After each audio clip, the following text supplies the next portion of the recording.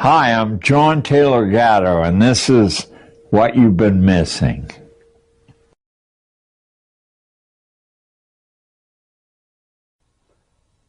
Nothing in the world can take the place of persistence. Talent will not. Nothing is more common than unsuccessful men with talent. Genius will not. Unrewarded genius is almost a proverb.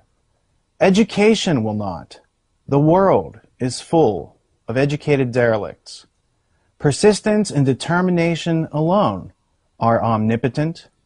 The slogan, "Press on," has solved and always will solve the problems of the human race. Calvin Coolidge, 1933.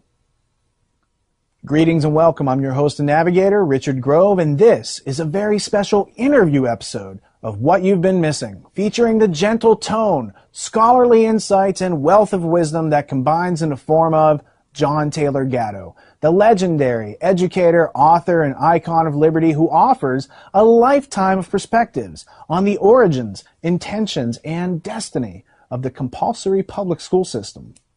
This 5-hour journey represents a landmark in American history and was filmed over 2 days on July 4th weekend 2011 in the Constitution State of Connecticut.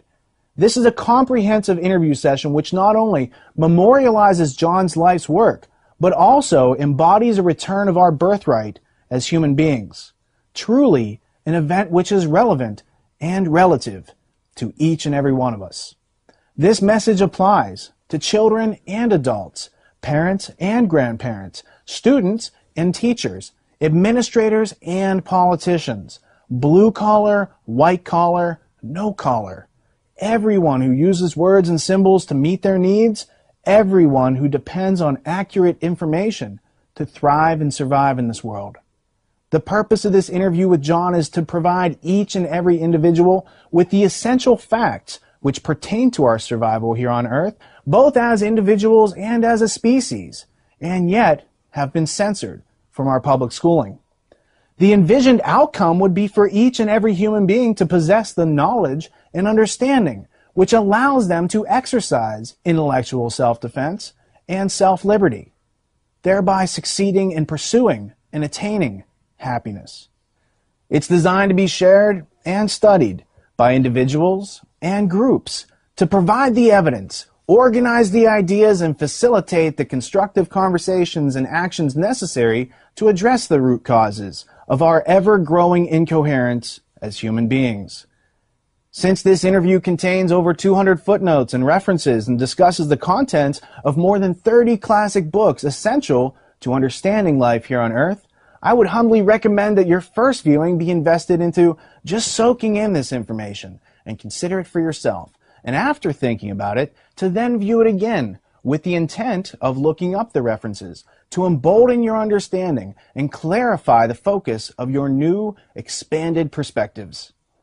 This interview session could be screened over 5 hours, 5 months, or 5 years, as it could take that long to consume the primary and secondary source materials referred to herein. Most importantly, what you get out of the ultimate history lesson will be in direct proportion to the amount of attention and focus that you can invest into it. As each hour of the interview progresses into another, you are literally crossing thresholds of discovery. And by hour 5, the layers of these discoveries yield a truly inspiring realization. That being said, the conversation which forms the entirety of this interview is almost entirely composed of facts and references pointing toward a preponderance of evidence, which is, for the most part, unknown to the general public. And it has everything to do with the myriad of crises which face humanity, starting with our own incoherence and inability to problem solve our way forward. We're not asking you to agree with us nor to believe what we're saying. We're simply trying to provoke you into looking into these matters for yourself by providing you with an accurate map which leads to your own factual and substantial understanding of reality. For as Aristotle once wrote, it is the mark of an educated mind to be able to entertain a thought without accepting it. Through these interview sessions with John, you're going to be introduced to a variety of historical personalities and, we hope, curious to review the history which has led us to this point.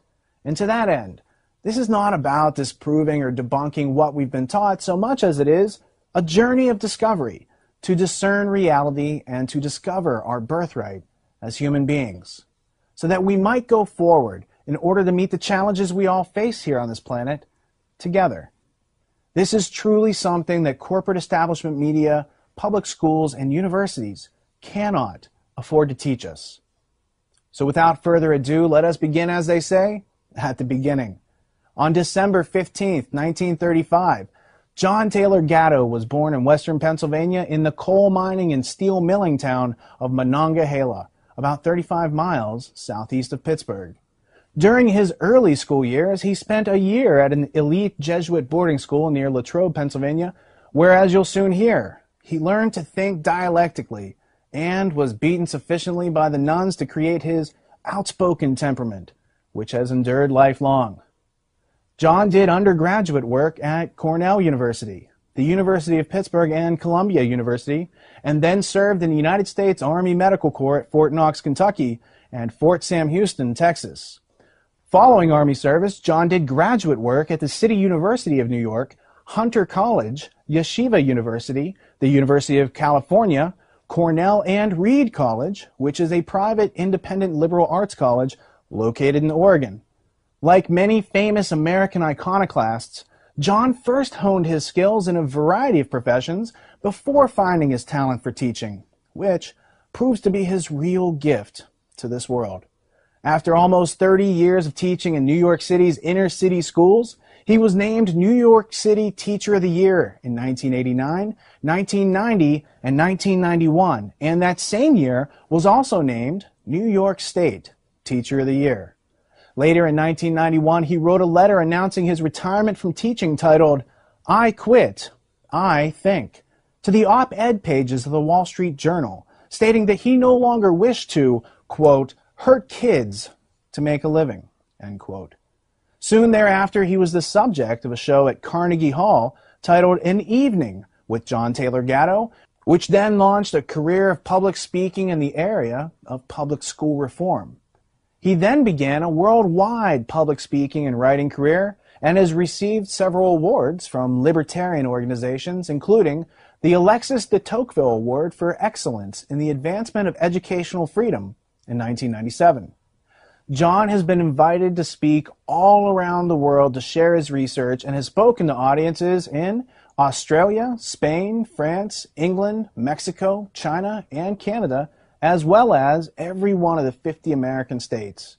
Since his public resignation in 1991, he has traveled over 3 million air miles, spoken at Harvard University, NASA Space Center, the White House, Smith College, Cato Institute, and many other places. He's also been a keynote speaker at over 30 state homeschool conventions, and he supports something called unschooling and open source education for personal learning. In his book, Weapons of Mass Instruction, here's how John defines open source education. Open source learning accepts that everything under the sun might be a possible starting point on the road to self-mastery and a good life. In open source, learning sequences are personally designed or personally signed off on, and everyone you encounter in life is a potential teacher. In open source, teaching is a function, not a profession. Everyone learns and everyone can teach themselves how to learn anything, as well as learning how to teach others. In open source, students are the active initiators. You learn that you either write your own script in life, or by default, without your input, you become an unwitting actor in someone else's script. The main thesis of John's body of work can best be illustrated, in my opinion, by asking the question, what do public schools actually teach children? And answering it with the main themes contained in John's first book, printed in 1992, titled Dumbing Us Down. He makes the following observations about how public schools are designed in form and function. Public schooling teaches confusion by breaking coherence. It presents an ensemble of information that the child needs to memorize in order to stay in school. Public schooling teaches them to accept their class affiliation. Public schooling makes them indifferent and suppresses natural curiosity.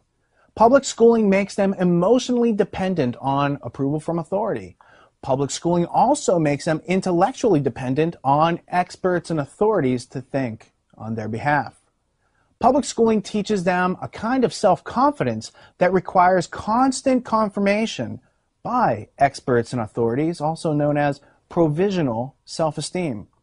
Public schooling makes it clear to them that they cannot hide, that they are always supervised, under surveillance, especially in today's society where everything online is tracked. Information is sold in a variety of ways to a variety of predators. Bibliography.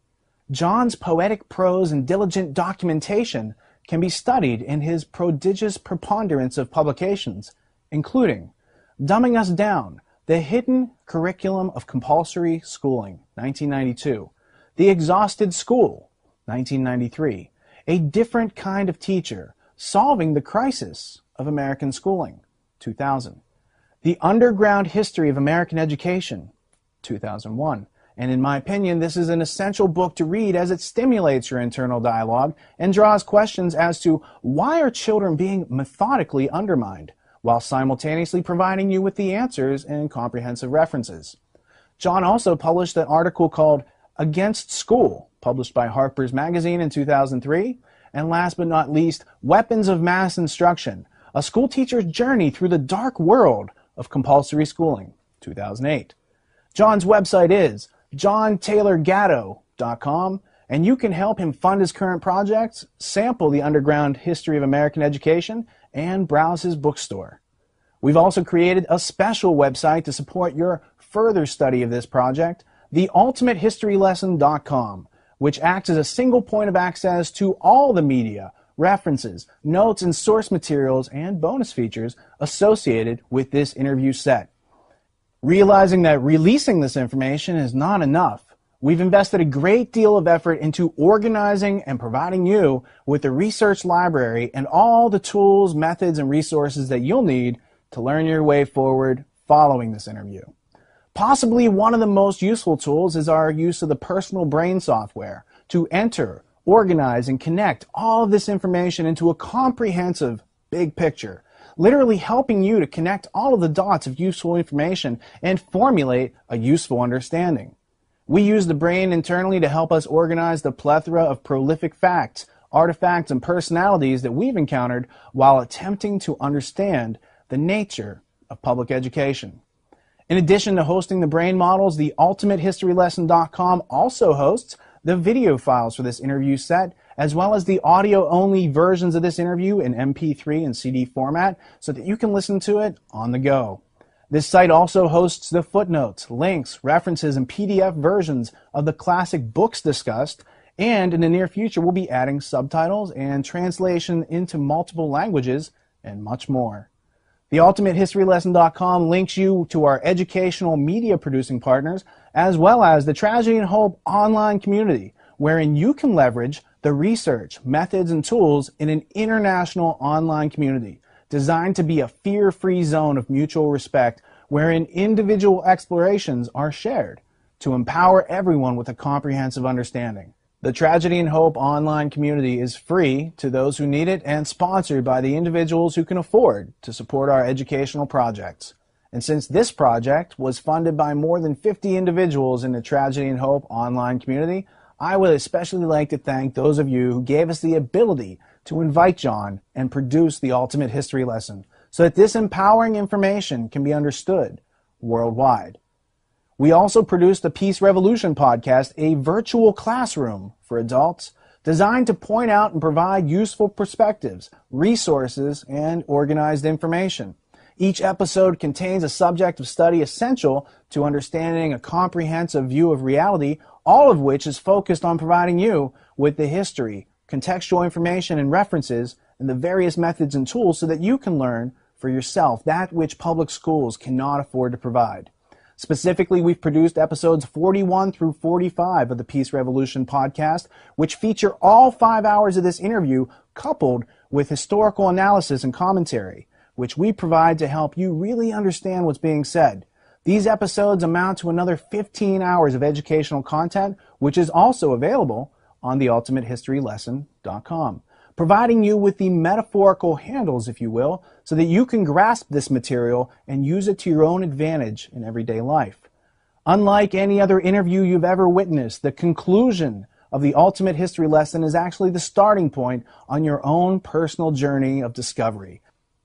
Due to the fact that we're trying to do something that hasn't yet been done, I've edited each hour of this interview such that from the crack of the slate until the end of the tape, you're witnessing John in a natural and forthright representation of his presence, and nothing he states in the coming hours has been taken out of order, out of context, or otherwise adjusted for theatrical purposes, as I feel that it would not be to anyone's benefit to change the flow of energy as it happened. These interview sessions are designed to resurrect your curiosity, stimulate your use of reason, inspire you to look around, provoke you into asking questions, sparking your creativity and your inventiveness, igniting the solution-making process in each and every one of us. Its function is to provide you with a ramp to learning, discussion, respectful debate, and compassionate forms of communication, as well as constructive action. Here's hour one of our interview with John Taylor Gatto. It's time to begin the Ultimate History Lesson. Thank you for tuning in and not dropping out.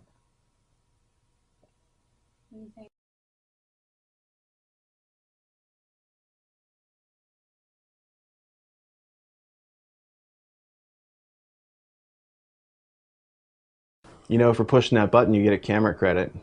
That's pretty good. That's right. Awesome.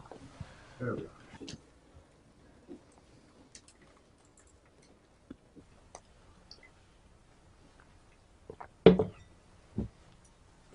I don't even know that we'll need the slides necessarily.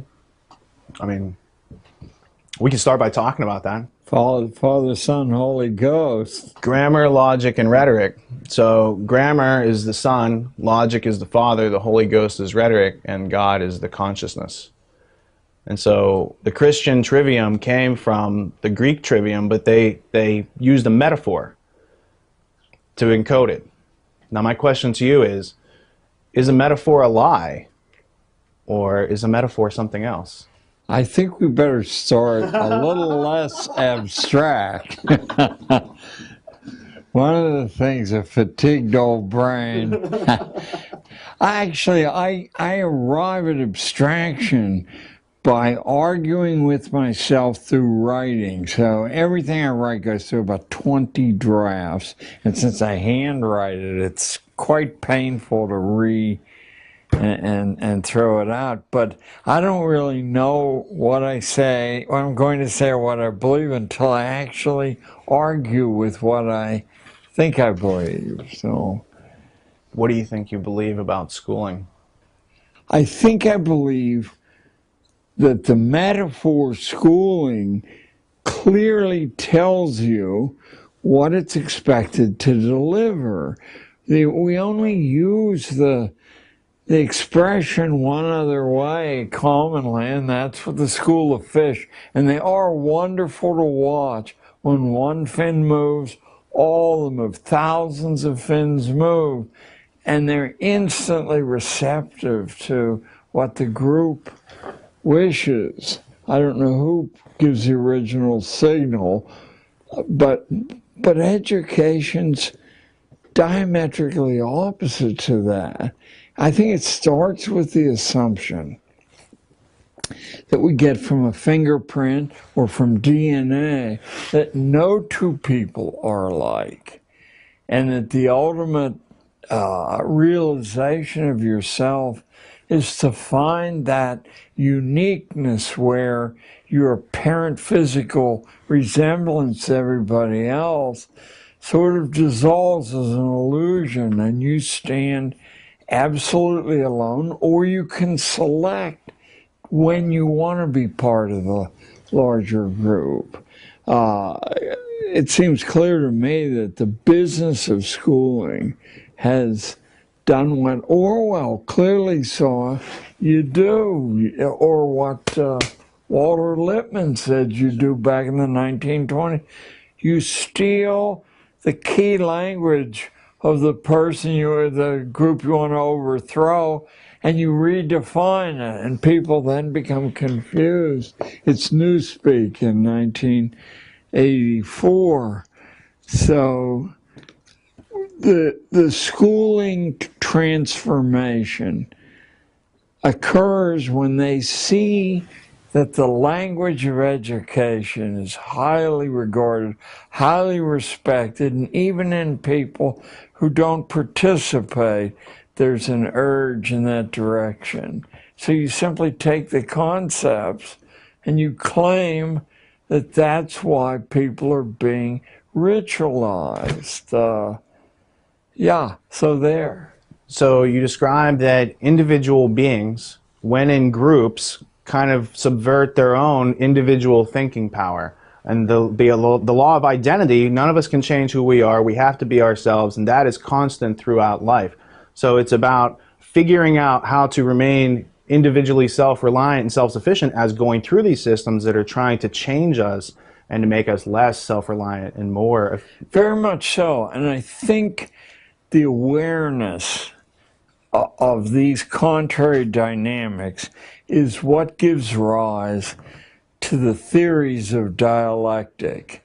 I mean, Aristotle all the way through history, the variety of them, but they participate in the same way, is essentially asking you for your own self-defense, not to assume that what anyone says, especially as they climb the authority ladder, is the truth.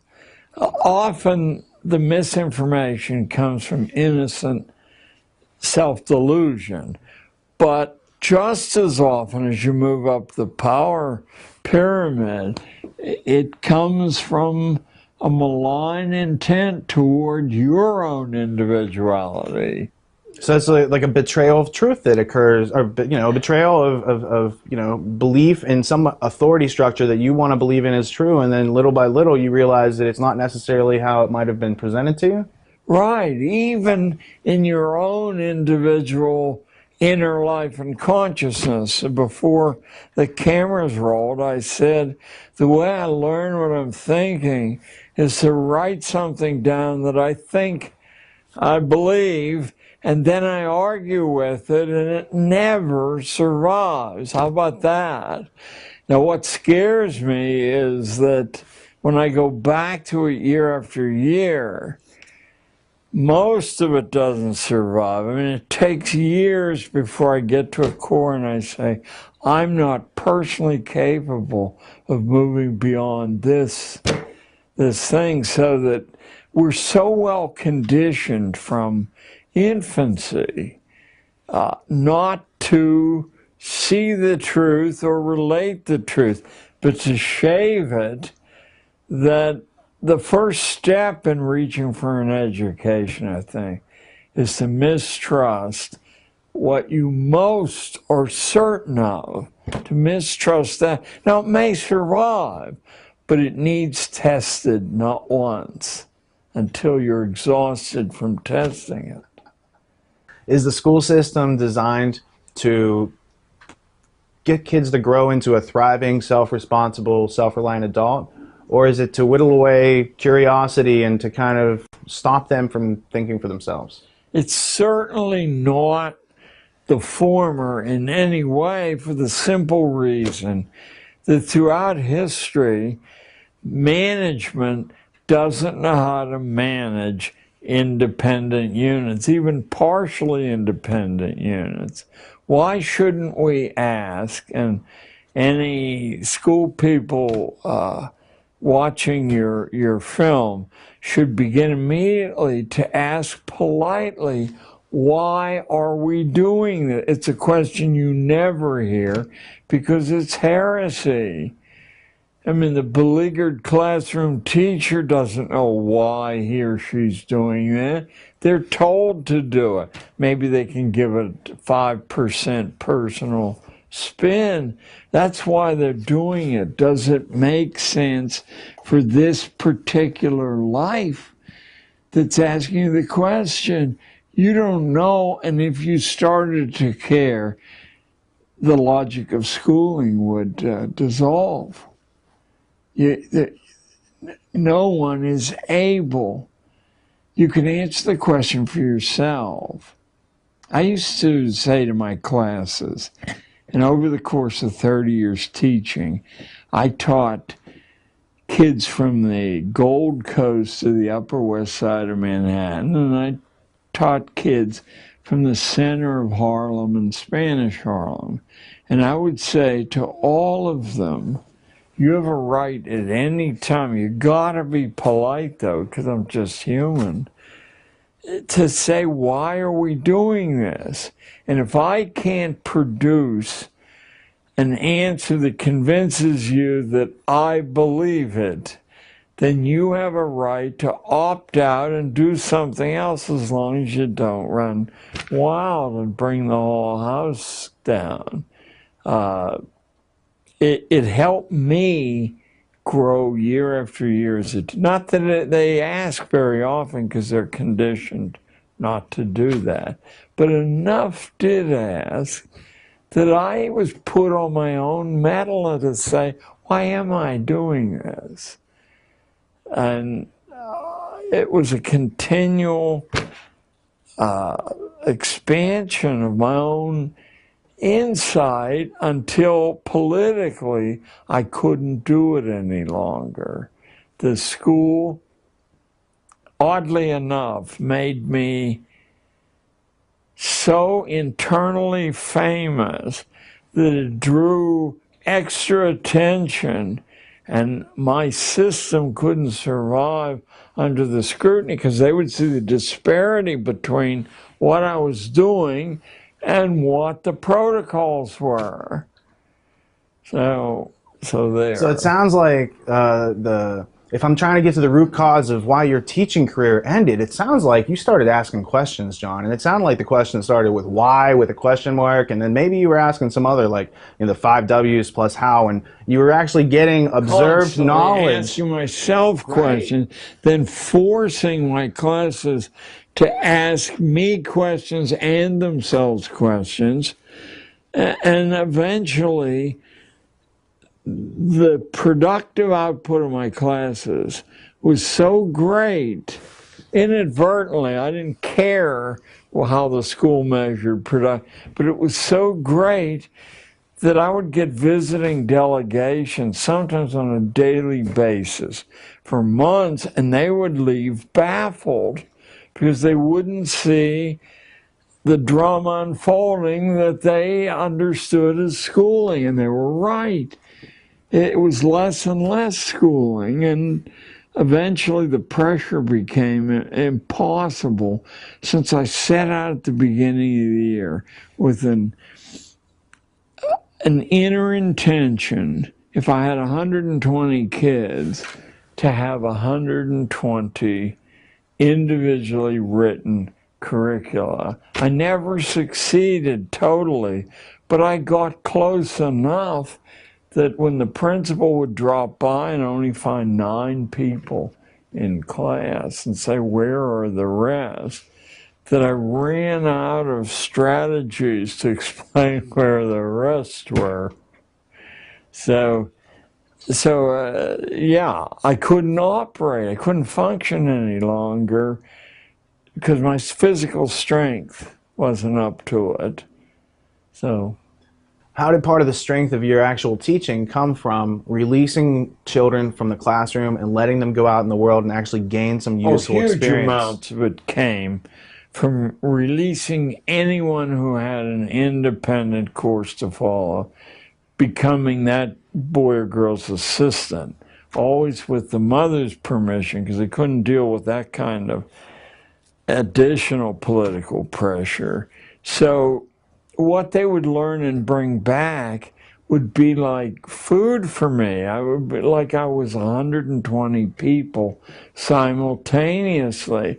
Oh, I learned much more than I learned at the 2 Ivy League colleges I attended. I used to say to my wife, and it sounds fanciful, as though, oh, he must love children, which is not true. I love people. and people can be 5 years old, but people who suck their thumb and rattle and extend childhood, school's intention is to artificially extend childhood, and there really is no practical terminus for that. If they can extend it through graduate school and postgraduate. What is the actual reason that their childhoods are being extended? How's it serve for the society? I think what we never discuss, or that the extreme left has preempted to discuss, so they marginalize themselves, is the intimate interrelationship between the economy and the way we train the young. To the extent that we once had a wildly variegated economy. I'm quoting Abraham Lincoln in 1859, famous speech of the Wisconsin Agricultural Association. Lincoln said, I call this mudsill theory because he used that term. Lincoln said the British are financing the whole Western movement, and they're attempting to reinstall their class system. And so they send their young sons over to make sure that not a whole lot of attention is paid to ordinary people or people who live in simple homes that have mud sills. He said they're not, according to the British thinking, they're not worth training or worrying about because there's no way they can possibly improve. Lincoln said, look around you. 3/4 of our population has an independent livelihood, and the quarter who doesn't works to put a little stake together to set up on their own and write their own script in life. He said, as a consequence, we don't have proletariat as they do in Britain and Germany and the European nations, and we aren't able to have a factory system where it exists in this country, which is in New England, in the textile industries. A factory will have 30 or 40 employees. They'll usually be young women waiting marriage. They'll be served tea at their machines, and there'll be opera performances staged for just to keep them at the machine, because these independent livelihoods lead to, totally private, independent systems of value. So the British are wrong, but of course the Civil War changed that. We're sold that it was a great crusade against slavery by the school system. The major historians who've turned their attention to that say, to a person, that slavery was already dead. It was staggering through its last couple of generations, not because of a moral transformation on the part of plantation owners, but because the wives of the plantation owners were scratching their head and saying, the boss, my husband, vanishes for a couple of days. We have all these new slaves, and they're not black anymore. They're various shades of brown. So I'm thinking right now, I think Vern Parrington, but a number of historians 50 years ago said slavery was on its last legs because the Southern womanhood wouldn't stand for it any longer. Russia, I believe, had freed the serfs.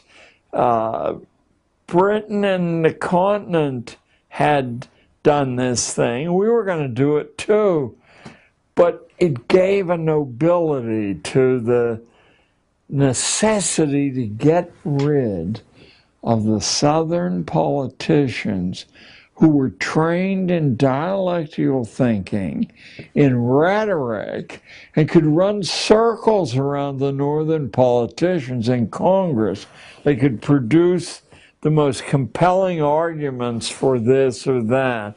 And so the South had to be gotten rid of. From my understanding, those dry goods like cotton from the South that were produced by slaves were then going to factories in the North, and the factory owners in the North figured out that the slave owners were paying too much overhead. It cost a lot to keep a whole family fed, etc. And there were letters exchanged, and they actually discovered it was cheaper. Why not make everyone a slave who doesn't know that they're a slave? A wage slave. Right. And think only about the welfare idea. If you have a plantation family and you require harmony, even though some people are very subordinate, if somebody gets sick or too old to work, you can't in fact do the Simon Legree bit and get rid of them, or what happens is morale collapses. So you have to care for them. The discussions on the highest level among northern industrialists, why should we have to support Deadwood here? And we could do that if they were wage slaves. Yeah. And furthermore, people like Count Tolstoy was well aware of the hardcore underneath the romantic arguments, and so were a number of other people. But the public, dependent upon media and pulpits, which were subsidized by the owners, they couldn't find a zone where they could think clearly, or someone would say, yeah, here's the truth, think about it. Early forms of mass media propaganda from the pulpit or the newspaper. Or the Chautauquas. Sure. Right.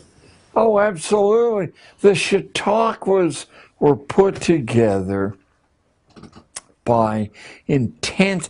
The family that began Harper's Publishers and had the very prestigious journal of the time, Harper's Weekly. Louis Lapham, the Lapham family. Well, Lapham's a very latter day. His grandfather was in charge of Harper's, though, and he was mayor of San Francisco, I believe. Mayor, he was when the UN came in, and he told me that his boyhood was filled with foreign dignitaries in the home as house guests, or thrown back a glass of wine. So you can actually trace the small number of families behind the Chautauquas, which were the most compelling mass media of the day. And you'd hear about what was going on in Boston, out in Cincinnati, and you'd want that. And selectively, ideas and ways of thinking were introduced to the best people, and they used their local prestige to make sure that, it's a natural process. So what we got was a second American Revolution between, 1865 and about 1910. This time the British won again, but they didn't win by force of arms, but by force of insight into the way opinion is created. And when the skilled workers who had intense pride and really were the key to the prosperity of early industrial operation, commercial operation, when the skilled workers understood their power, then industry and commerce were mechanized intensely, and you wiped out the need for skill. You took less quality, but now you had less contention, less argument. Carnegie was instrumental in eliminating the influence of skilled labor, and it continued right through the 20th century. What influence have the Rockefellers had on organized labor, skilled labor, education? the Rockefeller family can actually be traced way back in Dutch history.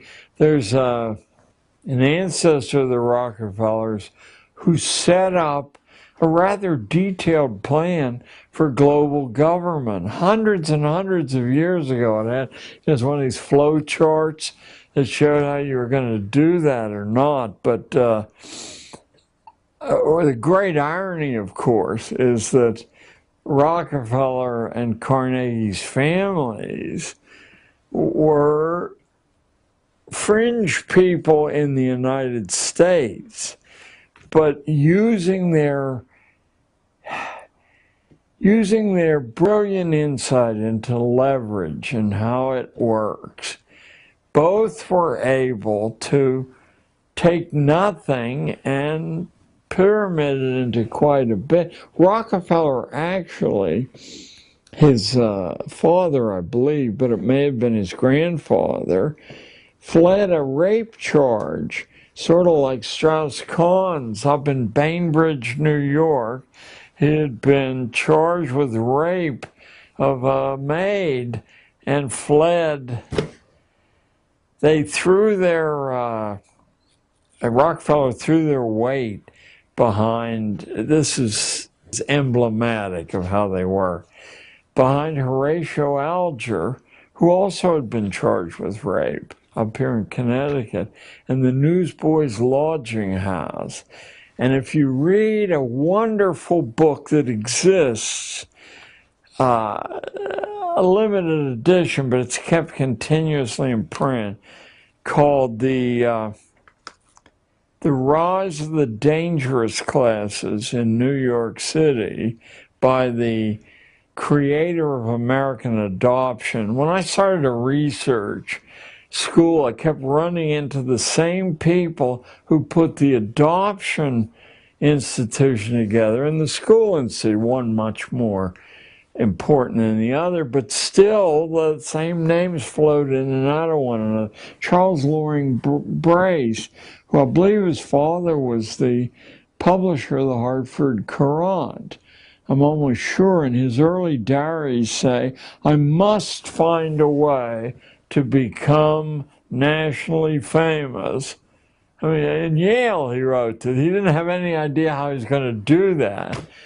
But finally it occurred to him that with these masses of immigrants being brought in to break the Irish labor monopoly in the mines and the mills, that the easiest way to lower the unit cost of labor was to bring the husband and the wife into the labor force. You double the size of the labor force, you cut the unit value of the labor in half. But you couldn't do that as long as they were worried about their kids. So now you have the impetus to enlarge the social work industry, to corrupt the legislatures, to give it the power to break families apart. And what do you do with the kids? Well, the expression put up for adoption tells you you don't want them anywhere in the neighborhood. You want them far away. So you put them in boxcars. This great secret monstrous event in American history that goes on for 40, 50 years. Boxcars full of the children of the labor sent west. They started upstate New York, that was too close. So they kept going farther and farther west. And then they'd stop at a whistle stop and a platform would be brought out. The boxcar would open. The children would be put up for adoption. They had a preference for who they wanted to adopt. They wanted Lutherans to adopt because they had the Episcopal idea of hierarchy, but they were just dumb farmers. They couldn't think clearly. Here was free labor, hey, and that will end the future career of these immigrants. What stopped putting children up for adoption was the police chiefs of the West. I think the year was 1888, but give me a few years either way. They wrote a stinging attack on this practice, not on moral grounds, but they said crime is everywhere in the West. And if you go to the psychological abstracts, you'll find that an enormous number of adopted children, for example, 6 of the 10 leading mass murderers in American history, but all forms of crime, because when you break the bond with the natural, you can't put substitutes in place. Again, not morally. There's a recent physiological theory called mirror neurons, that you learn to use your own biological equipment by watching people who have the same or nearly identical biological. When you remove that, even if the family that you're transferred to has money and savoir-faire and civil, they're more civil, doesn't matter. You're actually imitating things that your physiology can't accommodate. As a consequence, you get incrementally more and more crazed inside and angry. One of the things, of course, school does is it prevents these kind of connections between different areas from occurring. That's what the short answer test is about. And Oxford and Cambridge got rid of it 100 years ago. 100 years ago, because they said people who do well on short answer tests, they memorize bits of information, but they don't connect the bits of information. And when they seem to be able to connect the bits of information, it's because they've memorized someone else's connections. The better the school, the more sets of connections you memorize. But you can't do that for yourself. You know, it's like these machines where you guys are all too young to remember. They used to sell machines that would relieve the stress of lifting weights. You'd put the weight in your hand, but the machine would lift your arm in the way.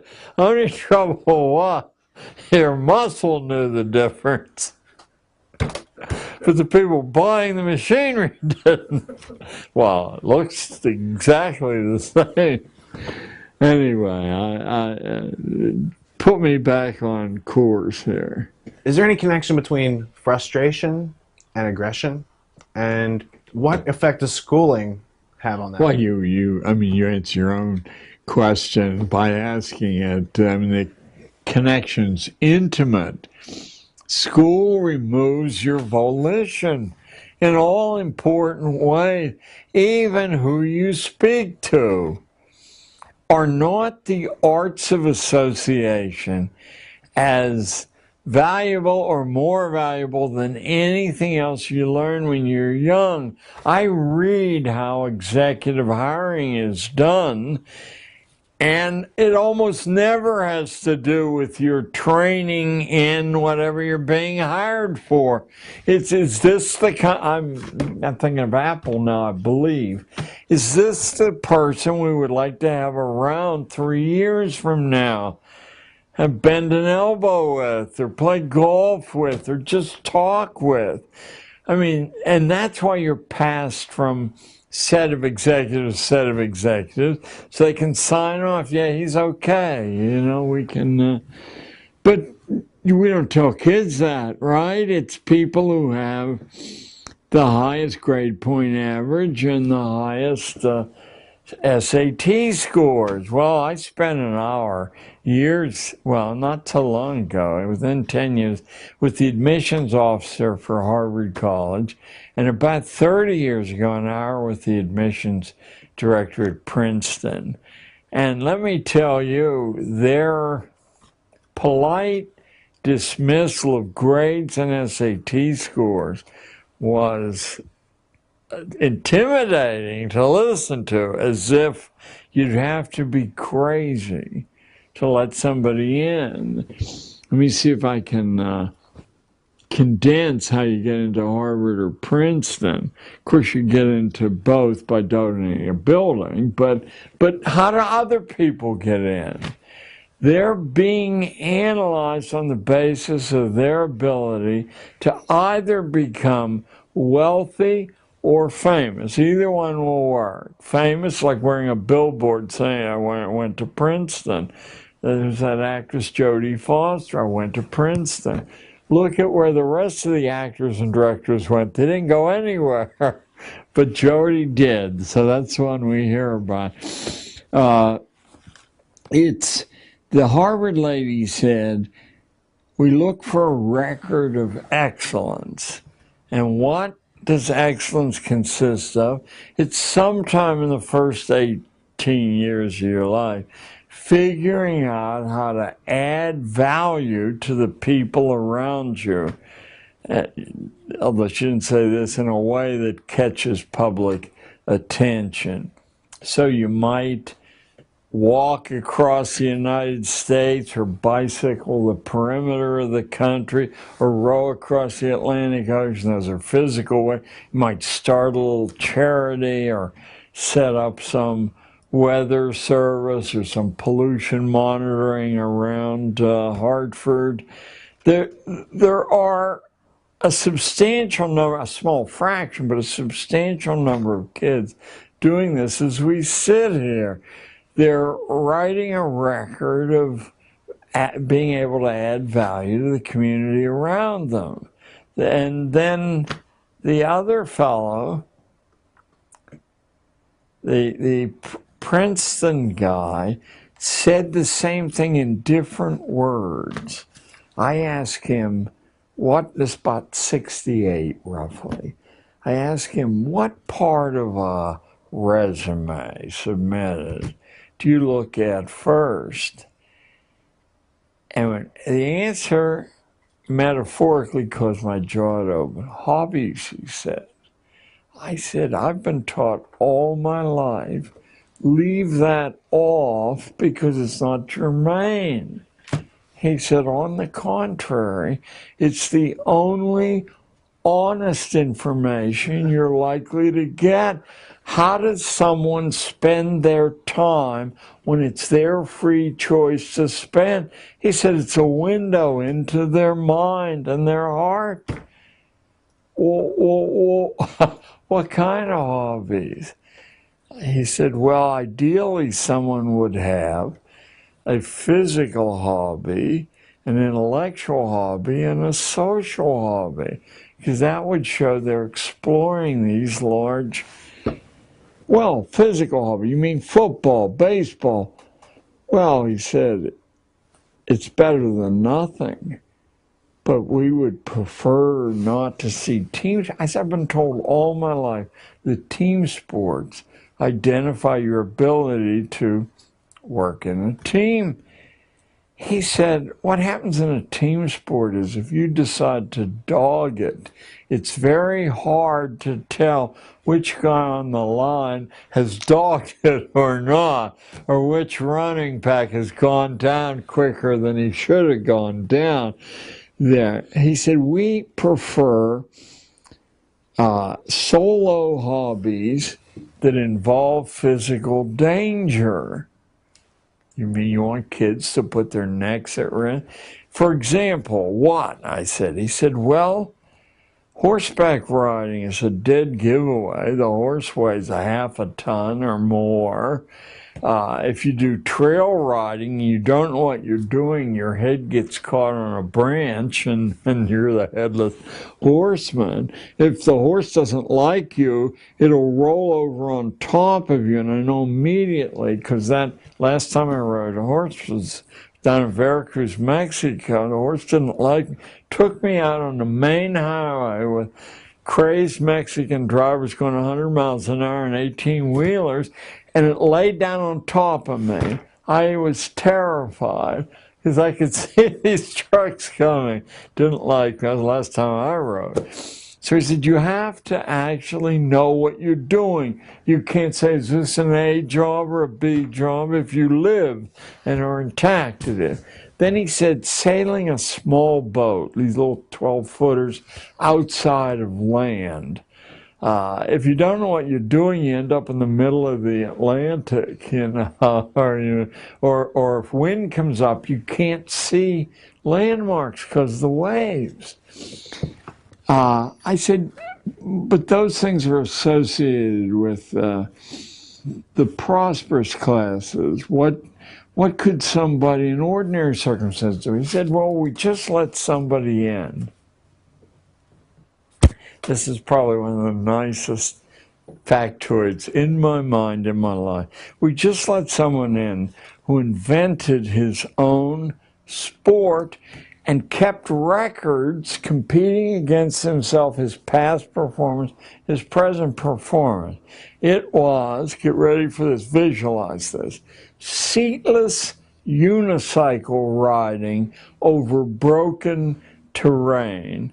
If I had 10 lifetimes, the thought of doing that wouldn't occur. Started getting on a unicycle, let alone one without a seat, let alone riding it over broken terrain. So they let him in because they knew he was on the fast track.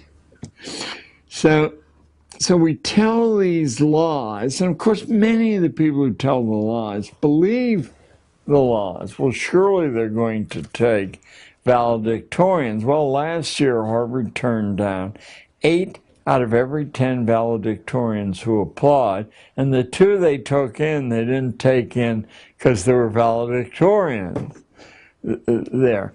So by removing this component from the student imagination, you can control to some extent who even applies to Harvard and then who gets in, who applies, because they don't know what they're doing. What's the IT garbage in, garbage out? So what I would do was I would examine. I have a friend who started a tutoring service called the Princeton Review, and 20 years ago, they were charging $300 an hour. I have no idea what they charge now. But what they did was crack the code of the questions on standardized tests. And Adam Robinson was his name. Adam took his money and left the Princeton Review to his partner. But Adam has written a book well worth, I think, your group looking up, called What Smart Students Know, Random House, What Smart Students Know. Adam was certain that you could pass standardized tests without having any knowledge of the subject, as long as you understood the constraints, the question architects were under. For example, 2 of the 4 answers offered are always so absurd that if you know that, now you're left with a 50-50 guess. I had figured out when I was in high school that if you had some way to measure the angles on the little geometric figures on the test, that you didn't need to know. You could arrive at the answer simply by, a simplistic means. The evidence that all of us know standardized tests don't measure what they claim to measure is that nobody you encounter on the upper reaches of society would dream of hiring somebody on the basis of those tests or in grade point averages. You'd be playing Russian roulette because they measure nothing. The grades largely measure that you memorize what you're told to memorize. I mean, there are a few other things, but that's the heart of it. So now you know you have somebody obedient, and probably for a clerk, that is a good measure. Not for someone who has to adapt to changing circumstances, by the natural selection process of reality. It's fairly easy without being a wise guy or very learned, as long as you retain the ability to think independently from the data in front of you, to penetrate the masks, the contentions that don't conform to everyday reality. So no one will hire you as a CEO and ask you what you're saying.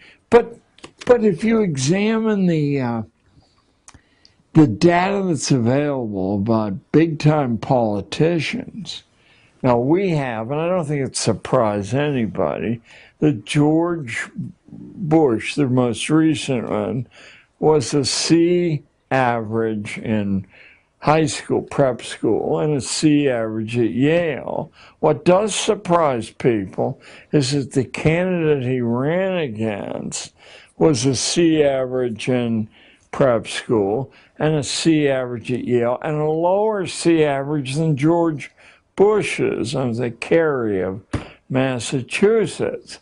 The fact that the best evidence that the nation has been schooled to the point of extinction is that they were fraternity brothers at Yale in a fraternity. I'll skip its interesting reputation. It only has 15 members. And they were fraternity brothers at Yale. There's 308 million of us. I mean, mathematically, I wouldn't know how to set the odds, but they would be stupendous. No one mentioned it, or if they did, it was to quickly get over that. That should have been headlines with the New York Times and the Washington Post. Fraternity brothers at Yale run for president. You wouldn't need to mention that it was the Skull and Bones fraternity. So when the skew from sanity is of that magnitude, you should not expect much to come from the watchdogs of our liberty and our best interests. How could that happen unless, but there's a Jewish expression, chutzpah, unless this feeling of contempt for ordinary people was very dramatic. I'm sure someone in the councils who allowed that to happen said, maybe someone will notice. To dismiss that shows you how powerless. To believe, for example, another example, that the recent banking crisis, the real estate bubble, it is an oddity in American banking. There have been 5 such since 1961, savings and loan, technology bubble. There have been 5 of those, and the central figure in all 5 is the Citibank of New York. Now, sometimes it's called First National, that's back in 61. Then it becomes Citibank, then it merges with another huge and it becomes Citigroup. But the mentality loose on that level shows utter contempt for the safeguards built into, the founding documents, or built into tradition as ordinary people, and that includes upper middle class ordinary people, expect it to be. It doesn't exist. Now, what we've run into is a people infinitely more sophisticated than us, with a 5,000-year civilization, who are even more amoral than we are, and look at starving 3 million people to death as they did 20 years ago. Is there any shortage of people? I mean, they're already running circles. I've spoken in China half a dozen times for various groups, and the Chinese government is a little bit worried, not a lot, that their system of schooling, very like ours, except more disciplined, it seems to constrain the inventive imagination. The reason they're not worried is they don't recognize copyright law or patent law, so they have access to anything there. But they will not accept, they keep asking me back, they will not accept that the system they're applying to the young mind is guaranteed to foreclose the imagination that produces invention. So I'm happy to take their money and get a chance to see Xi'an and Shanghai and Beijing, but they will follow the course we follow. It'll just take a little bit longer, that's all. Your turn. In China, they have the outcome-based education system, but they're seeking to tweak it so that they can kind of improve it. They said that we want to keep our people under control, but we want them to be more creative and productive and efficient and happy while they're doing it, right? Now, the question is, if America has become more incoherent, wouldn't that be a function of the Prussian education system, outcome-based education, being used to control the workers and make more profits, and now it's just run its course? It's run its course. We're exhausted now. Our schooling is exhausted, and the national vitality's been exhausted. I'm glad you used the term incoherence. About 3 or 4 years ago, the Financial Times of London, on the editorial page, accused us of being you may have read the same piece I did, an incoherent society, that we had lost a reason to be a nation at all, because subsidizing bankers and drug companies wasn't a sufficient reason to proceed in history. Yeah, we're incoherent.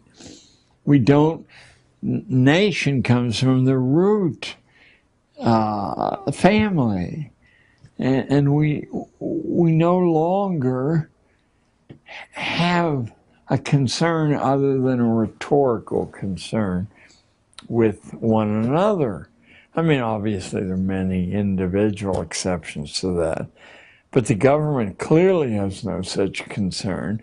We have evolved an economy that depends upon constant warfare.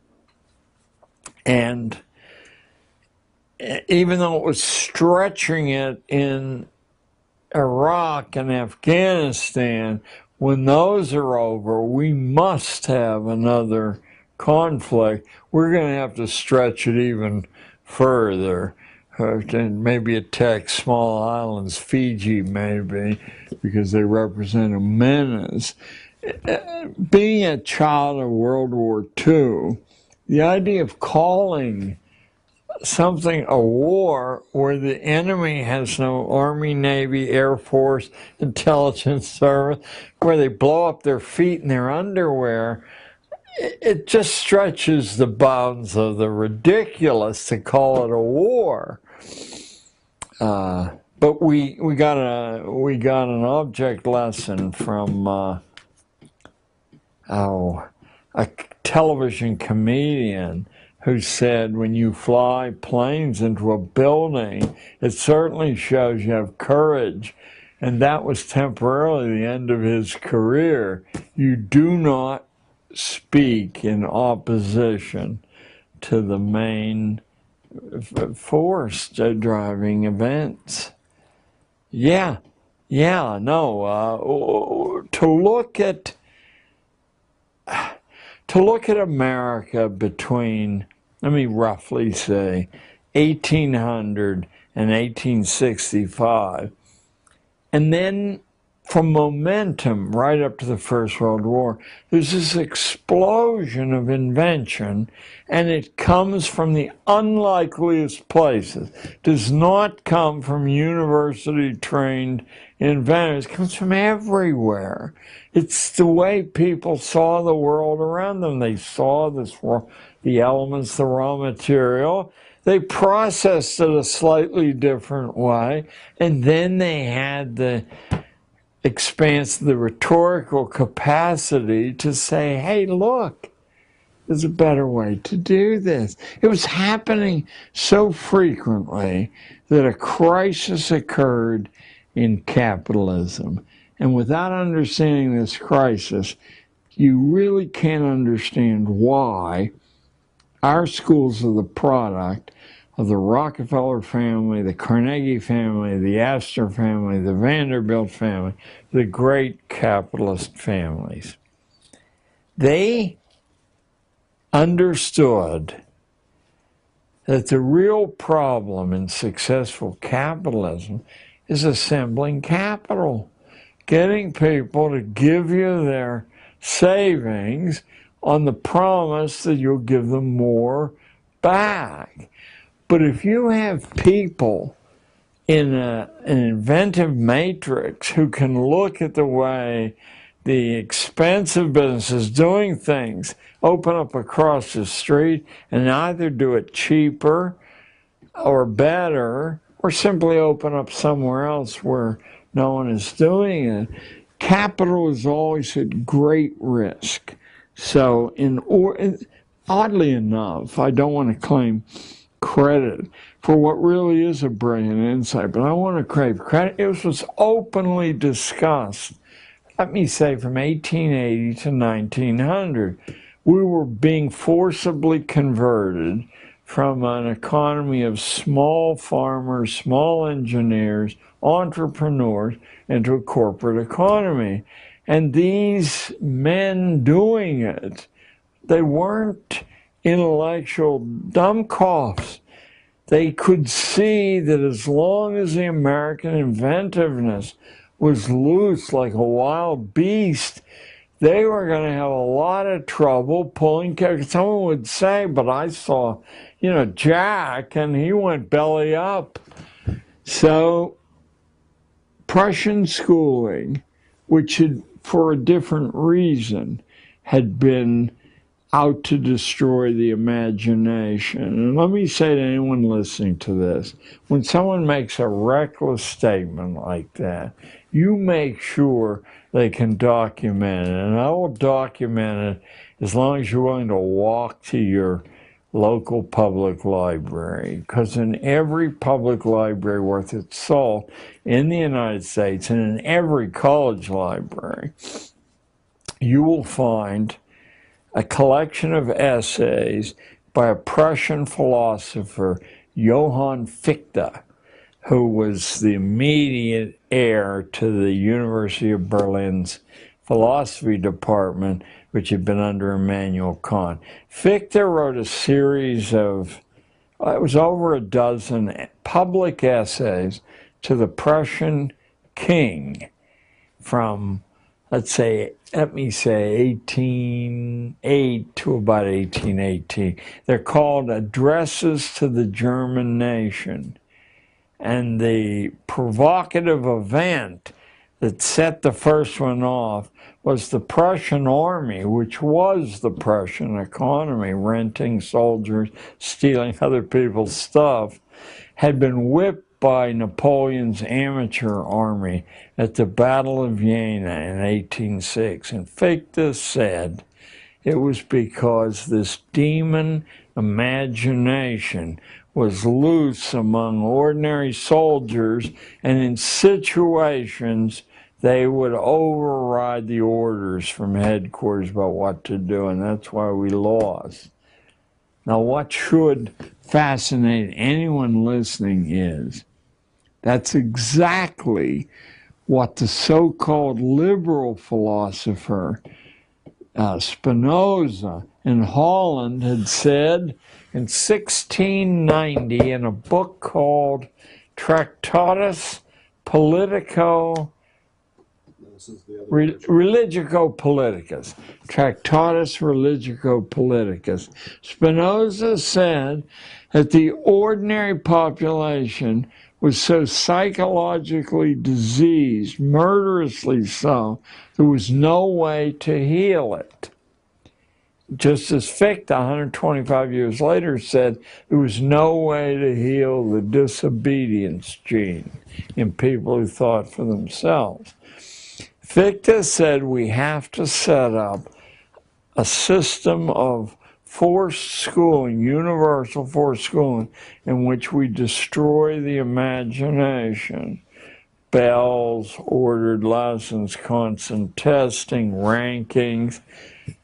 Now, if it were only those two major figures, but you now can go back a few hundred years in history to John Calvin's Institutes of the Christian Religion, which is this thick, tiny print. But if you ever go mad and actually force yourself to read it, rather than to read what an encyclopedia tells you it says, you'll find that Calvin says that the saved are saved before they're born. The damned, who are 19 to 1, are damned before they're born, and no amount of good work or behavior can save the damned, and no amount of evil behavior can damn the saved. The expression that used to be pretty common, but has vanished, I think on purpose, is justified sinners. The saved are justified sinners who can do anything. They can carpet bomb civilian populations, whether they're Nazis or Americans. You know, you've done no harm according to Calvin. Calvin said the only way the elect, he called the saved, the elect will ever be safe because they're outnumbered so heavily, is to set up a system of universal compulsion schooling with the intention of destroying the imagination and filling the head with garbage. Spinoza said the same thing. Fichte said the same thing. So I think we just ran out of tape. Is that what happened? Is that one still running? Yes, but it has no micro. Yeah. All right.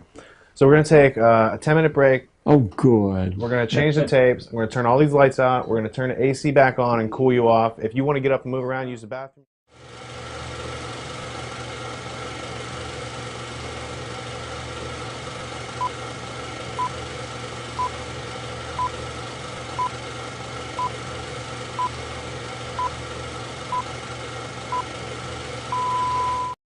Major minds with a lot of influence who... Can I have you hold that thought? Oh, sure. All right, roll cameras. See, this is what happens when you got real talent. It just goes.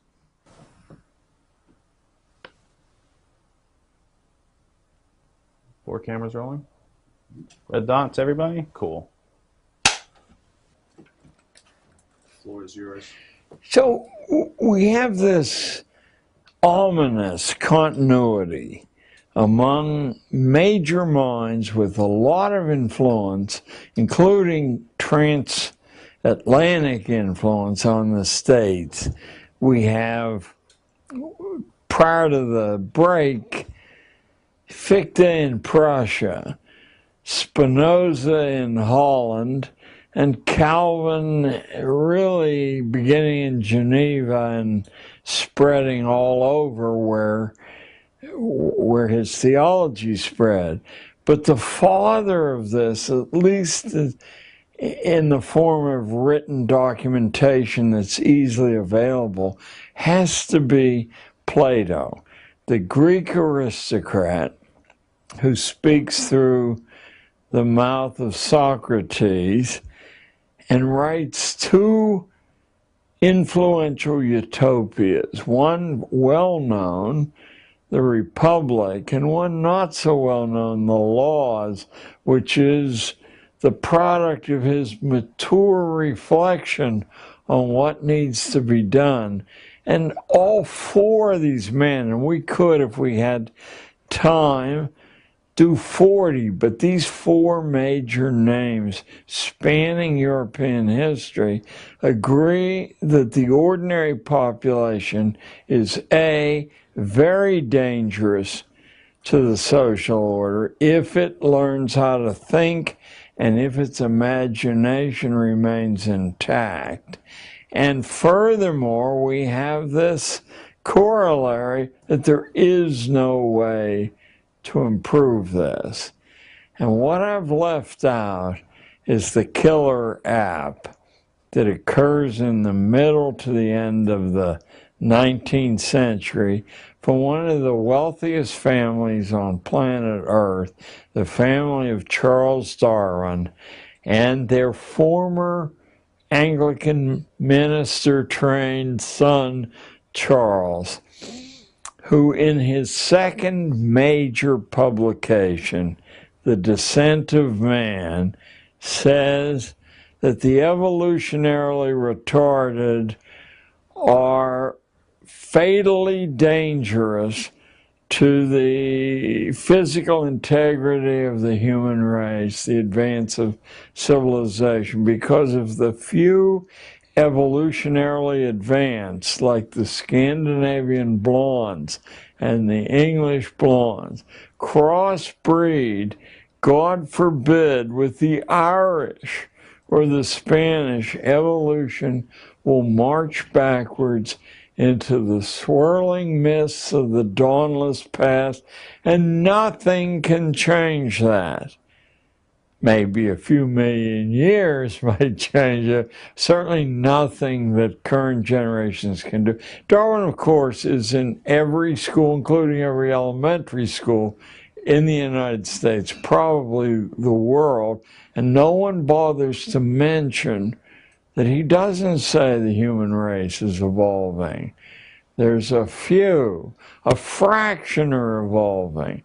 Now put yourself, if you're watching this, in the position of a responsible person who learns that. As someone who's made worldly success, has a little bit of time on their hands and resources, and now you know that if these ordinary people walking around in the American democracy, if they happen to crossbreed with your daughter, evolution is going to march backwards. You now have a justification beginning in 1871, second to none. You can argue with Calvin, you can argue with Spinoza, you can argue with Plato, you can argue with Fichte. This is science and mathematics.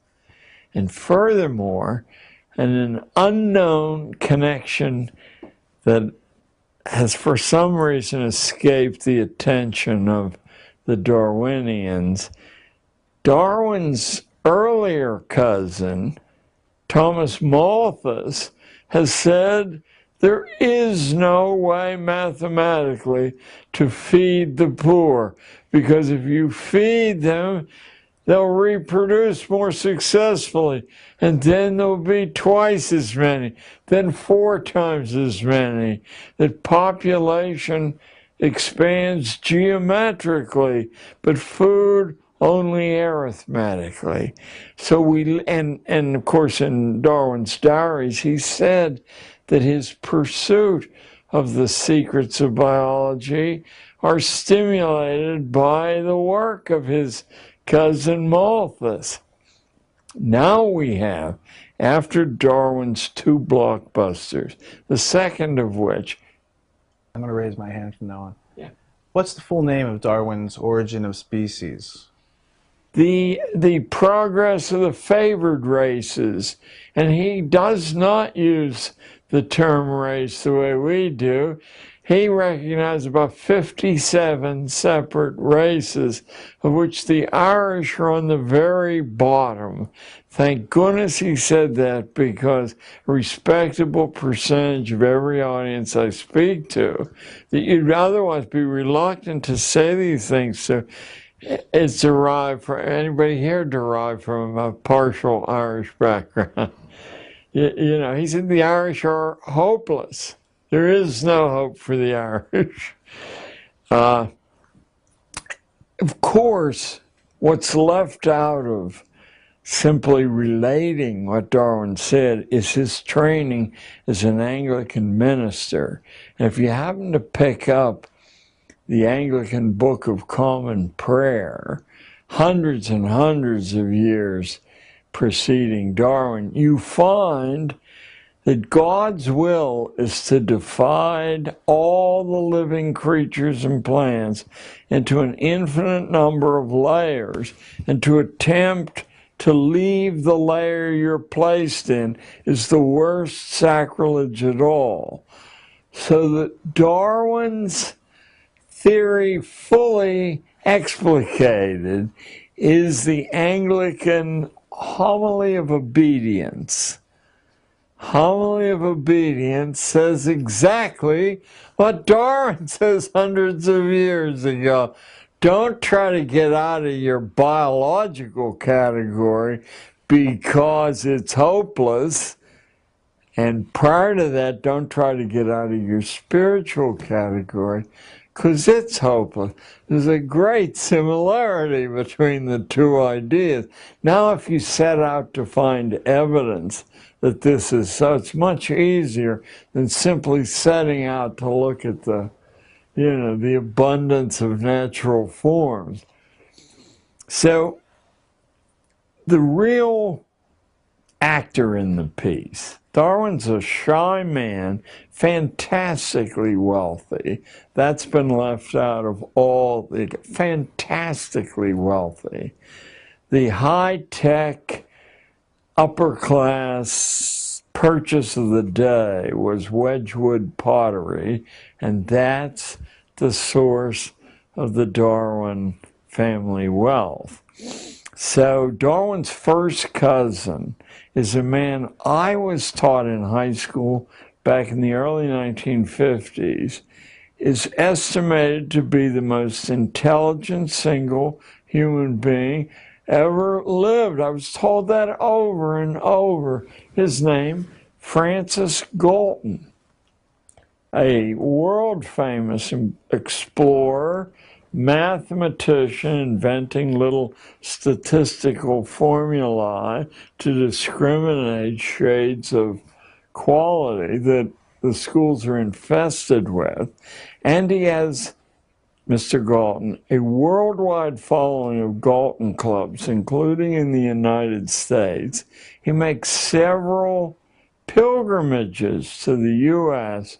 to spread the insight that a menace to the human race exists in 95% of the population, and there has to be a way to put them, render them harmless. School, recommended by Fichte, Spinoza, Calvin, and Plato, that's the way to do it, and we'll defend this with precise mathematical science. We will keep to ourselves the biological reason. Meanwhile, we've got to find a way for the biologically advanced to breed with one another. If you will trace the founding years of the elite private boarding schools in the United States, with the exception of no more than 6, you will discover that all of them, male and female, emerge in the 30 years, including the women's colleges, the 7 sisters, in the 30 years after the descent of man, which will be in every respectable library in the United States, and of course overseas too. I urge you, especially if you're Irish, to pick it up and read it. You will not be disappointed to find yourself at the bottom of all the races on earth. Just as the English without Darwin would have agreed. You know, well, anyway, so this package of high-level evidences, contentions, is capstone with scientific mathematical evidence and the proselytizing of Francis Galton. Vigorous, rigorous. Out of that comes, in the period right after the American First World War, a phenomenon in country fairs all over America called the Better Families competitions. You set up the criteria for ranking, and you present your daughters like prize heifers to be rated by the judges. So we have a series of these reinforcements of Darwinian theory, which is really a reinforcement of Anglican theology or Calvinist theology or Platonic philosophy or Fichtean philosophy, or if you want to go liberal, of Spinozan philosophy, until finally we get to this capstone. Now the cap is off the tunnel to hell, because not only are people justified in setting up a form of schooling that's anti-educational, but they're doing either nature's work or the Lord's work. You decide. You want to go Calvin, you're doing the Lord's work. You want to go nature, you go Spinoza. Yeah. So all of this wonderfully rich fabric of foundation is right on the surface. Someone has to point your attention to it. Please, no one watching say, oh, this fellow Gatto is spun off, this phenomenal, interesting, but wacky theory. I didn't spin off anything. I took the dots and I connected them. And I said they're identical from 300 BC until post-Darwin Galton comes a German, a Prussian psychophysicist named Wilhelm Wundt, who is the premier behavioral psychologist on earth. And now let me spring a bombshell on all of you. The only place in the world for a long, long time you could get a PhD degree was either Prussia, University of Berlin, Leipzig, these little nests of Germanic countries. So from all over the world came the sons of the most powerful families, beginning in 1814 or 16 in the United States, when the guy who later became the governor of Massachusetts went over to get his PhD degree. By the 1870s, 1880s, it was a flood from Japan, from Russia, from everywhere. And now they return to their home countries, not because they have a PhD degree or they made presidents of universities, heads of government bureaus, because their families have clout. And now that's become the ticket to intellectual management.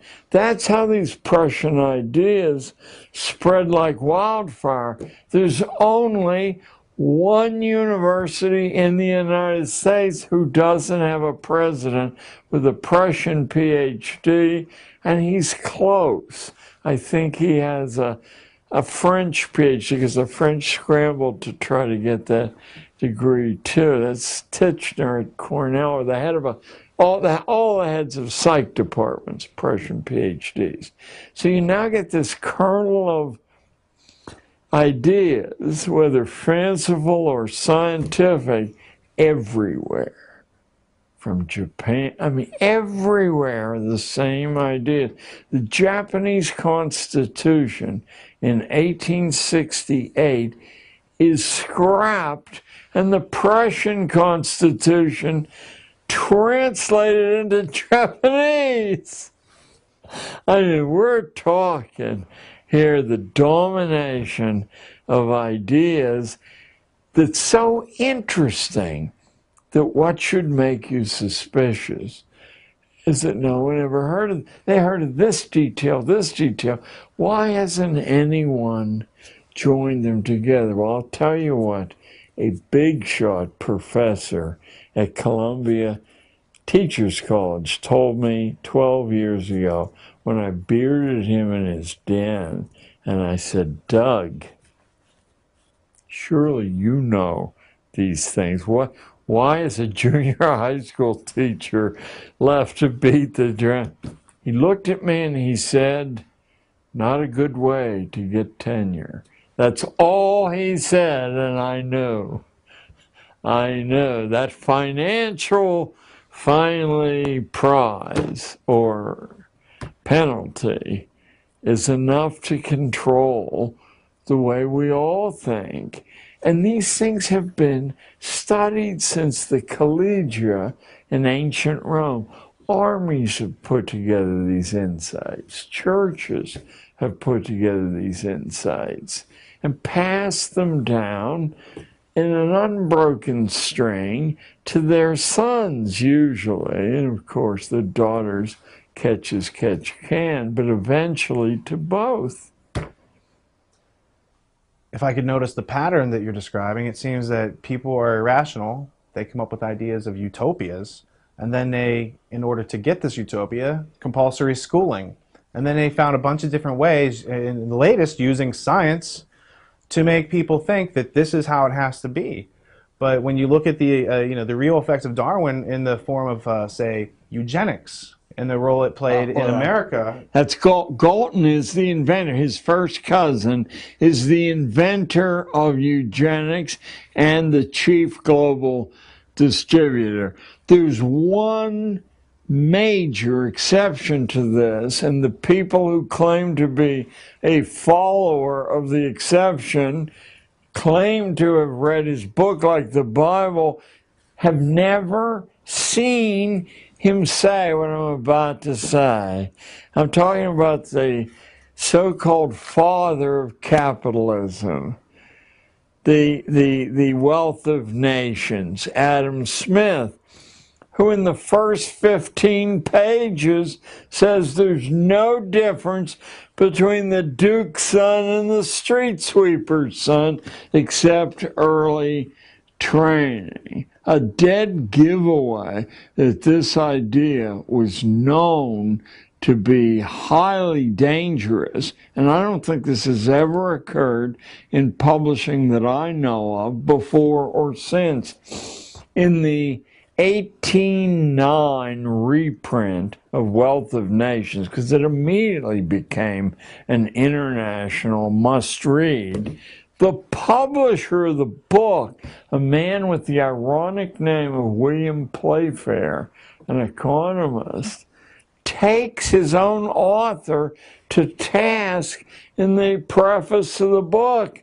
He said the social order would be destroyed by telling people that they were all capable of intellectual development. The only way we've progressed through thousands of years of history is to make them think they depend on our goodwill, for their bread and butter, let alone their safety and everything else.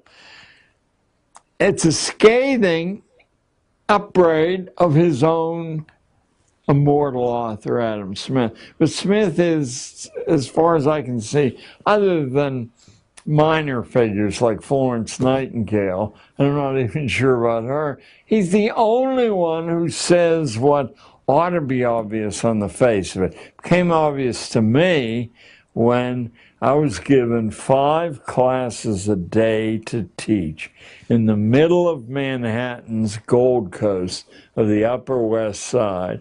So I taught the sons and daughters of the media darlings and the sons and daughters of the professoriate and the doctors and lawyers, but I also taught the kids from Spanish Harlem and from Black Harlem who'd never eaten off a tablecloth in their life, nor was I raised with a very democratic outlook. It wasn't an undemocratic outlook, but it wasn't stressed. So you could hardly call my family, in modern terms, liberal, although I hope we'll discuss that's not a dirty word at all. It's what you ought to be aiming to be.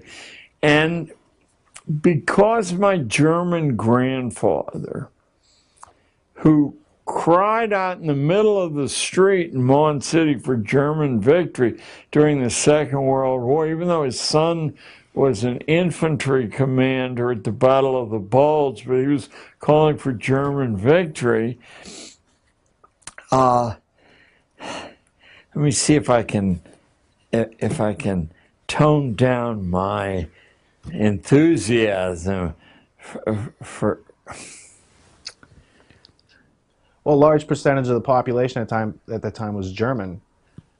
now. There was a whole swing of, pro-German up until like 1913, and then all of a sudden the Germans were Huns and ad hominem attacks. Right. Adolf Hitler, the reason you don't find Mein Kampf everywhere isn't that it's a dull book. There's a center section that's a tribute to the United States as the most pure Germanic country on earth. The 10-foot portrait of Henry Ford behind Hitler's desk, and Sigmund Freud's nephew, Bernays. Edward L. Bernays, was the public relations man for Nazi Germany. That's why you don't find that would disturb people to know. It's best they don't know that stuff. Anyway, I, partly out of a kind of natural egalitarianism that comes from a strong working class population around Pittsburgh who will break your nose if you insult them rather than beg for mercy, I decided, and partly because of laziness, I decided with my 5 classes a day to impose the same material on all 5 classes, the same quality of discourse, make no differentiation at all. Certainly made my life easier. But what I had done was throw away the assigned curriculum, which I believe was Jack London, and nothing wrong with Jack London. He's a lot of fun to read. But if you want to exercise your mental muscles, that's not the way to go. And I had taken from Cornell and Columbia and Reed College in Oregon, which are the major colleges I attended, I had taken a level of text fully equal to that. And what I discovered was, apart from cosmetic differences, maybe a little less grammatical, maybe shorter papers and stuff, that the level of intellect in the ghetto black population and the ghetto Hispanic population was really quite equal to the others. That wasn't a political belief I wanted to impose. Let me give you one example. I had a little black kid named Gregory Smith. Gregory, I hope somehow or other you're alive and you're listening to this. And I'm replacing Jack London with Moby Dick, the most difficult American novel ever written that explores all the great ideas of European history, predestination, and all the rest. And I'm holding forth on those ideas at the same time we're reading a book that's way beyond anything in difficulty they've ever read. and I hear a crash. I look, and Gregory Smith has fallen asleep and crashed to the floor. Well, I'm fresh out of Pittsburgh, and the way we deal with people like that is to kick their soles of their feet. They wake up real quick. That's the way the cops do to us when we're making out under cars around Pittsburgh. And if our feet stick out, they kick our feet. So anyway, Gregory wakes up, and I'm very insulting, and he said, I don't need to pay attention. I learned that stuff in 3rd grade. We're in 8th grade now. So I'm really insulting, but I say, what do you mean you learned that in 3rd grade?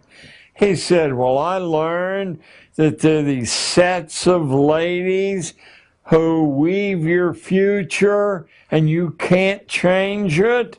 Either the Norns in Scandinavia or the Fates in Greece.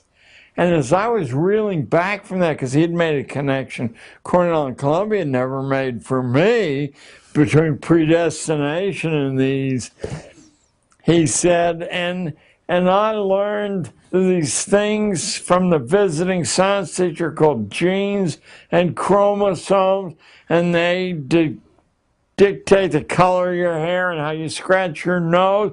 You can't change that. So I don't need to listen to you talk about predestination. Well, at that minute, I mean, at that exact second, I said, this kid has written a PhD thesis that'll become a book, you know, that'll make his living for the rest of his life, and he's Gregory Smith, a stupid kid.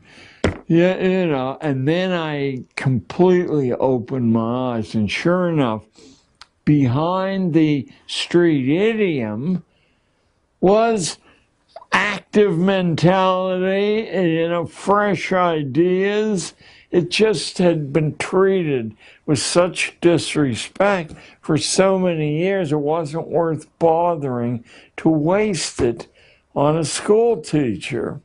It revolutionized my teaching, but then over the balance of that was the first year I taught.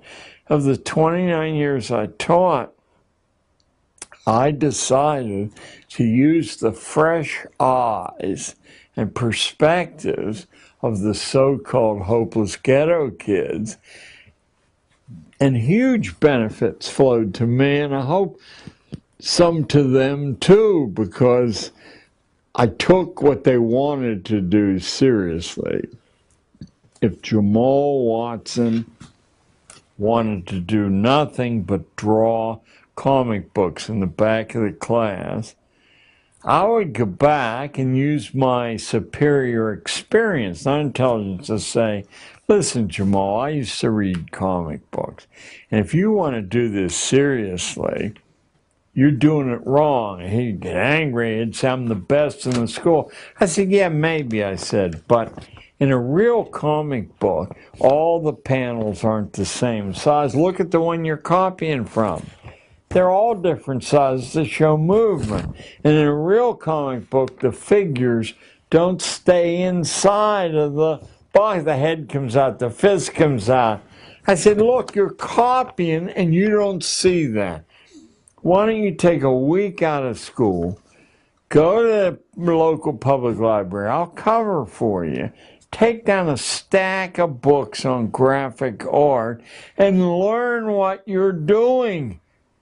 I mean, that's a worthwhile use of your time. So I found out that each person, one girl wanted to do nothing but swim, and she snored in class. And when I finally said to her, what's going on? She said, I've devoted my life to being an Olympic swimmer. She's 13. And I said, well, why don't you do that for the rest of the year? You can't do it in school. We don't have a swimming pool. But there are about 150 public swimming pools in New York City. Why don't you plot them out on a map with pins or stickers, visit every one of them, set up a rating for these swimming pools, concentration of chemicals in the water, depth of the pool, length of the lane, lighting, access, costs, and you will produce an information reference that'll make you somebody, because I'll go around to the local public library, say you're doing that, and could you be cataloged? Because who else has such a reference as this? Well, she was. Her life was transformed because I treated her time and her with respect. But meanwhile, if you took any of the subject areas, you could find that she was developing muscles in each one of them. We got a call from New York, that's a city magazine in New York, about midway through the school year, and they said they had heard about this and they wanted to buy the data, and they would pay $500 for it. I said, you mean you want to publish your? Well, no, we would put our own writer's name on it. This girl, I doubt if she'd ever seen a $10 bill in her life. I'm offering her $500. She said, no, it's mine. If they want to use it, they'll put my name on it, which they weren't willing to do. So, but I know that was the beginning of a transformation in her life.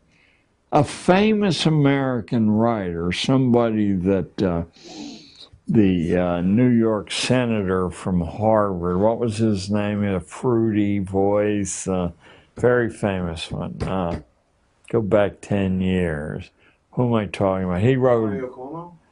No, prior to that, but he coincided with Cuomo. No, he was, he had written books about the plight of poverty, but they weren't sympathetic books. He was nationally famous, and he was so florid as a public figure that, in any case, I had a friend who had flunked out of Cornell. I'm reluctant to mention his name without, because he's a nationally famous writer about assassinations. And this famous New York senator said publicly that he was the world's foremost assassination expert. Well, you now know that he was a flunk out from Cornell. So how did this happen? Because when he saw the Kennedy assassination, I had driven him to Cornell, and he was trying to plead his way back in. And Kennedy was assassinated. We stayed up all night. We both agreed if anything happened to the assassin, that none of the information could be trusted. And the next morning or afternoon, and that was it for the assassin. So he went back to Cornell as a flunk out, talked a big-time professor, Andrew Hacker, whose dad started the general studies program at Columbia, into giving him a PhD or the beginning of one without ever going to class. He would spend all his time writing a book about not the Kennedy assassination, about the composition of the Warren Commission, which I thought was a very clever way to sidestep, all the, yellow journalism stuff. It became, Inquest it was called, it became a national bestseller. It led to an all-expenses-paid PhD at Harvard. Then he wrote a book about the De Beers diamond mines. They took him in South Africa as a house guest for a long, long time. And he wrote a book saying diamonds are essentially worthless because they have thousands of years of flawless diamonds already put away. Then he talked his way into the NBC newsroom and wrote this magnificent investigative study called News from Nowhere about how news actually is selected for transmission. In other words, everything he touched was, this is a flunk out from college. So all these anomalies from the Harlem kids, the Spanish Harlem kids, from my flunk out Cornell friend, finally shook my belief in what I had been taught, that it's an orderly universe, merit determines, and I could begin to see around me all the narratives that were disconnected from reality. They hardly were hidden at all.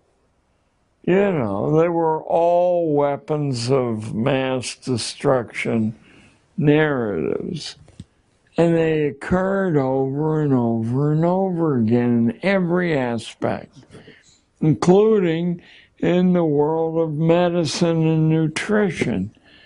You know, there seemed to be no ethical or moral break on what insiders were able to say and all the other insiders would agree with.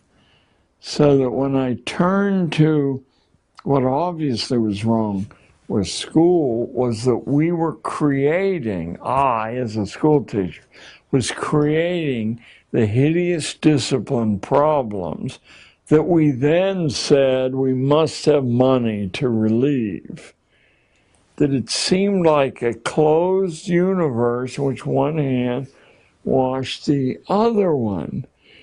That all these horrible kids from horrible ghettos were perfectly able to rise into valuable contributors, and it wasn't a very long distance to go. For example, I remember I started a school year with, they were trying to get rid of me as a teacher. They gave me the worst class on the 8th grade. The kids were huge. They had no tradition of scholarship at all. But I determined to utterly ignore that and to say that we were going to start with Shakespeare's 3 most important plays, and if they could master the parts, that I was willing to cut them loose from school for months, and they could travel around elementary schools, put these plays on, and then talk about the problems of staging them, of mastering the character, or something or other. And I'd say 10 days went by. It was as if I was in a Harvard seminar, and all of a sudden, some kid burst out laughing in the middle of, oh, that this too solid flesh would melt, thaw, resolve itself into a dew. What are you laughing about? Don't you know? He said, we're the dumb class. You know, and from that point on, it was no longer easy because the other dumb kids had had the illusion, but it wasn't an illusion, broken, but we still got some good work done. We invent the problems that we then have to solve. That's what I think all experts do. I don't think, including brain surgery, that there's anything the human skill is capable of that's very hard to learn. It takes some time. So you can benefit from prior experience, but it doesn't take anywhere near the time, expense. So the point is that individuals have an innate, infinite potential, and that we're not limited by genes or species or Even race. the lust to. People wish to learn. It used to be called emulation. You're around somebody who can do something well, of course you respect, I mean, you're watching how they do it.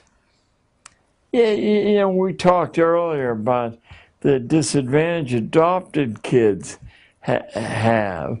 When you watch your mother and father and you're 14 months old and have no language, you're still seeing how they deal with frustration, how they merge with one another or not, contend with one another. You're seeing so many hundreds of skills that, in fact, you're biologically programmed to imitate. Later, when the mind kicks in, you have some selection, which ones to, and which ones to. But we don't allow that to happen because the very first thing schools do is strip the experience base away. I mean, the easiest way to turn your kids into geniuses, I mean, by the time they're 7, is just to front load huge amounts of experience, including dangerous experience. And my favorite story is Richard Branson tells it in his autobiography. His mother, who was an airline stewardess in 1946, flying the Atlantic, so not exactly, you know, the safest thing to do, she was desperate that he wouldn't become a dependent.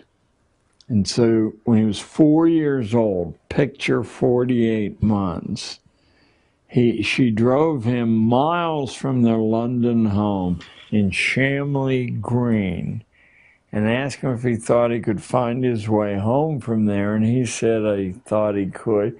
Get out and do so, then, she said. And now he said, where is he? He doesn't even have many words, you know. So 8 or 9 hours later, when he finds his way home, he said nothing in his life ever seemed hard for him to do again. He drops out of high school, never goes to college, has his first $1 million by the time he's 19 by figuring out what people need and want and giving it to them cheaper or better or bringing anyone to offer it. What would our society be if we put millions of people through the same experience? I think it would be closer to what colonial America was and early federal America, when nobody wanted to work for somebody else. They wanted an independent livelihood. It would be closer to that than the corporate hell that we have now, with the corporations following perfectly rational logic have begun to need less and less people, but they have such political control over the legislatures and the federal government that there's no way to arrest this progress. Furthermore, as I spoke at General Motors about 10 years ago, and a mid-level executive told me, when I asked him, you know, you guys had the world, there wasn't any competition. What happened? You know, I remember when Jap cars came in, they had names like the Bluebird and the Fair Lady. I mean, it was a joke. What happened? And he said, what happened was this: that engineering, which used to be the fast track to the executive suite and profit sharing and all the rest of that good stuff, stopped being the fast track.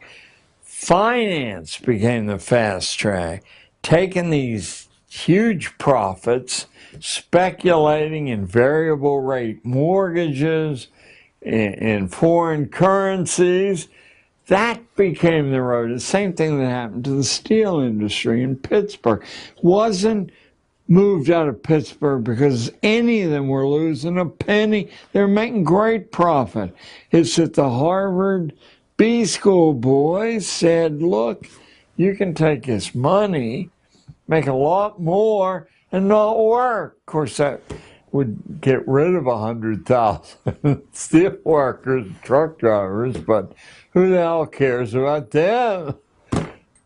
Didn't Darwin say they're not evolving? They're all Irish anyway.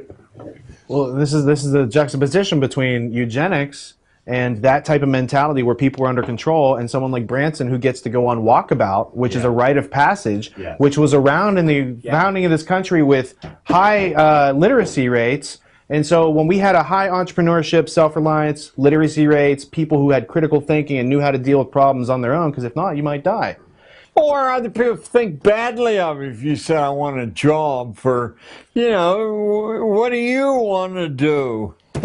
Right. But these different compartments are intimately interlocked. So by studying one and the other as if you're going to pass a short answer test, you're disabling Fragmenting. Yeah.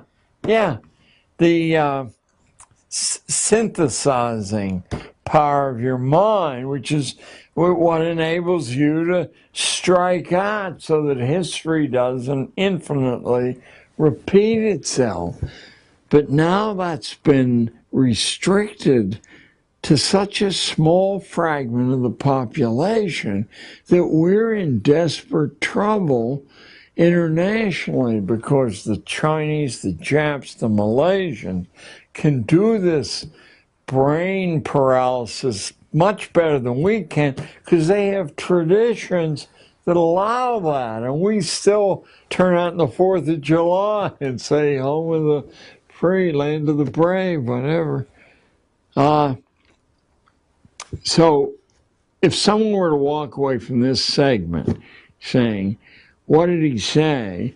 It's that the bad things done in school have been intellectually justified, and you're not going to change that set of mind. So all the effort you make to systematically change schooling is a huge waste of time, energy, and resources, because now the majority of the important people in the country make their living either directly from that or indirectly because you no longer have a critical mind. And what is the definition of marketing? That when I took marketing at Columbia, they taught me it's overcoming sales resistance. Well, if there is no sales resistance, you do that by juggling balls and dancing. Here's a pretty girl, buy the product, you can have her. It's quite a pickle that we're in. Not our managers don't think they're in a pickle, but they are too, because the Chinese, for example, are so much more well-versed, in screwing rival power. We've only been around a few hundred years. They're reeling us in very nicely, thank you. If they cashed in the bonds they hold right now, just forget, the dollar is paper. Give us our money back. How are populations kind of prepared and indoctrinated and conditioned into receiving, such low? They provide such low resistance to the Ponzi scheme mentality of the predators. Yeah. Well, the interesting thing about leverage, and it has been studied since ancient Rome, is you don't have to do everybody. You just have to do a few opinion makers. They do the rest. Here's how Andrew Carnegie did it with the Protestant churches of the United States. He simply, in one fell swoop, donated a brand new organ to every church in the United States. This dyed-in-the-wool atheist opened his purse. Everybody got a new organ. Do you suppose there was anyone turned the organ down, or there was much resistance? Now you accept the organ, but You know, you grew up in a Christian tradition. Don't you thank Mr. Carnegie for his organ? Don't you, being human, hope that something else will follow that organ? You bet you do. How did Carnegie and Rockefeller get a hold of the schools? There were no pensions for teachers. The government didn't set up the pension system. Rockefeller and Carnegie set up the pension system out of their own pockets. And of course, they didn't give it to everybody. Your school had to conform with what they said was a balanced educational diet. 4 credits of whatever they were, or 2 credits of math, whatever they were. You could compete for the pensions if you followed the Carnegie credit system. Is there any school in the country who didn't? I never heard of one. How could you? Because the local parents would say, what are you, nuts? You're not taking this free money? I mean, what you're doing isn't so great anyway. Why don't you do it his way? So this whole religion of leverage, which has just accumulated over more than 2,000 years, is utterly unknown except to seminar courses at the most elite colleges. You know, you may have a rough idea what leverage means from a physics course and see how, you know, connections. But you don't have any idea how you can plan the future for an entire region or a nation or a city by using leverage. The Chautauquas used the leverage. The best leverage available wasn't the newspapers, although it was good, it was the pulpits. And so mixed in with the real things the Chautauqua wanted to teach were traveling Christian ministers. The whole Harper's publishing empire is, I think it's Methodist, but don't hold me to that. Maybe it's Baptist. I think the Rockefellers are Baptist. Yeah. But they're not Baptist like other, you know, there's about 40 kinds of Baptists. There's one small fragment of Baptists who are like Episcopalians. I forget the name of it. When I was studying the Quaker transformation from pious, humble people to among the most powerful, certainly the most powerful small sect in the country. There are only 100,000 Quakers. They've had 2 American presidencies out of 40. So that's 5%, and they're, you know, being the most recent, right? Huh? Nixon being the most recent. Nixon and Hoover. So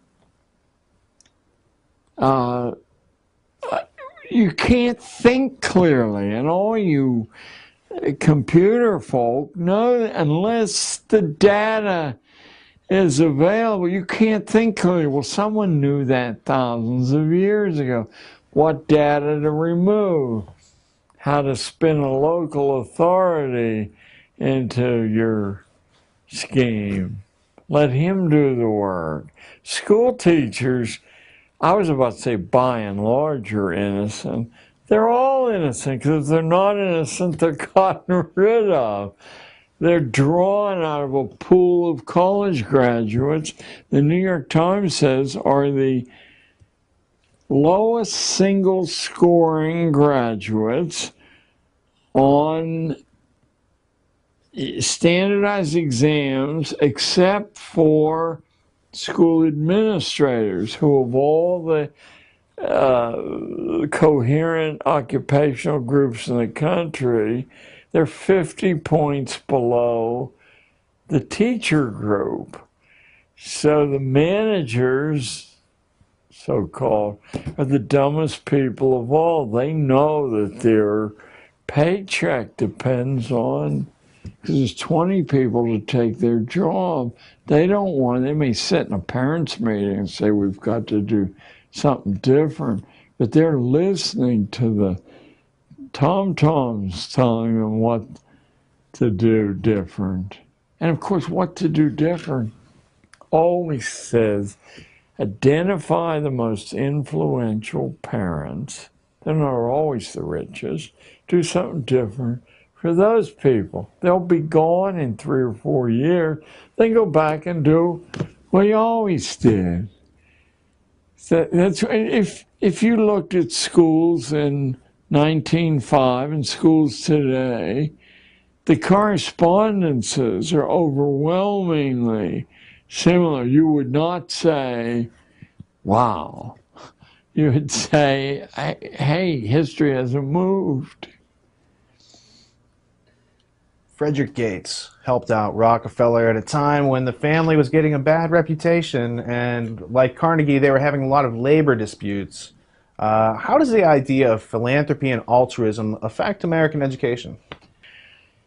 Philanthropy and altruism, as it occurs through the institution of the private corporate foundation, is the explanation for what's called American education. Let's us call it American schooling.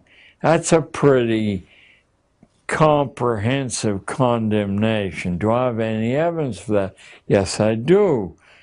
The 2 congressional investigations of where schools came from, one in 1915 by a guy named Walsh, one in 1959 by a guy named Carroll Reese, both came to the identical conclusion that all the mysteries vanish, at least source mysteries, when you see how the foundations, which don't spend very much money, use leverage to control the curriculum, the testing system, the public perception of what's going on. And of those foundations, until very recently, Rockefeller, Carnegie, and Ford were the ringleaders. They had divided responsibility. Ford took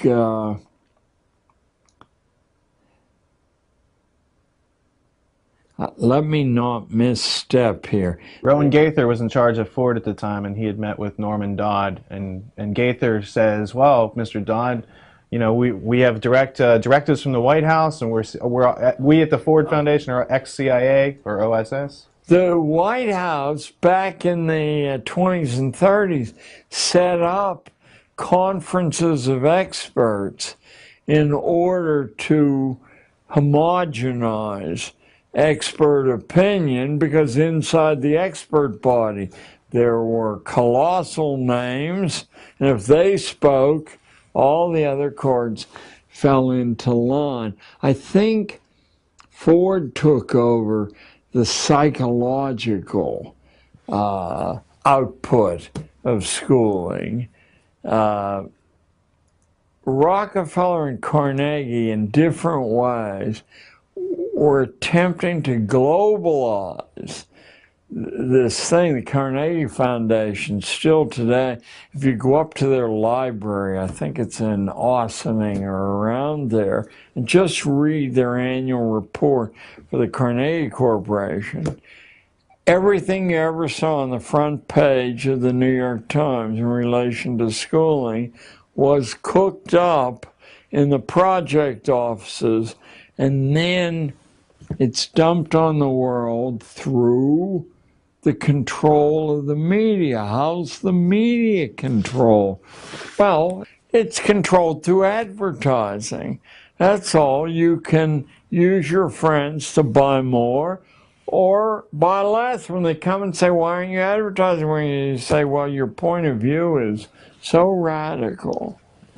Advertising? It's done. All right, cool.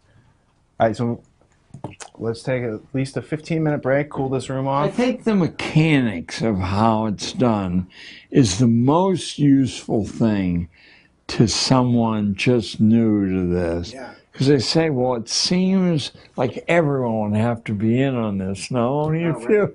Right, absolutely. So, Yeah, we can cover that. We'll cool the room off. Let's get the lights off.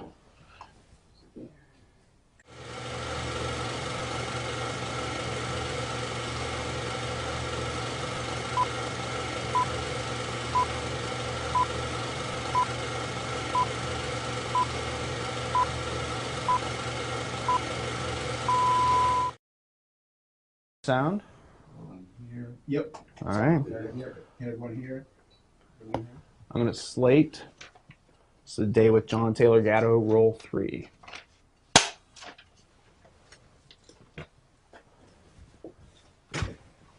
Start with dropping my handkerchief.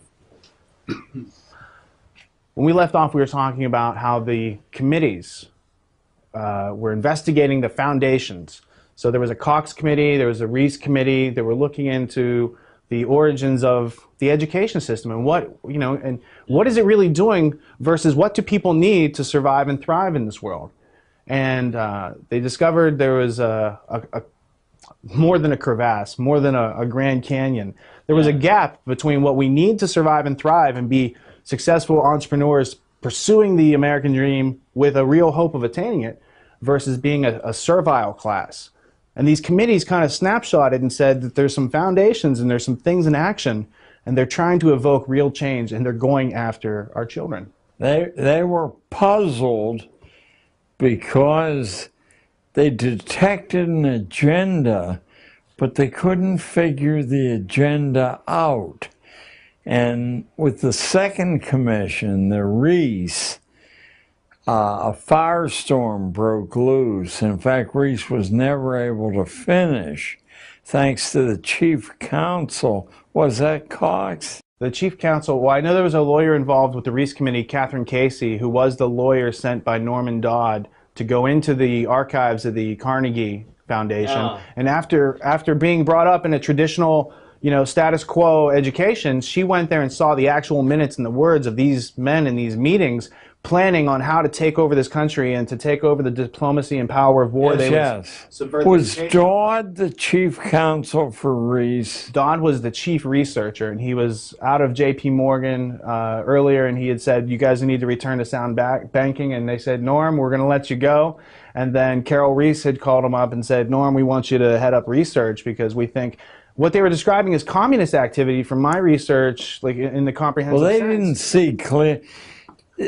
That was the Benoit of the moment, and so that was the easiest way to organize, but it was something far, far more profound than communism. Yes. Right. So that gets back into Pestalozzi, Lavater, other people who were intellectual elites who joined clubs.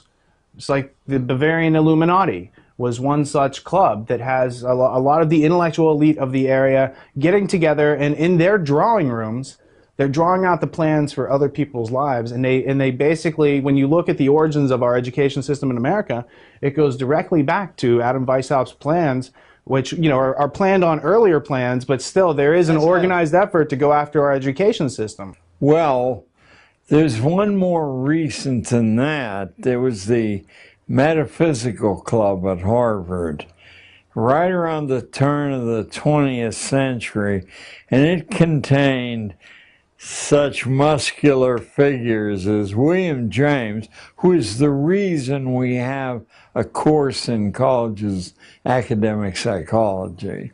That's James Prestige brought that in, and James was a kind of, he had a ligature to Wundt, although Wundt intimidated James a bit because he wrote so much and so copiously about everything. But in the Metaphysical Club, besides William James, was John Dewey, Oliver Wendell Holmes, and a number of other of the shapers of 20th century American institutions. The most important figure, though, is not known to many people. He's perhaps the last major philosopher human history has produced. It's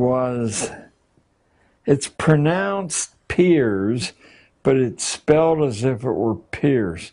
Charles S. Peirce, a strange figure, a part-time lecturer at Harvard, created the pragmatic philosophy that William James was probably the chief distributor of.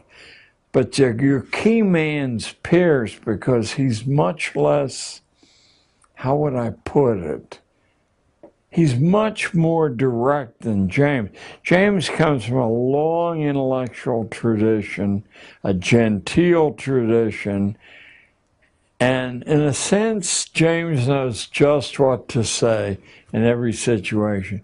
Peirce is very nakedly describing that pragmatism, he doesn't make this connection, but I have, it's very similar to the Old Norse religion that said, praise ice when crossed, a woman on her deathbed.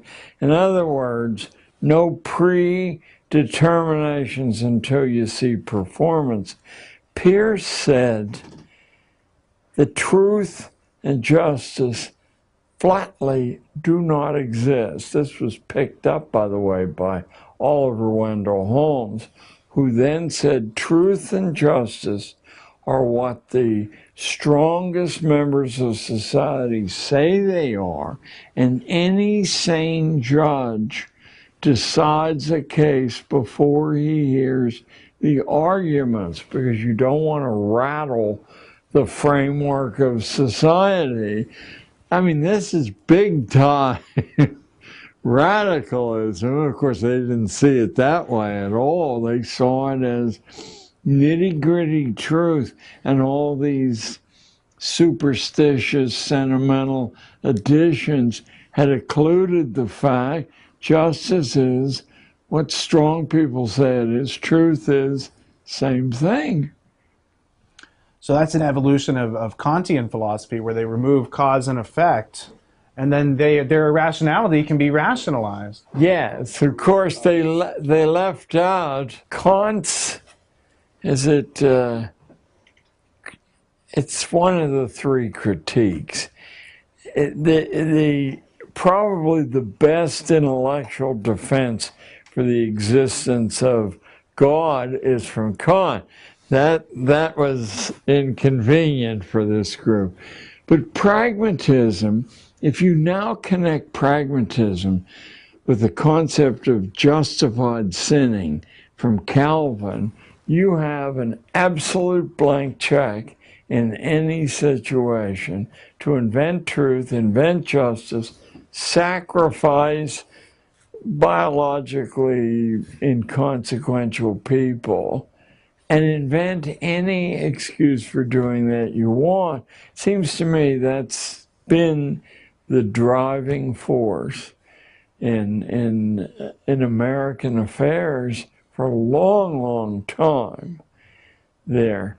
But interestingly enough, it's been the driving force of an intellectual elite, I believe, through history. It's just they didn't have the dominance the technology gave them. Well, Bertrand Russell has this quote. He's often misquoted, but when you actually read the book, the sentence starts with, I'll paraphrase, as Fichte would have wanted, the purpose of education is to remove individuality and self-reliance and all these other things. So the idea was that Bertrand Russell was noticing that what with Fichte in the 19th century was trying to do, but didn't have the technology to do, that they now in the Norbert Wiener, Bertrand Russell era the 20th century, now had the ability to mass mind control billions of people at the same time, and it's all done on a basis of irrationality, a denial of cause and effect. But that goes back, you can start looking at where the influence of utopia took place and took root in Francis Bacon with New Atlantis, and how it goes up, and then it's just formalized by some people using other jargon, psychology, in the 20th century into pragmatism, and it's all just they want to do what they want to do anyway, and they just keep using education to kind of, you know, say, well, this is a good reason why we're doing this. Yeah, yeah, yeah.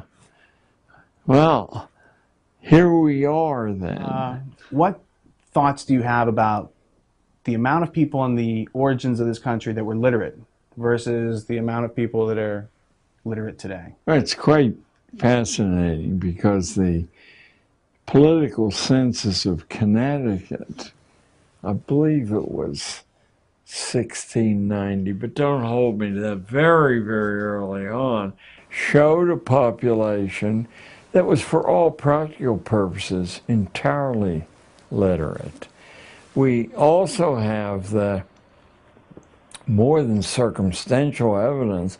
If you simply look at the popular writing in early colonial times, it's taught in a seminar level in colleges today, and it's as well known a novel as Fenimore Cooper's Last of the Mohicans is in truth unreadable by college friends, not because he's not a skillful writer, but the allusions to science and politics, history of all sorts, is so comprehensive and interwoven that the allusions themselves defeat an ordinary reader, including an ordinary college reader.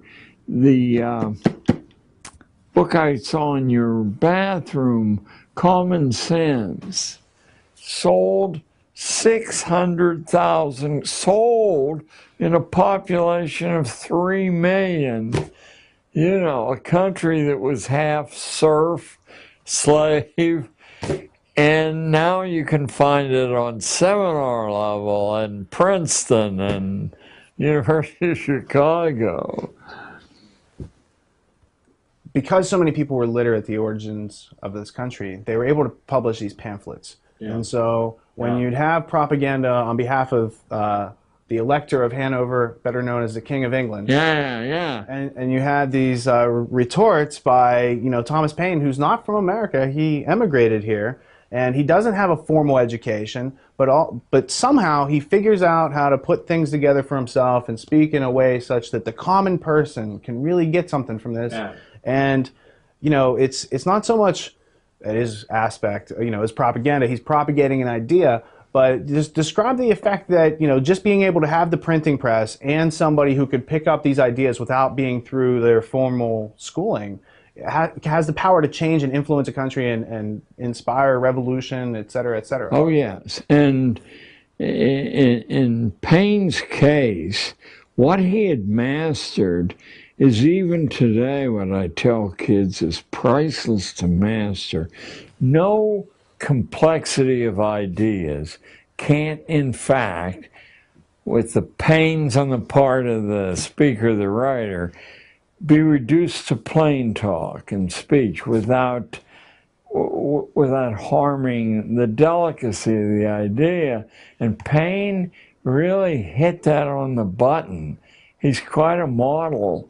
In a sense, it's like if you want to write adventure stories, you want to read Edgar Rice Burroughs and the Tarzan books and the Mars books, because you're just propelled from beginning to end on a somewhat more rarefied level. Dickens had that ability. And of course, it could be distributed wholesale, but doing that would hand weapons to people you don't want to be able to be heard. You know, when you teach people to speak and think in academies, you've reduced their effectiveness to their associates there. So, yeah, no, we had some very productive experiments in mass literacy, including a phrase, a label that's vanished from use. There was constant talk of something called the active literacy. As long as you read well, you can develop original thinking, but you can't communicate it. But to be able to master spoken speech, you can talk to anybody and they can actually understand what you're saying, or written speech were known as the active literacies. The British government made those a crime, a prisonable offense to teach ordinary people the active literacies, not reading, because you want your flunkies to be able to read so they can follow your orders so you can go and play golf or go fishing. But to actually communicate dissident thinking and writing, you can reach way beyond yourself. So the active literacies are, you find in the handful of elite private boarding schools, this tradition preserved. And in fact, in the academy tradition all over the world, there's a clear understanding that to be able to blink your eyes and knock off 300 words on anything at all, including a subject you know nothing about, is de rigueur. And so it is to be able to speak fluently, even on things you don't, where you can see, and I would love to know how it was done. The current president is masterful, not just good, he's masterful at the nuances of speech. That can only doesn't happen naturally there. Where on earth was that training? There are little figures he uses that have fancy Latin names to them. Sure. There. And of course, Bill Clinton was no slouch, but he comes out of a populist preacher tradition and is masterful with what he does. But the other is a formally trained science of speech. And I listened to the modulations and how he can shift from one idiom to another. And I said, somebody with this odd background, you know, all over the world, who's my daddy, who's my mommy, you know, something intervened there. It's no accident, by the way, that Bill Clinton suddenly emerges from a state in which Rockefeller is the governor. Who was Bill Clinton's mentor? Well, he has a variety of mentors. The very fact that he steered into Yale, which is probably of the elite universities, the one that keeps the class tradition, the British class tradition, most actively alive. In fact, they all fled from Harvard when the Unitarians took over and are talking, you know, we're all in this together. So they bailed out of Harvard, headed west, dropped the biggest load, no pun intended, in New Haven, but continued on a line that you can trace all the way across to Seattle, leaving behind traces of this brilliant class-based thought. I once, years ago, and don't ask me to reclaim it now, but I once actually did trace the movement from the evacuation of Harvard in about 1805, 1810. What had happened was the Unitarians, who were one of the great heresies of you know, the last 500 years, they worked out a way to initially convert to whatever religion had a church in the area, and then when they were the majority, they would vote the thing out of business, take the assets, and reopen as a Unitarian parish. The entire Massachusetts school committee, no accident, every last member was a Unitarian, even though there were less than 1% of the Massachusetts population, because they understood leverage. the wolf, what is the symbol of the Fabian socialists in Britain? It's the wolf in sheep's clothing. They have a big laugh at how easy it is, to fool. The funny thing is that Kitty Muggeridge, no, excuse me, the Beatrice Webb, who is really Fabian socialism. She carried her husband around, but Beatrice is the welfare state architect. She was the niece of Herbert Spencer, the most articulate intellectual racist in human history. Root hog or die. She sat with him on his deathbed for 6 weeks, and both of them agreed they were after the identical goals, but by different means. He said, exterminate the brutes, the famous line from Heart of Darkness, and she said, kill them with kindness. I noticed you had Ayn Rand on your shelf.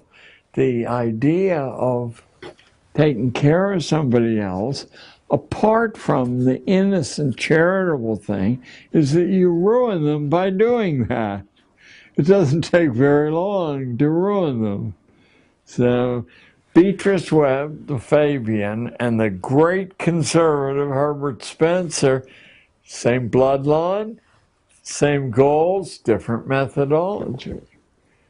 Fabian socialists also founded the London School of Economics, among many other things. Sidney and Beatrice Webb were working with Arthur Balfour and the Society for Psychical Research, I believe. And one of the other characters that was spinning in that crowd was a guy named William T. Stead, who was editor of the Review of the Reviews, died in the Titanic, and was the editor-in-chief over that last will and testament of Cecil John. Yeah. And of course, and I have no idea how he pronounced his name, but I would call it Steed. It was the character in The Lady with the Black Leather. What was...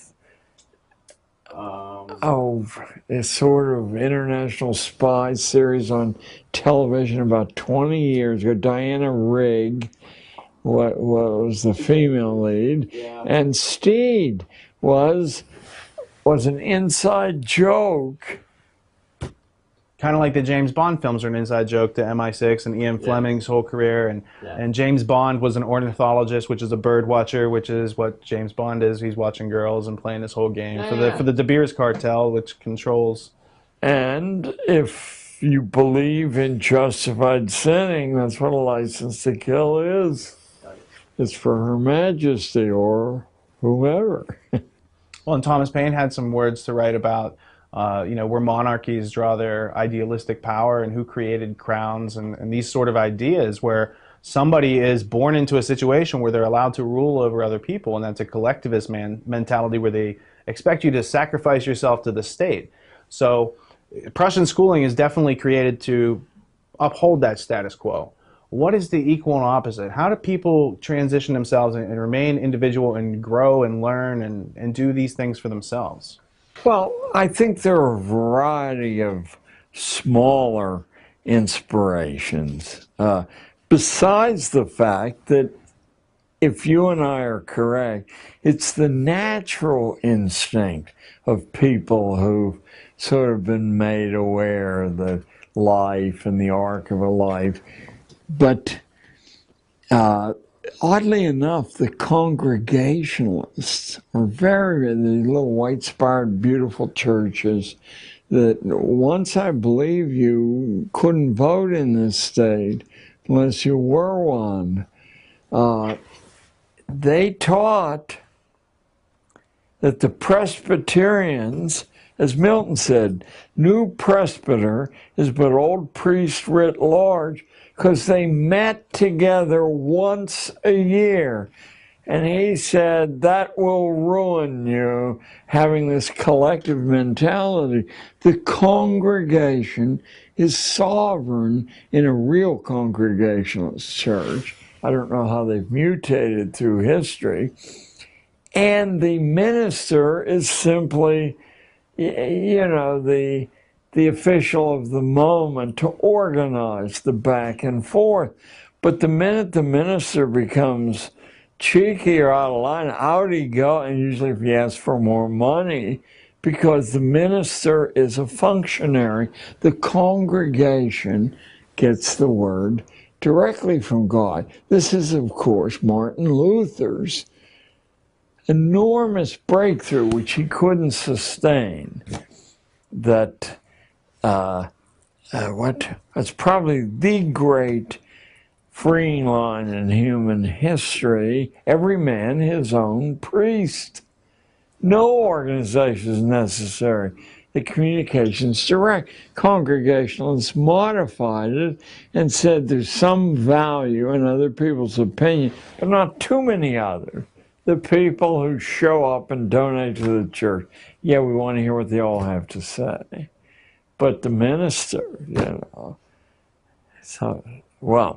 So that was one source for a long time. These dissenting and independent religions that were unwelcome in Britain came here, and there's so much space, and it was so disorganized outside of cities. I mean, we had this infinite splintering. So that was one source. I think the scale of the country itself, which couldn't be really monitored until very recently.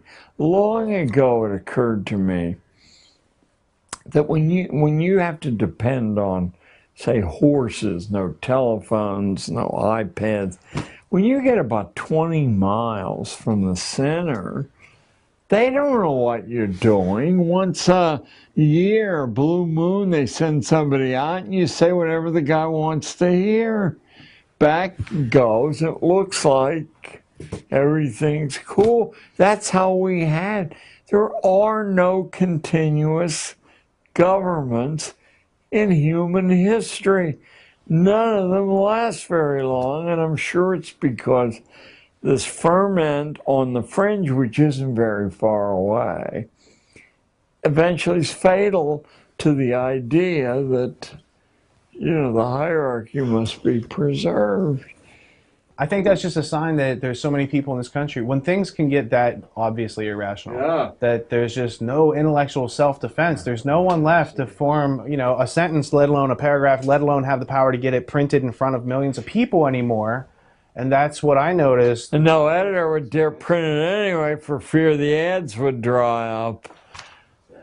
Senator Oscar Callaway in 1917 addressed to Congress, and he said that the J.P. Morgan interests, the shipbuilding, powder interests, had all gotten together and bought the top editor. They placed editors at the top 25 newspapers in order to control the content on political policy and military policy. So that was really the declaration, the first origins of the Council on Foreign Relations, which goal is to kind of control and mold the minds of the masses using official experts and historians. And so these clothes won't leak. How about Harry Truman's speech before the U.S. Senate in 1942, denouncing the Rockefeller interests as traitors because they were selling oil to both sides. What he didn't know was that the Krupp cannon makers were doing the same thing, making the German cannon, selling them to the French or anyone else who would buy them. They had already become a virtual global society. But Truman's denunciation of the Rockefellers on the floor of the Senate, you would think that would be just elementary sharing with generations of school kids. No, doesn't exist for all practical purposes, unless you're willing to sit in my generation, sit in the library stacks and go through. I did that in Columbia. I said, I'm going to find out. Oh, no, I'm going back to 1958. So I got a stack pass. I've heard about stack pass. I'm down like in the 6th level. There's these huge stacks of popular magazines. He says, you know, I'm interested to find out what the popular newspapers and magazines said about the Second World War before it started, for like the 90 days before it started. Let me tell you, to a publication, there not only was a certainty there was going to be war, but no worry at all. They all agreed that there was no ability on the part of any potential enemy to sustain a war, that all the gains would be right away, then they couldn't replace their losses. I noted that Quigley said, not only did the British start the war with a larger air force than the Germans, and more advanced technologically, but they could replace their losses and the Germans couldn't, and the Japs couldn't at all. So they ended the war with the same plane they began the war with. Well, this was understood before we had a war. This is a good way to get out of the Depression. Good way to cow dissidents in the population always is to declare a national emergency. Then you have an excuse for foreclosing freedom of speech. What did Quigley do that was so unique or remarkable that no one else had done before? Well, what Carroll Quigley, the head of the Foreign Service Department at Georgetown University, no marginal school, what he did was use his invitation to be the only human being ever invited to view the files of the Council on Foreign Relations, and I believe its predecessor also. What he did was to actually write a major piece of nonfiction. Must be 1,300 words long, pages long. Fairly small print, and he made the fatal mistake of being a superb writer and thinker, so that it's accessible to anyone who gets a hold of a copy of the book. That was quite impossible beginning 6 months after the book was published. And I can just see the manuscript must have been this big. So an editor asked to vet the thing and make sure. Yeah. And after all, Georgetown, this guy's safe. Out it goes. Macmillan publishes it, sells out instantly. And any conspiracy theory you've ever heard of is documented, only not as a conspiracy theory. Gives you the name, the date, the time, the actual letters. Oh, good God. Well, somebody got hung for that. Macmillan broke the plates, told Quigley there was no interest in the book at all, broke the plates so it couldn't be reprinted. Quigley's on a tape recording right at the end of his life that's stored down in Georgetown in the stacks, saying that they lied to him, that they had tons of, who wouldn't want to read the book? I spent 6 months looking for a copy of the book and finally found one in the rare book room at New York University and had it stolen. And then a couple of months later, because I'd looked in so many cities, I got a call, mysterious call, from a fellow, I think he turned out to be a dentist, had a radio show. Who is? Okay. It's Stan Monteith. Yes, Stan Monteith. He said, I understand you're looking for, well, I said, do you know where? Yes, he said, I have some copies, because he had reprinted the copies. And after Monteith, over the next couple of years, several other people had taken the Macmillan and reprinted it. So much, in fact, that it became the basis for a growing number of aware people. They weren't sure what they were aware of, other than that the story was not as delivered. Not in junior high and not at Harvard. It was a different story. It was a story that could accommodate two fraternity brothers at Yale running against one another for president. The big agenda. But Quigley's real gift to the rest of us is his absolute mastery of prose and his really interesting mind and his confession that he agreed with the plot. He simply, as a good Roman Catholic, didn't apply with the secrecy. He said, I believe there's nothing anyone can do about this anyway. It was marvelous. I'd go back whenever I feel despair. And not an easy, I mean, it's an easy read because it's so well written, but it's a big chunk. He says, for example, that the only times liberty's ever appeared in human society is when the population is privately armed with deadly weapons. And to reach the acme of liberty, they have to have the same weapons available to them that the government has available to them. And yet we're not talking about some guy who rolls his collar up. We're talking about this internationally famous scholar. So, well, at the beginning, the American Revolution, the people who were fighting against the British government had equal arms. They were landowners. They had interest to fight over it. That stopped being equal in the 1930s with mechanized warfare and mass production because they've had Prussian education in place for 80 years. And now everyone's an obedient worker, and Amtssprache allows a lot of people to do things that they normally wouldn't do, but now it's part of their job, and now it's their responsibility, and now it's their duty. And all the things that Milgram drove home through his experiments. Look, these people will kill other people if you put a white coat on. Yes. Yes. Well, it's quite exciting. I mean, it's a hideous turn in human history, but it's quite exciting.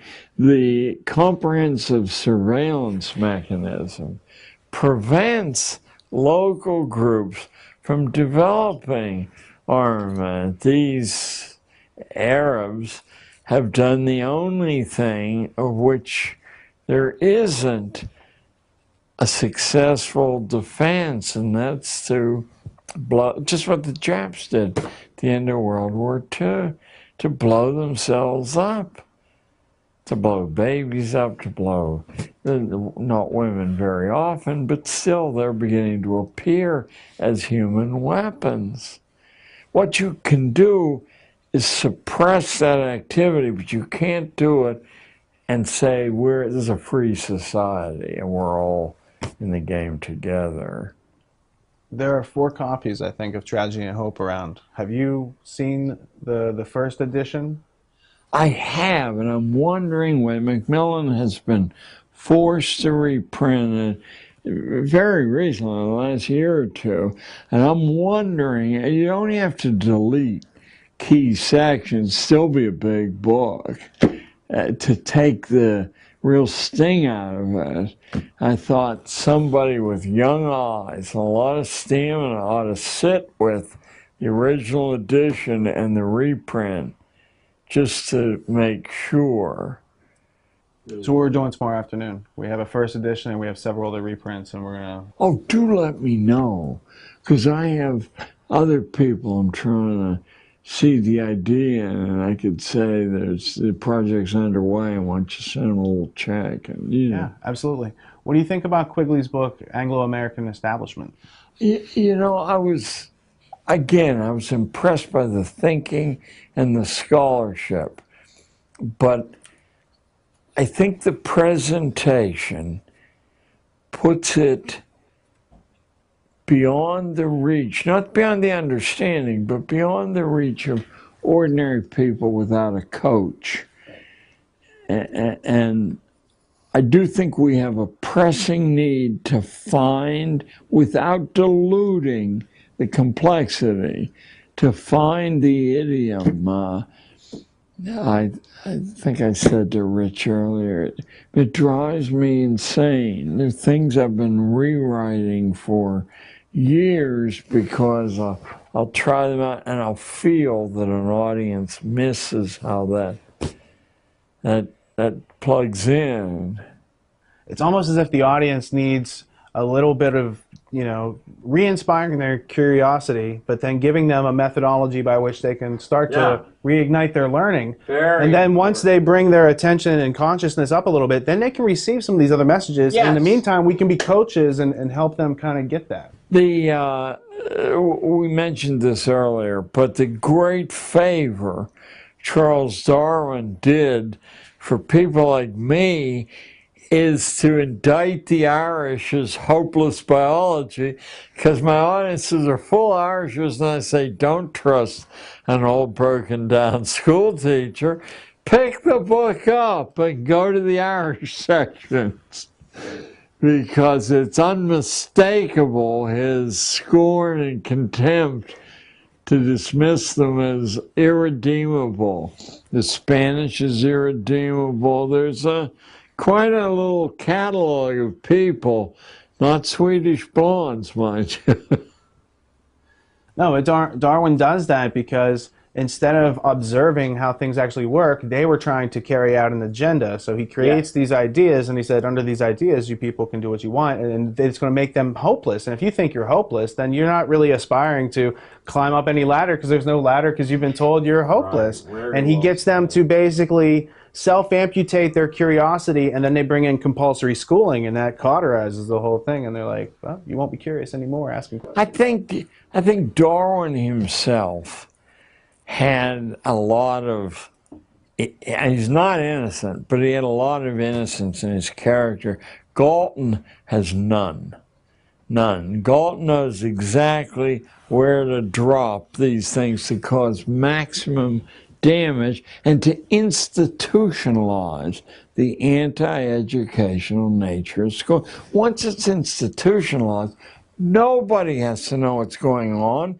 That's the way you make your living. And if you were, for example, to extend the privileges of partial autonomy among school kids, you would shrink the establishment. And that is no way to retain power or income. If you were to find substitutions for the purchased supposed improvements in curriculum, I mean, the truth is, superb education doesn't cost a penny to deliver. If you understand what it is, what you're aiming for, and what you can use, it's a lot easier if you have money. But what money's usually used for is to purchase layer after layer of interventions, and those interventions prevent the educational result. Compare and contrast how Adam Smith felt about money and the earning of it to sustain oneself versus today, where it's just earned to buy more and compulsory, status, what do you say, so status symbols, conspicuous consumption, these ideas. I must tell you, I used to be enough of a favorite at the Cato Institute that I was named the Secretary of Education in their shadow cabinet. That has to be, that's when, did you know Marshall Fritz? No, I don't know Marshall. Okay, he was a legendary member. When I discovered what Adam Smith actually said, which I wouldn't deny that key people at Cato also know, I became very, very problematical, because in Theory of Moral Sentiments, Smith, I'm going to give a shorthand here. Smith says that to spend your time making money as a mark of insanity, and what it'll buy you is a bad life. But we should be grateful to the people who do that, because they assemble capital, they pay the biggest price, and they create, improvements for everybody else. I don't think the religion of libertarian capitalism wishes that complication to be well understood, because there's no way to explain it away. Just as he's very clear that the peasant's son and the duke's son are the same people, he's very, very clear. You got to be nuts to assemble capital. What lessons can be learned from Ben Franklin? Franklin's life is the best lesson. Franklin was such, I almost slipped into Pittsburgh profanity, but I won't. Franklin was not a morally nice human being in any way. In fact, his son broke off contact with him and never spoke to him again for 40 years, for the rest of their life. So Franklin was the ultimate pragmatist. He masqueraded as a Quaker, even though he had no ties whatsoever. The French who financed the revolution talked about this marvelous Quaker. He was like a national sensation over there. And he didn't disguise in his dress. He camouflaged himself he always walked a line where he could justify what he was doing. But his life is evidence from a huge, they're probably a lower middle class family, a candle maker. They always had food on the table. But his autobiography is worth its weight in gold many times, because he explains how you can introduce the highest level curriculum imaginable to 10, 11-year-old people.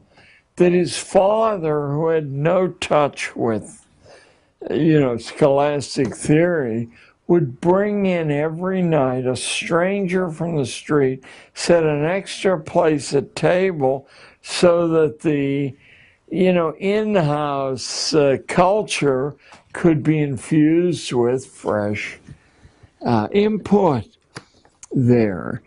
That he and his friends decided that without mastering high-level written prose, their opportunity, he's 11 years old, and they say, how are we going to get a big-time literary style when nobody, They take the New Yorker magazine of the day, the Tatler and the Spectator, read by only the most hoity-toity, and they rewrote the articles in their own words, and then would present the rewrite to strangers and say, pardon me, sir, could you tell me where this article might have come from? And when everyone said, oh, that's Tatler or Spectator, they knew they had mastered that. Come on, they wouldn't do that at Harvard, Yale, and Princeton. These are 11, 12-year-old boys. And he's doing it while he's working a 60-hour week at labor. And he's putting capital aside for his own business by selling beer to the printers at their lunch hour. How does he get to do that? Goes to the owner of the print shop and he says, look, you're letting these guys go for lunch. Some of them are coming back woozy. Some of them are not coming back at all. Let me bring the buckets of beer in, make a penny, and they'll be chained to the machine. That's Ben Franklin, mind you. So his accomplishments I mean, he's the reason we have a post office. He's the reason there's a University of Pennsylvania. He's probably the reason the German isn't a coeval in Pennsylvania, because all these little German potash groups were not speaking English any more than they could get by with, and he found ways to put political pressure and penalties on them if their kids weren't surrendered to English training. No, he's a miraculous example of what nobody can do if they know what to do and have some discipline, mind you.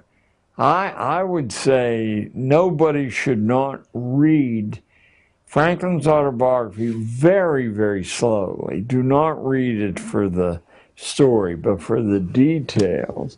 And you have a formula that anybody could use. So there's for Ben Franklin. What could a student learn from the life experiences, young life experiences of Thomas Edison? Well, Mr. Edison, from New Jersey, begged his mother not to waste his time sending him to school. This before he was 12 years old, and to allow him to go west where during the Civil War, where opportunity was burgeoning. And she let him do it 1,000 miles from home. He became a train boy. That's the lowest job imaginable. At whistle stops, you go out and buy sodas or coffee. You're everybody's factotum. But he talked the train into letting him put a broken down printing press in the boxcar.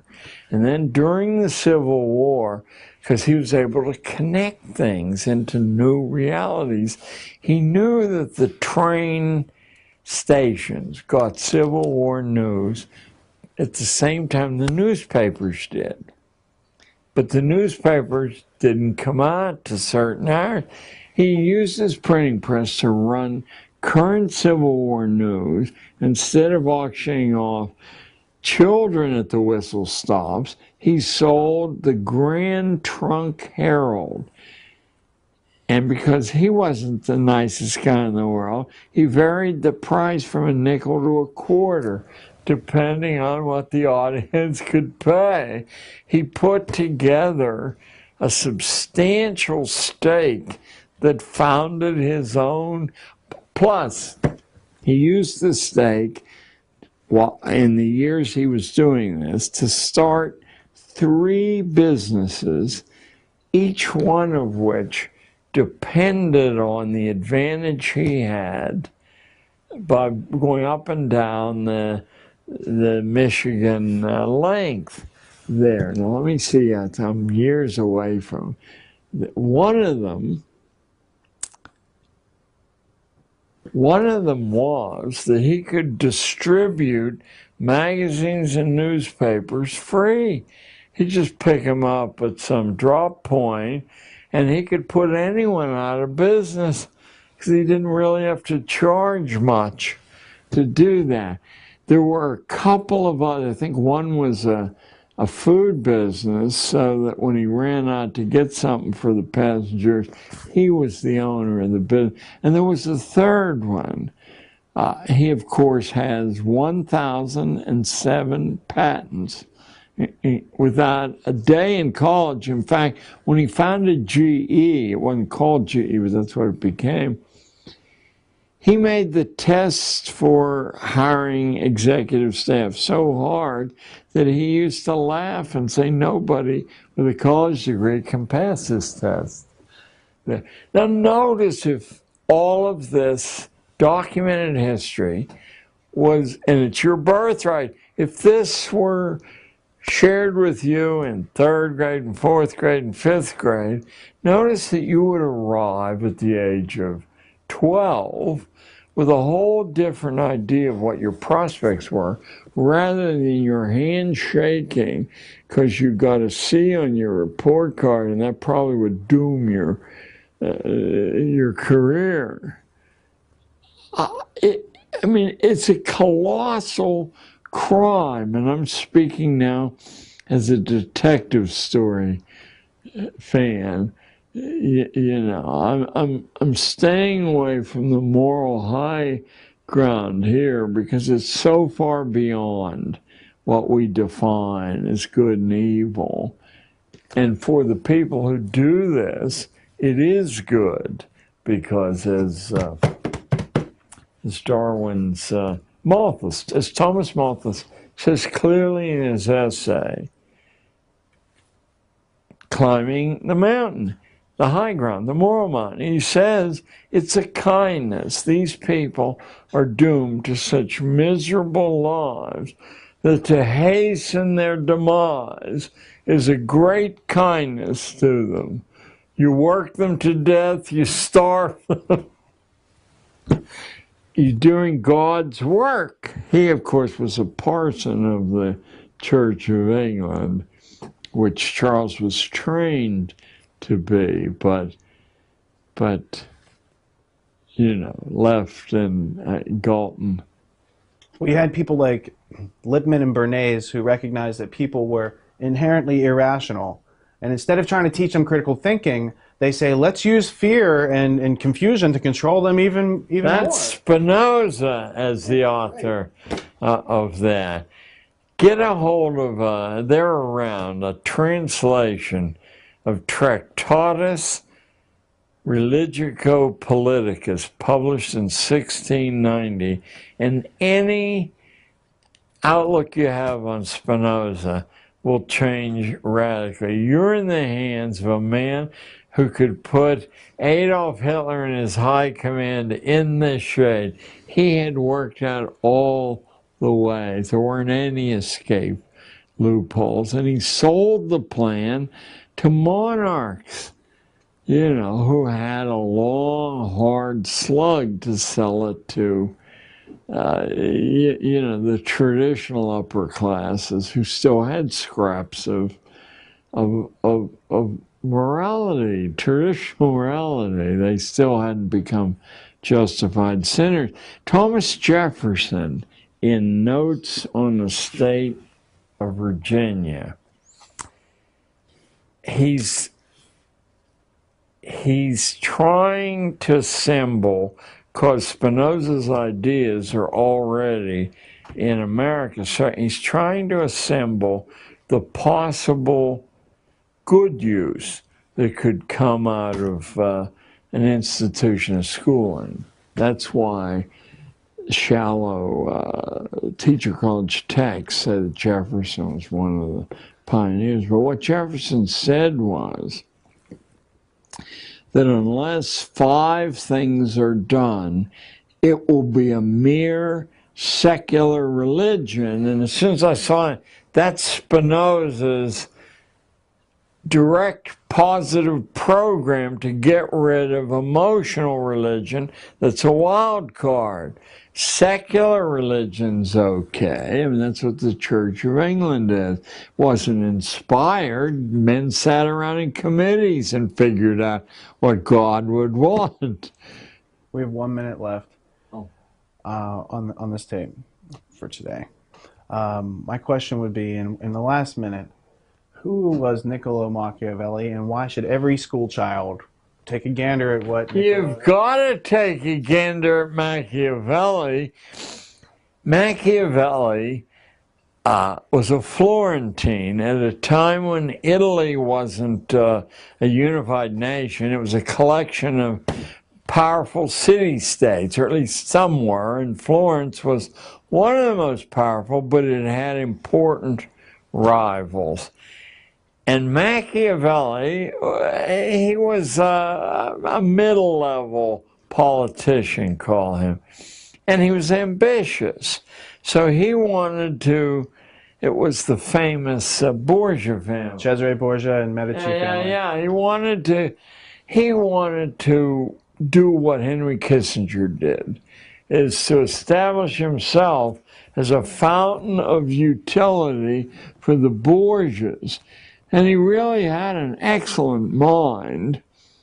And it's hard to tell what his character was because he has other books that are rather morally grounded. But for the first time in history, the secrets that have been talked about in drawing rooms, maybe leaked a little bit like Hobbes' Leviathan there. Suddenly it was an unbroken presentation of how the prince should maintain and enlarge his power there. It electrified the planet.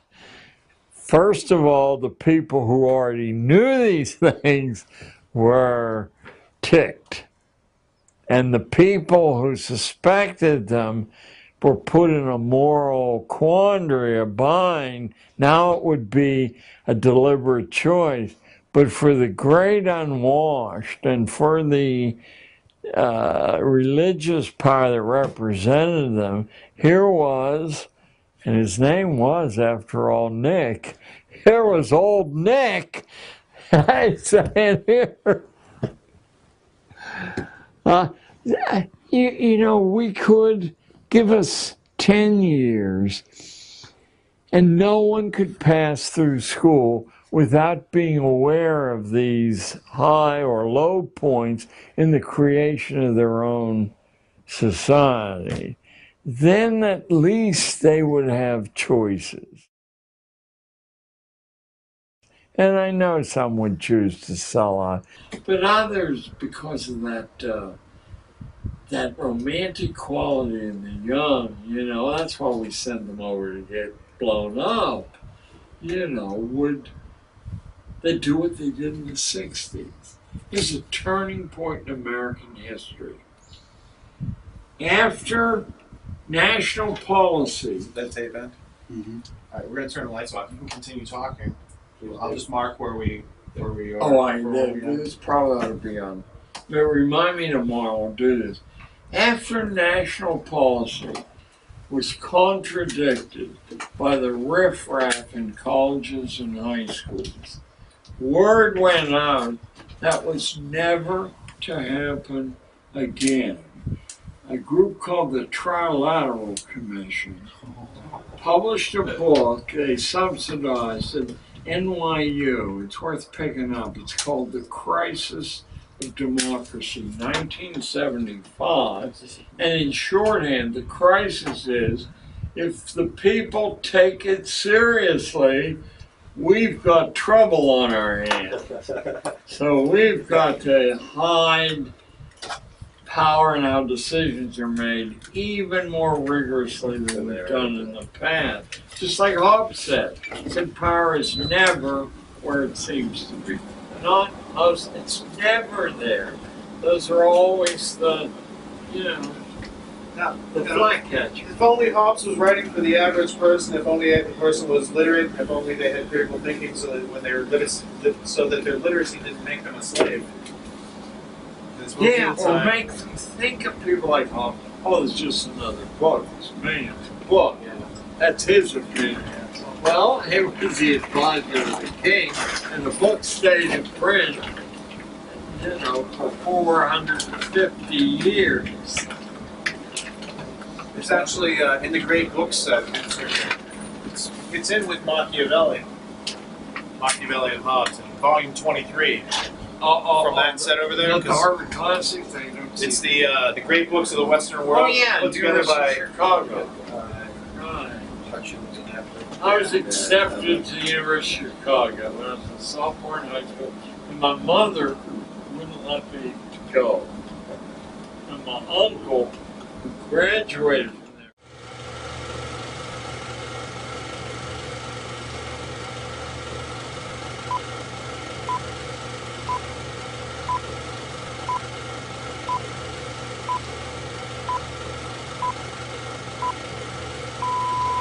It's all good for right now. Okay. Some won't be up there. I just wanted to make sure. That was loud and clear. All right. First, I would like to present you with a book. Not that you don't have enough books, but this particular book was written by a friend of Thomas Becket, and he wrote it for Thomas Becket. For Thomas Becket didn't have, in this author's opinion, enough intellectual self-defense to do what he was doing, and he was trying to help him out. And his name is John of Salisbury, and it was written in the 12th century. And I thought, if there was such a thing as reincarnation, this guy reminds me of you, and that you would greatly enjoy this. I will read it with pleasure. 12th century defense Thank you, Rich. of logic and reason in a time of irrationality. And I took the liberty of, just in the prologue, I marked a couple pages there that has some, there's a couple quotes in there where he basically lays out why he's doing it. I thought, you know, I got a chuckle out of it, and I thought you could always use a good laugh now and then. This will be the very next thing I read. All right, now I have one last bit of housekeeping. Let me see. If you could read that to the camera while at the same time holding this mug, and it'll be the intro for the episode. Or you can change it however you like. Give me the high sign. Hi, I'm John Taylor Gatto, and this is What You've Been Missing. Awesome. Yesterday the name of R. Gordon Wasson came up and you raised your eyebrows. What does that name mean to you? Well, it means to me soma, the magic mushroom, and that Wasson wasn't some fringe nut, but some Wall Street heavy hitter. So I read it with great pleasure, not once, but till it fell apart. Before you leave today, I have a DVD for you. I just have to burn it. I have the folder made and everything. And in there I put Wasson's Russia, Mushrooms, and History book, which is very hard to find on PDF. So I just thought you'd get a kick out of it. I will get a big kick out of it. What does the name Anthony Sutton mean to you? Actually, I corresponded briefly with Sutton.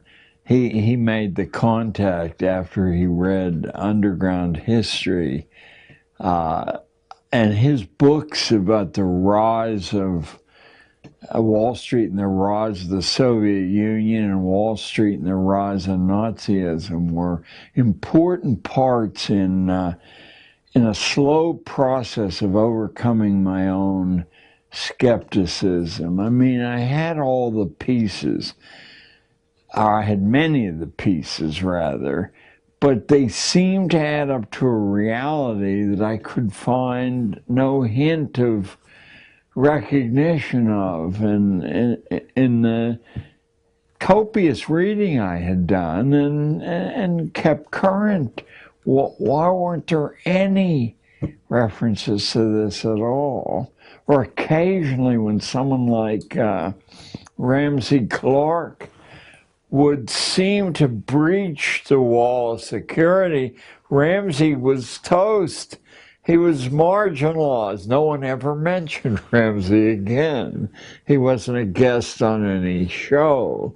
Well, the same thing happened to Sutton, because he worked for the Hoover Institute at Stanford University, which is very prestigious. And then once they started reading his work, they're like, you can't write this. And he said, that's the ticket out of here. I must go find out what's going on. And I think he wrote like nine or more books on these various subjects. And when you see how Wall Street funded the Bolsheviks, and Wall Street was funding the Nazis and the Bushes and the Harrimans and all those families that were also eugenicists, and the ones that want to do compulsory schooling and tell you what to do with your kids and all these other things, like there's a very small knit group. And once you try to understand the philosophy of what makes them the utopians that are trying to shape everyone else's lives and violate their volition, I thought it was like, it's overwhelming to discover that. But then you discover someone like Lysander Spooner or Bastiat, Frederick Bastiat, and read the book The Law, and it's so simple, and yet if you don't understand the simplicity, it's easy for these other groups to take it away from us. Yes, very easy to marginalize as who has time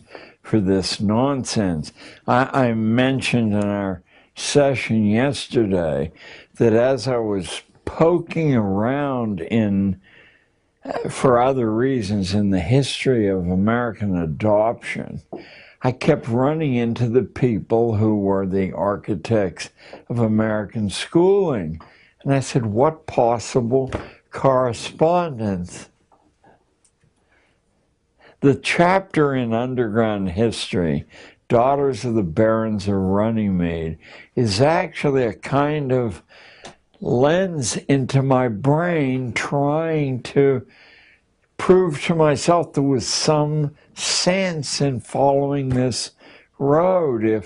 If the heirs of the people who fought at Runnymede had maintained an 850-year continuity, and then I found other organizations that had, I said it's possible that someone with an agenda other than this. So, who was Ignatius Loyola?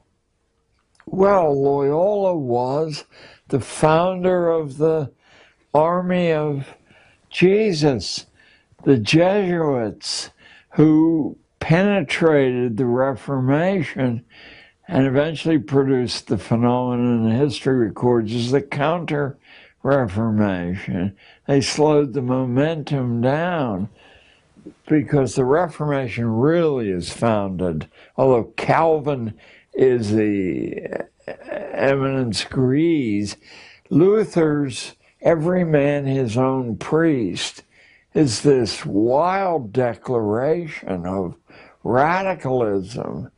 To get rid of the religious priesthood is to get rid of all middlemen, yes.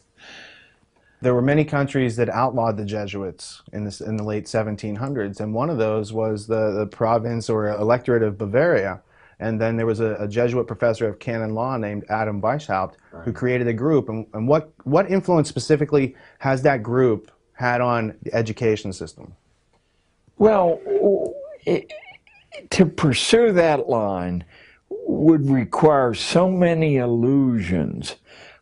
I prefer not to enter an area where I can't field the hardest questions with substantive facts, but certainly the sense of powers behind the scenes very, very strong. Let me give you a few specifics. It's been clear since the beginning of standardized testing that the tests do not predict. And the best American, the most prestigious American universities have either dismissed it or kept it in pro forma place. But actually, as Harvard and Princeton told me, it's not a significant determinant. They just don't want to rock the boat, the glue that holds this pyramid together. They don't predict. Then why is 10% of the school year and school budget devoted to exerting stress on so many millions of people and through the children, their families?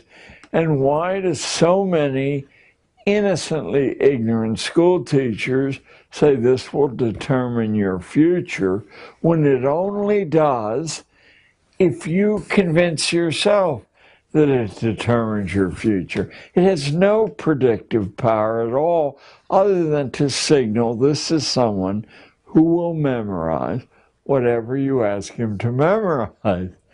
This is a useful skill, an anti-skill. In the book, the Leipzig Connection, Basics in Education, toward the end of the book, after talking about Pestalozzi, it talks about Pestalozzi's mentor, who was Johann Caspar Lavater, who was working and experimenting on Swiss lower privileged children in a universal schooling system. He was also a Grand Master of the Illuminati. So since Pestalozzi and Lavater and all these other key figures that were in the Prussian education system were also members of the Prussian Illuminati, it just seemed natural to see the takeover and undermining of nationhood of our society, the taking away of our identity through the school system is also making we as a nation incoherent.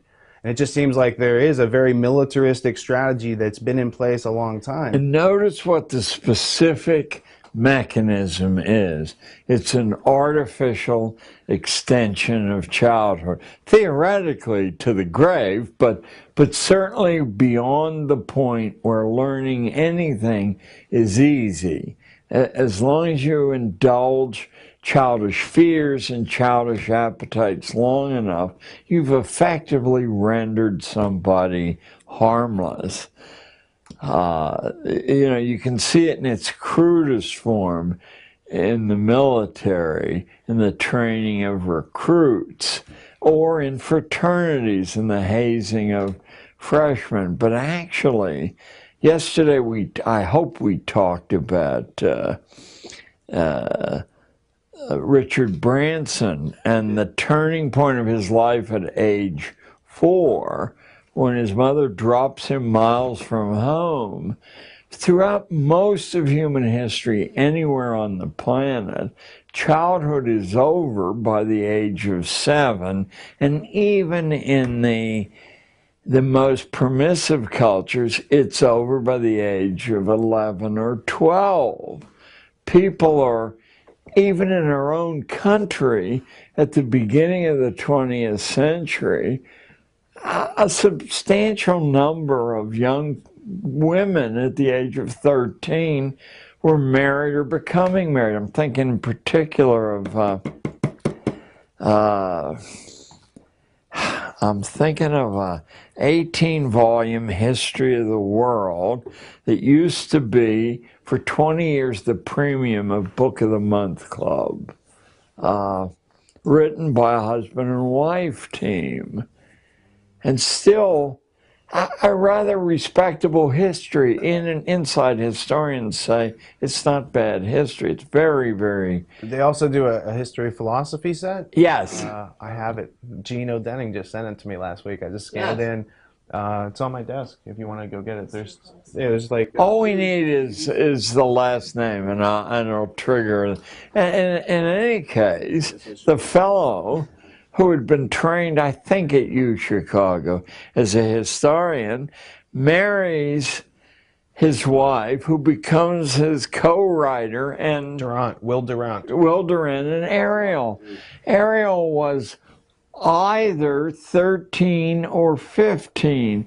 There's a dispute on the internet about how she wasn't older than 15, and I suspect she was 13 when they married. Was Will some form of sexual oppressor? No. Instead of going to junior high school, Ariel studied professional historiography and its protocols. And she was a full partner in the writing, and Will died, predeceased her 10 years, and she continued to lecture, having begun her productive life when people began their productive lives. To extend this to the late teens or beyond the late teens is to fly in the face of the first admiral in American history being in charge of a warship. Farragut at the age of 12. Or George Washington being the surveyor of Culpeper County, Virginia in his mid-teens. Very entrepreneurial attitudes that they Or got. Jefferson running a plantation, his parents both dead, 250 employees. He's 12 or 13. But these examples go on and on and on. Why have we marginalized the young who, whatever they lack in experience, more than make up for in resilience and acuity? They bring new eyes to old situations, which is the secret of scientific invention. So it's done because they're the most dangerous. They're the least overlaid with these conditioning. And of course, that must have been understood way, way back in history. Alexander the Great, after all. You're observing that values has changed since the time of our founding fathers, who were literate, autonomous, entrepreneurial. They also grew hemp. They knew the value of hemp. Oh my, George wrote he did it for medicinal purposes, so I assume it wasn't. And Jefferson traveled the planet collecting different strains, and they had contests, and they wrote letters about their, hey, I grown this strain, and it does this, and they're like competing. And so the fact that you're not taught about this in school, and the role that hemp played in making the sails and the clothing and everything was hemp dependent. Oh, it's a miraculous fiber. There are some rather sober accounts of the lengths to which the Hearst family went because they were the largest forest owners in the country. They supplied the wood pulp for newspapers, but hemp newspapers are infinitely superior to wood pulp, so that they moved heaven and earth to create the narrative of reefer madness.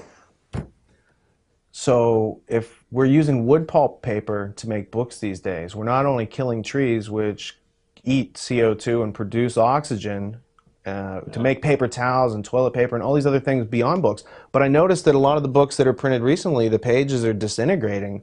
And when you get old books from the 1800s, 1700s that are printed on hemp paper, they're still pretty, existent. We have a Johnson's Dictionary from 1848.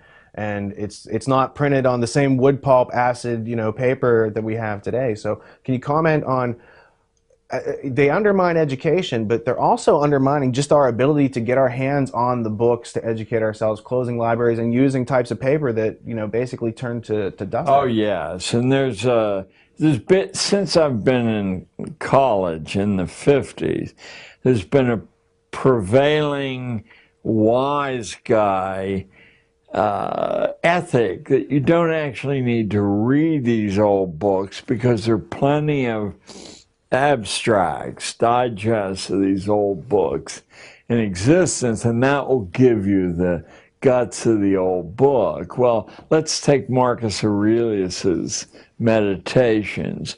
What the digests don't give you is the wealthiest, most powerful man in the world. I mean, I don't know if that confluence has ever existed after Aurelius, saying that nothing you can buy is worth having, and nobody you can order around with your power is worth associating with. That's a rather acid. So how old were you when you first met Marcus Aurelius? I was initially in translation in 6th grade in a coal mining town in western Pennsylvania, where it was offered in translation, and of course it's eminently readable. And then in 9th grade, there was an option of reading it in Latin or doing something else. So my mother insisted that I read it, Julius Caesar in Latin, Gallias omnes tuis and partes tres, at 75, Quorum unum in colent Belgia. We had to memorize the early part of it. But Caesar's Gallic Wars isn't some old piece of fustian that, if you're an elitist, you read to plug into the ancient world. It establishes the principle that a weaker force can whip a larger force by dividing. And being better prepared. Yeah. You can set the larger force against one another. And you see that in schooling, the ordinary classes are set against one another by constant, meaningless testing and small, inconsequential prizes being given to the people who test best and wiggle their hands in the air, so that the ordinary classes are divided for a period of 12 years through meaningless competition. I noticed when I was in basic training in the Army and was told that I was going to learn in 3 hours how to take a rifle with 57 parts of blindfold and put it back together. I knew that I could not do that. I knew I could not do that. And yet, in a room with 500 other scared young people, we all did it. And they didn't say, and he finished first. You know, the important thing is, what do we learn that's enhanced by competition? I mean, what real do we learn? It gets in the way because now your rank becomes a factor rather than the quality of what you've learned. I made these ideas clear to 13-year-olds at all times and found that after about 90 days, they became as addicted to ideas and the whys of things as I was. Whenever a new idea would emerge in the classroom, this is quite literally true, I would grab a piece of chalk and write it on the wall. I'd climb a ladder and write it on the ceiling. Inside of that first 90 days, there were hundreds of digests of ideas everywhere, on the floors when there was no room left, front, back, sides of the room. I had world maps and national maps, and I could leap up and point to the origin of the idea as we know it, or simultaneously they came.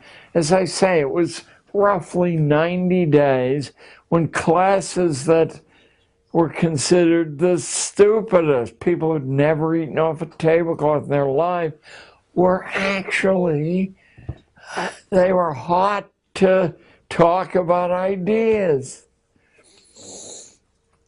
We couldn't have that. How could we maintain the social order and the economic order if we had people who became fully alive when they were young and could get up when they're knocked down? You know, I think a lot of the problem, it's very easy to assign this completely to sinister motives, and there are certainly sinister motives at work, but I think part of it is the problem of how we would manage a society that didn't require managing. And I don't think anyone's been able to solve that problem. The early America probably did it better than anyone we have easy access to. Well, because I think it's not about anarchy. Anarchy is just a void or a vacuum of government. It's about being autonomous. And if you take away the government, it doesn't automatically give people critical thinking or the self-reliance that they need and the compassionate communication that they need to work together with other people to achieve goals. Right. So, in your explanation of how you learned the most powerful lesson of doing the impossible, you knew you couldn't do that. And after an hour or so, you had just done something that you knew you couldn't do. I knew I couldn't do it. You took that experience and you taught younger people that they can do that because now they have more years. You had to be at least 18 to be in the Army. Now you're teaching 13-year-olds that the things that you know you can't do, you don't really know that.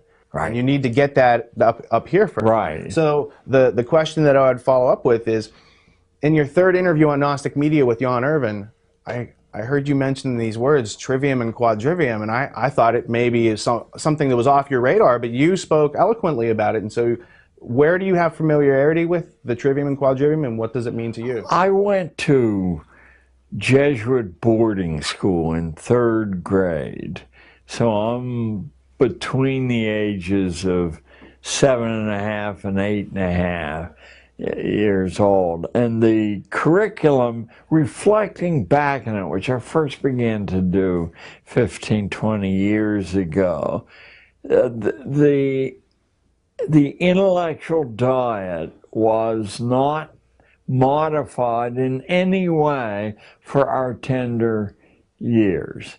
And the devices of discipline and motivation that would be used in an authoritarian world, they were not chary of using, but I do believe that their hearts were in the right place. I remember being humiliated. I told you privately about this yesterday, by a Jesuit brother from St. Vincent's College, which is across the street from Xavier Academy, where I went and was beaten on a daily basis by the Ursuline nuns, sometimes for mispronouncing French there. But the brother was talking to us in the middle of the Second World War about the causes of the First World War. And he had written a list of causes on the board. I had a magnificent memory before drink intervened. And he said, could somebody face the back of the room now and tell us all the causes? And I, with my memory, I did, word for word. And he burst into harsh kind of laughter, and he said, you fool, you believed me. He erased the board and said, these are the causes of the war. Now could you do it? And now, chastened, I did, a lot less confidently.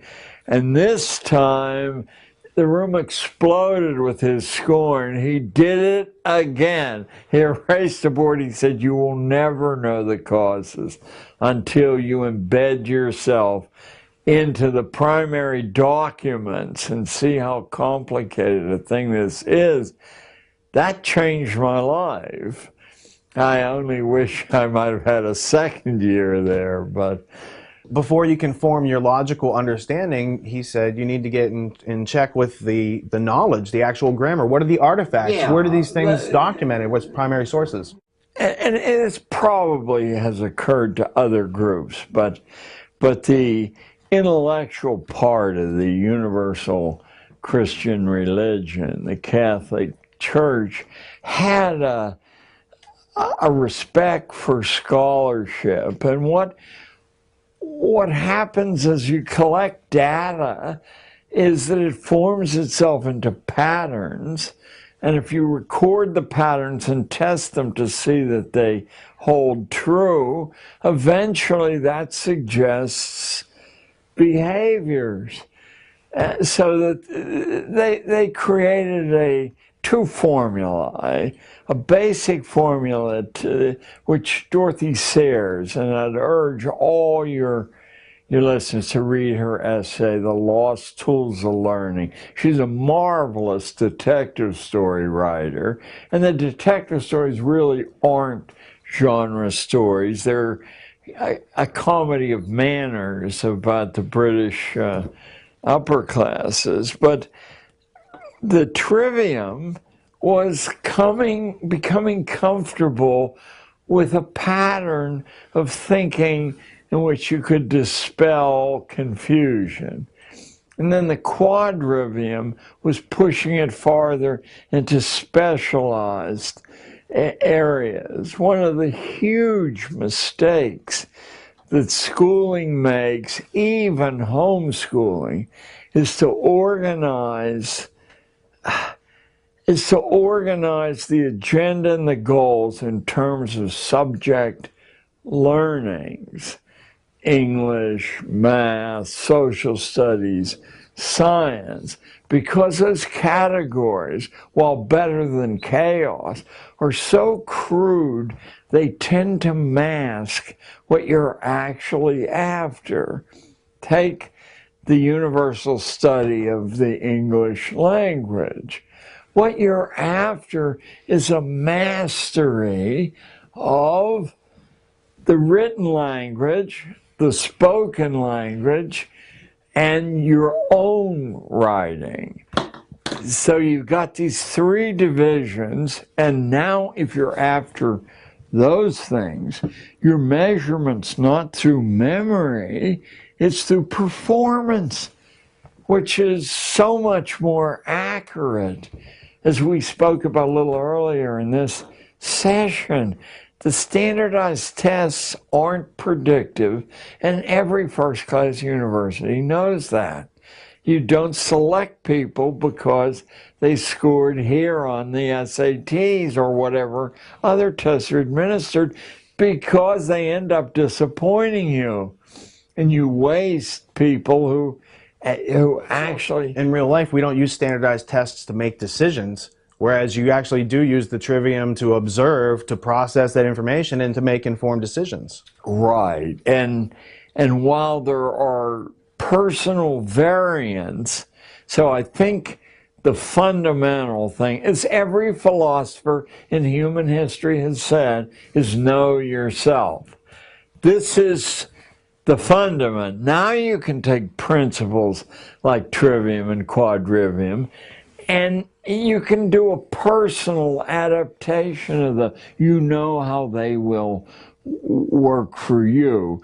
But the course I actually followed at the beginning was to say, I know this is not good for the kids I've been hired to teach. And where will I find an unerring structure? I said, obviously it will be in the most expensive elite private boarding schools. So I made a 10-year study, although it paid off at the end of the first year, and I distilled the 12 secrets of the boarding school curriculum of power. Now I'm talking about not private schools versus public schools at all, because most private schools follow the template that public schools laid down. I'm talking about the inner circle, 20 or so. Let me just name a few of them. I'm talking about Groton, where Franklin Delano Roosevelt emerged.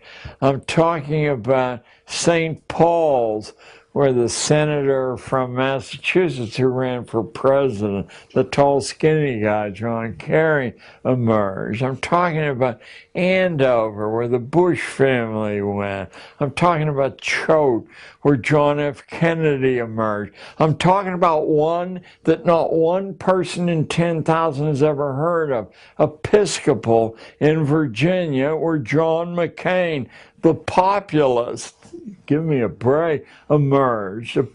I learned about Episcopal from the sports section of a newspaper.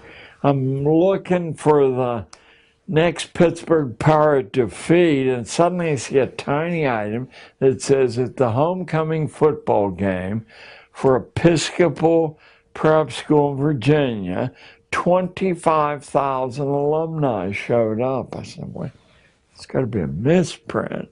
I mean, I can understand 1,000, 25,000 people came from all over the world for a high school alumni game. So now I start to look and I discover that Episcopal, it's the naked revelation of the importance of religious tradition in upscale education. Over half of the elite boarding schools in the country, and all of the inner circle ones, are grounded on religion, almost all on the Anglican religion, which isn't faith-based.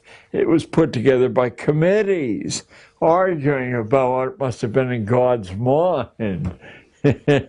But also there's a respectable number that are Quaker-based. Now here we're talking about a tiny fraction of the population, no more than 100,000 people. It's produced in the 20th century 2 presidents. How is that even possible statistically? What would a bookie say the odds of this little splinter group, who we all are taught are innocent and unworldly and pious? Well, so anyway, so I got the 12. So I'd like to, if possible, go through a few of these because I adapted them instantly to Harlem kids and almost immediately began to produce results. It was roughly 90 days because at first Harlem kids don't believe that anything useful to them is going to happen in a school. But after about 90 days, these kids start winning competitions with the inner circle kids of the Upper West Side of Manhattan. Instead of being amazed and wondered about, I'm called in and accused of child abuse. What on earth are these people doing? You must have written that for, I said, I will confess, I corrected the spelling and the punctuation, but that steel trap set of ideas proving the case is not mine. I'm not up to that standard there. So I began to get hot water ever since. Let me share a few of these. We all are vaguely aware that literacy is at the heart of an intellectual inner life. But what we don't understand is that prior to the First World War, literacy commonly was divided into passive literacy, reading, and active literacy, speaking and writing. And none of us are aware that in colonial days, to teach active literacy to ordinary people was a crime. Why? Because reading, you're locked in your own head, and you still have the benefit of being able to read the boss's instructions about what to do. But if you can speak well, as our current president can, or write well, you can reach way beyond your own skull and recruit allies.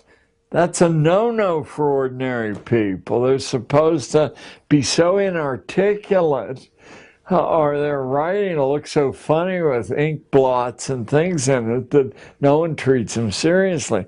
So strong competencies in the active literacies are at the core of elite private boarding schools like Groton, St. Paul's, Choate, Lawrenceville, Gunnery, Hotchkiss. And each one of those schools, by the way, has some legendary tycoon as a patron, or sometimes more than one. Canton, Connecticut is J.P. Morgan's baby. So, and this is in no particular order. Insight into all institutional forms. You're supposed to know the logic, the steps that we arrived at a prison system or a library system or all the other, the military system, obviously. Third, here's a secret. Some of your listeners, watchers, viewers will be school teachers.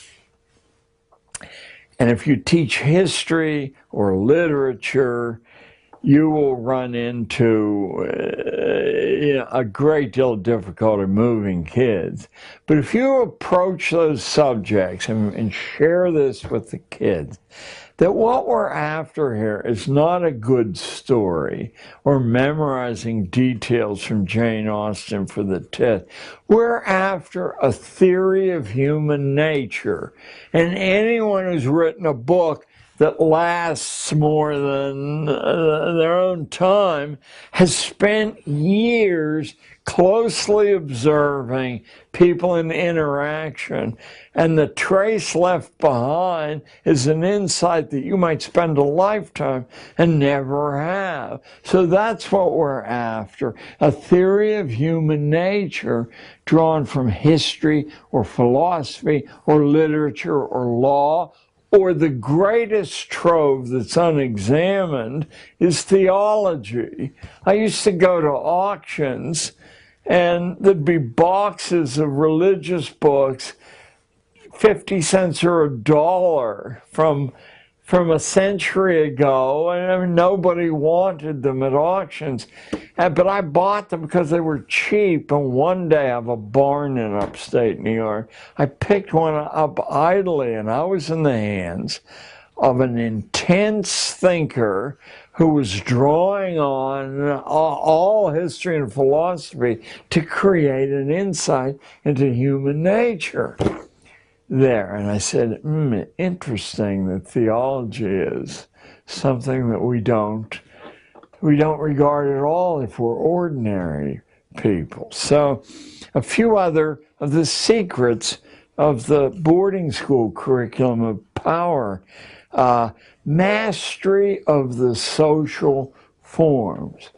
And I would say it didn't take more than 2 days to take kids who had never eaten off a tablecloth and get them to see that the signs they give off when there's an egg spilled on the shirt, or when they walk down the street listening to the radio, or when they're too aggressive in approaching somebody, shuts off opportunity. They're like little badges that I don't want to speak to that person. And a lot of what we consider as racial or ethnic prejudice is simply that the disguise of these social forms is unknown to the person who then is discriminated against. And I said, don't believe me. I said, I'm going to instruct you in a superficial gloss of how to approach people, and then the intellectual excuse we'll use is I'm sending you out of school for days to gather data for statistical processing. We're going to test the local comparison with what the New York Times says the nation is thinking. And I'll teach you the elementary statistics in one class session that you need. And it's a legitimate project, but meanwhile, you don't want to approach somebody and have them jump back or say, if you don't get away from me, I'll call the police. And that's what you think will happen because of the overt racial prejudice on the liberal west side of Manhattan. But it won't happen, I guarantee. Nor did it. Nor did it. The transition, I won't say it was 100%, but it surely was 80% simply from having a gloss on these social forms. And then this should tickle people watching this segment. Then suddenly I saw that the rules of access to the great institutions of New York City by young people, which required, let's say at the Sub-Treasury building where the gold is kept down in Wall Street, 1 teacher for every 5 students. Well, a public school class of 30 students, you're not going to muster 6 teachers. But I said to the kids, how do they know you're not a teacher? Well, we're only 13. Nobody knows that. They know it because you're chewing gum with your mouth open. They know it because you're scratching your head. They know it because you slouch. They know it because you giggle. They know it because you carry a notebook that falls on the ground every few minutes and paper goes everywhere.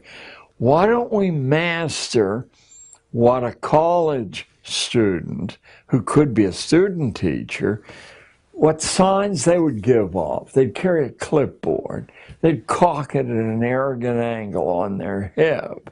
They would be slightly nasty in taking attendance every few minutes, or saying, when your mother hears about this, Jack.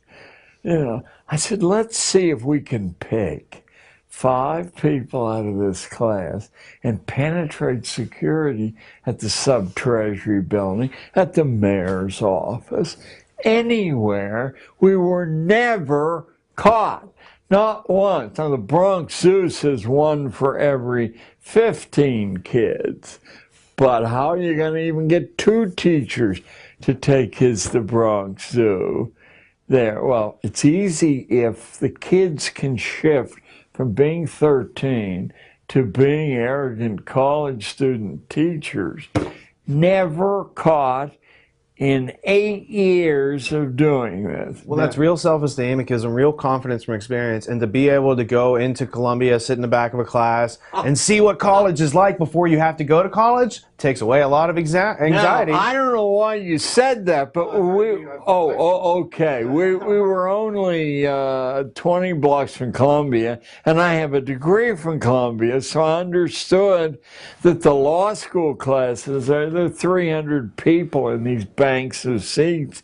And the only way, no one takes attendance there. Your grades on the test are evidence of whether you've been attending or not. But if you sit there slouch and pulling gum out of your mouth, yeah, someone will say, who are you? Never caught once. So our age, this artificial extension of childhood that we talked about at the beginning of this particular session, is a secret of crowd control where people become their own prisoners by adopting the cultural signs that they're immature or they're not of our group, and simply by seeing these things as languages. There isn't one English language. There are 10 that are modified according to the, and someone like Obama, how? I'm not sure. They understand this and they can shift effortlessly from one idiom to another. And I would say that to the kids. I would say, look, here's why you're reading English poetry. Now, there are a lot of reasons, but here's why we're doing it. You're going to find that the ordinary unit of meaning in the English language is 3 hard stresses long, or sometimes 4, but often it's 2, 3, or 4. But as you enter the realm of intellect and you have more to say or more nuances to say, you need larger units of meaning. 5, that's iambic pentameter. Even 6, that's hexameters. There, the Greeks used 7 septameters, and I want you to feel that, and you'll feel it by reading and memorizing some of this poetry. You'll have the models built into your head to shift back and forth according to your audience there. Shakespeare, to the ignorant, writes iambic pentameter lines. And one of the reasons you don't want to even look at Shakespeare is all the lines seem to be pretty much the same length. But I'm going to teach you something that he knew 4 centuries ago. It looks like they're all the same length, but there's a breath pause in this speech after 2 heartbeats. The next breath pause is 12 before you've delivered your meaning. 3, 4. There's this inner jazz at work underneath this regular pattern. You can learn to do that. Once someone exposes the secret to you, that's half the game. And the other half of the game is simply building the models into yourself so you don't have to think, now here. And yet we used an exercise that, if I tell you, immediately turned horribly dull writers into at least modestly interesting writers, and it's totally mathematical. I said it'll take you a while to incorporate what I just said. So what I'm going to ask you to do is write 1 to 20 on 20 pieces of paper, put them in some sort of container, and draw them out at random, and then list what you've drawn out at random on and now I said, now you're going home, not for homework, but to learn this massive skill, and you're going to write a paper on X subject, and if 1 is the first number that came out, the first sentence will be 1 word long, 1 beat long, and if the second one's 20, it'll be 20 long. Immediately, these remember, I had to read 120 of these things at a time, and one of the reasons they were horrible is everyone had either a 3 or a 4 unit or a mixture in there. Now they had the kind of jazz that readers aren't completely conscious of, but they record as something interesting about, even when he's writing about a milk separator. And you as a filmmaker, remember Eisenstein's film of the peasants watching milk being separated on a Russian farm in the 1920s. Why is it so awfully interesting? Because he understood things, that the eye is looking at the movement of light around the screen. It's looking at entrances and exits. 13-year-old kids from Harlem can master these secrets just as well as 25-year-old Harvard students can. And then they become preternaturally sophisticated. What on earth? How do you know these things?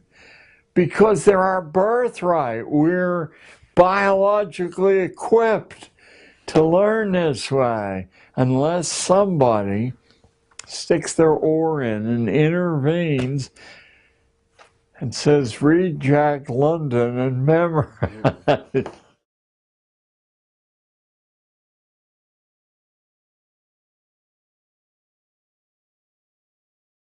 That's the school system.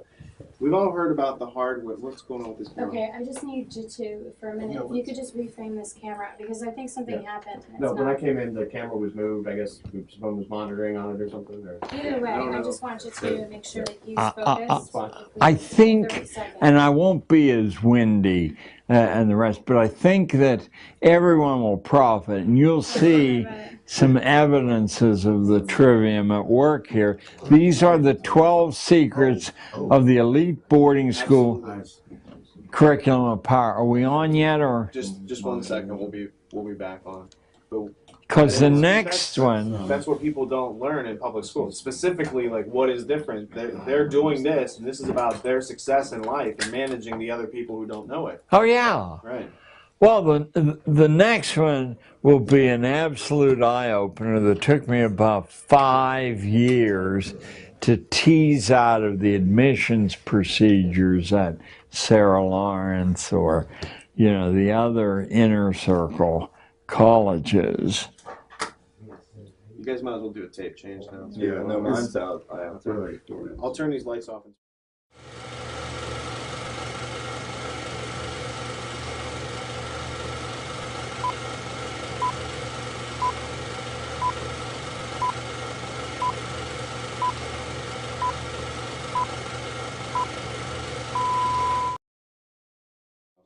The 7D I have to do manually anyway. Okay. All right, cool. We've all heard about the hard way to learn, John. Is there an easy way to learn? If you begin and understand yourself thoroughly and you have a lot of raw experience, I think natural powers are released. And I do believe that all the graceful, easy learning comes from people who are comfortable inside their own skin because they understand. And people who've had a lot of early experience. And I operated on those principles even though it was illegal in a public school setting. I set aside 1 full day a week. I won't get into the politics of how this was pulled off, but it was never easy, where the kids could follow their own instincts anywhere in New York City they wanted to go. 1 full day a week where I took them on group projects, different parts of the 5 boroughs of New York City, that would, group projects that would end up with a tangible goal, such as testing, I remember this one might amuse the people watching this. The New York Times announced on the front page about 3 weeks before the Ed Koch, Dave Dinkins election of, let me say 1980, somewhere around there, that Dinkins was hopelessly behind by 17 points. And I had a black kid in the class come up and ask me why the city was so prejudiced. And I said, why do you say that? And he said, well, look at this. And I said, well, why do you believe that's true? Maybe that's to get you not to go and vote. I don't know, I said, but I do know that it says here in small print that they only interviewed 300 people. There's 8 million of us. I said, there's 120 people in my 5 classes. If each one of you do 20 interviews, and we do it according to the way you get a random distribution, and that's easy enough to find out, well, we can have many times larger sample than, so that happened. We gathered the data, we processed it, and we discovered, about a week after the Times said he hopefully was behind, that he actually was ahead by a fraction of 1 point. It's quite a skew. The election came, he won in the closest race in New York history, but notice that a random group of 120 13-year-olds had produced more accurate information. The math in the statistical processing is hardly daunting for a 5th grader. You know, so why aren't the 70 million captive school children involved in, if nothing else, data gathering, since obviously it's a crucial part of commerce? You know, opinion. Well, there must be a reason they're not used that way, nor do they hear about statistical sampling until they're in college, for the most part. Why not? According to Alfred North Whitehead, one of the major mathematicians of the 20th century, other than addition, subtraction, multiplication, and division, the only crucial piece of math for everyone to learn is statistical sampling predictions, because the society, the economy is organized around those things. The politics is organized around those things. He said that in Aims of Education, which I think was published in the mid-1940s. Well, you know, 60 years have gone by, and where is it? He's hardly a radical. Is it possible to train fleas before you break their will? And what can one learn from the gene sequencing hobbies of 11-year-olds? I got a foundation award at a fancy hotel in Washington, D.C., I guess about 15 years ago. It was certainly a while ago. And sitting next to me was an 11-year-old boy receiving the same award from the foundation. And I mean, I was tickled. Here's this little skinny Chinese kid, and he has made some scientific breakthrough. So, you know, I'm patronizing him the way I've been trained to do. And I said, well, how did you learn to sequence genes, you know, instead of swimming? I'm a swimming champion. I remember he said that to me. I have a lot of medals. So he was a well-balanced 11-year-old kid. And these days I understand he's a college professor in Seattle. But in any case, he said, my uncle or my grandfather explained to me that the way you train fleas, he hit a soft part in me because I used to go to Hubert's Flea Circus on 42nd Street and watch fleas draw Roman chariots and swing on trapezes. He said, you've got to break their spirits. If you put fleas in a container, they'll instantly leap off and head off in all directions because they have flea agendas, and even they don't all off in the same direction. They have individual agendas. So he says you gotta break that autonomy in the flea first. And the way you do that is you put them in a container, small, with a lid on.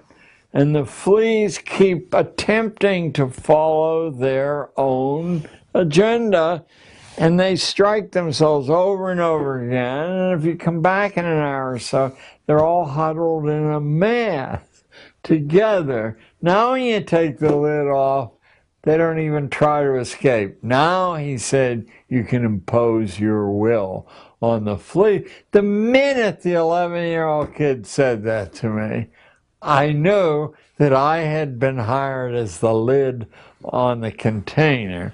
Not that I hadn't sabotaged it somewhat, but nevertheless, that's what we all had been hired to do. And this principle was understood. Training fleas was a delight of emperors thousands of years ago.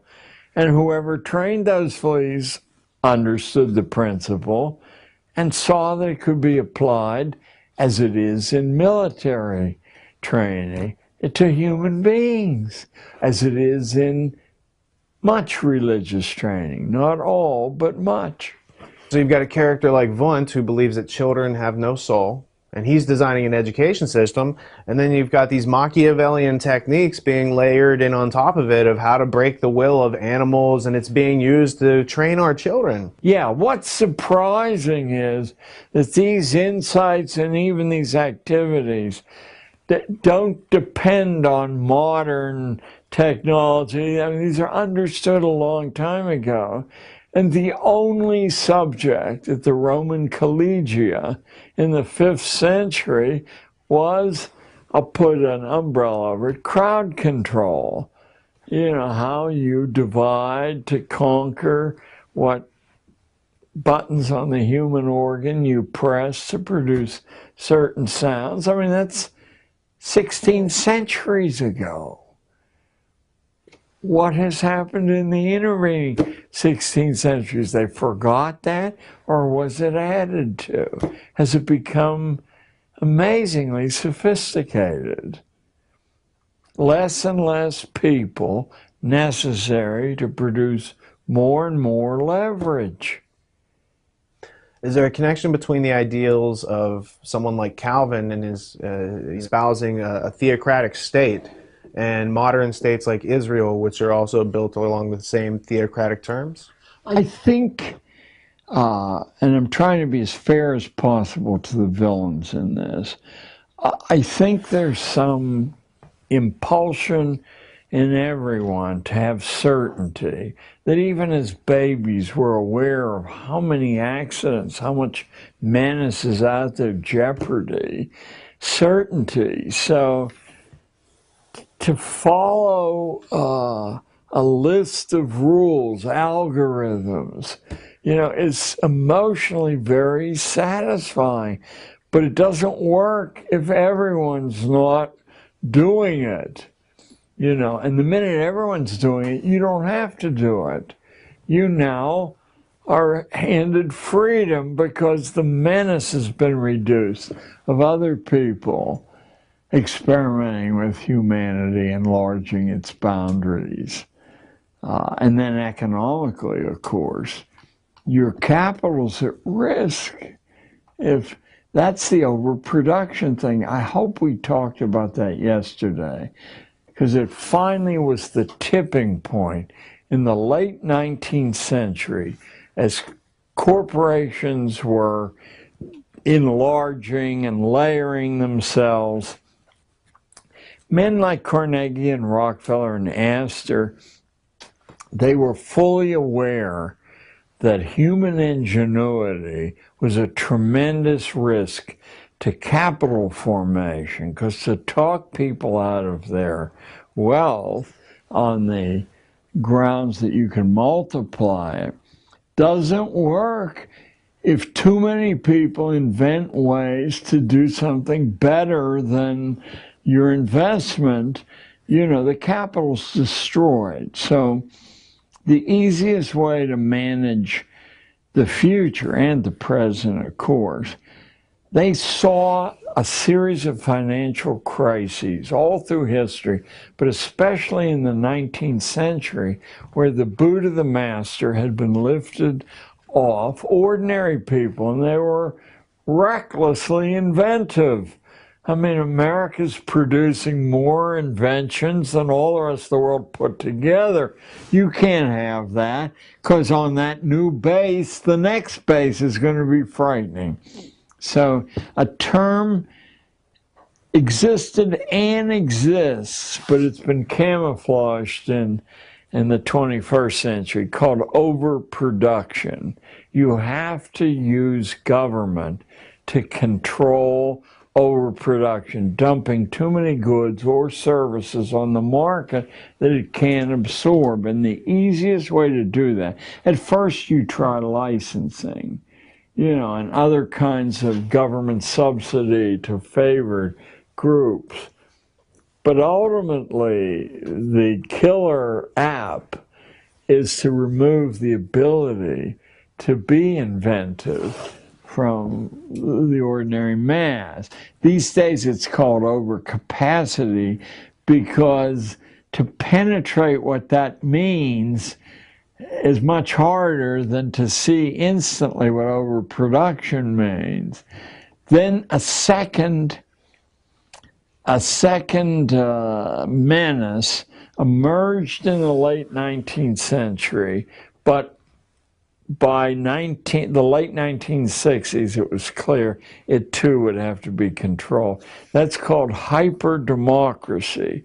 If too many people take democracy seriously and understand how to form alliances with one another to confront power with power, then power becomes much less effective. So when the kids stopped the Vietnamese War, waves of them, I mean, this was so intolerable. The cost to privileged classes of this rain of money, the cost to the government of not being able to suppress dissent on the grounds that this is an emergency. This couldn't be allowed to happen again. The Trilateral Commission gave me the break I needed to understand this more precisely. They underwrote the publication of a book called The Crisis of Democracy in 1975, published by New York University Press, in which now you have to have training in reading between the lines, because the sophisticated power brokers aren't nakedly making these statements. But if you read Crisis of Democracy carefully, you will see that the crisis is too many people took it seriously and translated the principles into action and cost the industries and the hierarchy a war that, you know, now the next war would be harder to run. I mean, to get together. It would be more absurd. At least you could make a case in those jungles, but now you're going to have to make a case in the arid deserts of Iraq or in the mountains of Afghanistan, why national security depends on suppressing these barefoot people and people whose weapons are blowing up their feet in their underwear. Hey, you know, they're going to take the bread out of your family's mouth. I remember the attempt in Nicaragua under the Sandinistas to communicate the idea that it was just a stone's throw from our southern border, and these people might pile into their 20 and 30-year-old vehicles, and there'd be this 1,000-mile drive north and into Texas they'd come. Well, you know, our economy, of course, cannot function without warfare. So that when these things are over, count on the fact that if we have to attack the South Pole, the penguins are clear and present danger. In the Paris Peace Conference, 1919, pre-CFR formation, Colonel House and these characters are hanging out, and Ho Chi Minh comes in and says, we want to be free like America, we love democracy, we want to do this, and instead of helping them out, helping them to become free, they're like, well, we're going to have to take them out. That makes a good place to have a war. We need enemies. We have to have enemies. The interesting thing about the book, The Crisis of Democracy, is that spreading out like ripples from a stone thrown in a pond, the popular magazines and press, Time magazine did a cover story on too much democracy, ? Of course, they concluded, you bet, in a complicated, high-tech world, you can't allow non-experts to make decisions there. But it was everywhere. So the tom-toms, they're interconnected, and they beat simultaneously or nearly so. What's the role of curiosity? Well, is it not the lever that produces invention? I mean, it forces you really, in a fun way, to think for yourself there. And then it turns out that the secrets of nature or of society aren't really very hard to penetrate, as long as you remain curious. How do you destroy curiosity? Because we all say little babies are always curious. How do you destroy curiosity? Well, one good way is to sit people in chairs, tell them to speak when you're spoken to, threaten them with upcoming tests if they don't memorize usually erroneous material. It's fascinating. Show me a school book that deals with Admiral Perry's opening of Japan. And the school book, last one I looked, was nominally under the aegis of the Librarian of Congress, so a major scholar, and it will say that, essentially it will say that we decided that Japan should be part of the modern world. It wasn't fair to leave them in medieval. And so Admiral Perry sailed over there and negotiated, and they said, okay, you can have coaling bases, or we'll take care of sunken whaler crews. What no one says is that Perry had 11-inch naval rifles, the standard of the day. The Japanese had medieval cannon with a range of about 75 yards, and Perry's guns could reach 10 miles. And that Perry emphasized the destructive impact of his force of 3 black gunboats. I mean, somebody had to actually paint the boats black by destroying some structures on the shore. Then they rowed out fast enough and said, you know, please, massa. When did the American dream become one of lifelong servitude and debt slavery? It's so fascinating that the American dream is enunciated in 1859 by Abraham Lincoln speaking to the Wisconsin Agricultural Associations. That's 152 years ago. And he says the American dream is to write your own script, to have an independent livelihood. That's why we don't have giant corporations like Britain and Germany have, People only work for somebody else long enough to put a stake together, and they figure out what people need, and then they do. So the American dream was, as elementary school books, it was liberty, freedom, personal sovereignty, and it was rather unique in the history of political nations around the earth, or even tribal bodies. And did it work?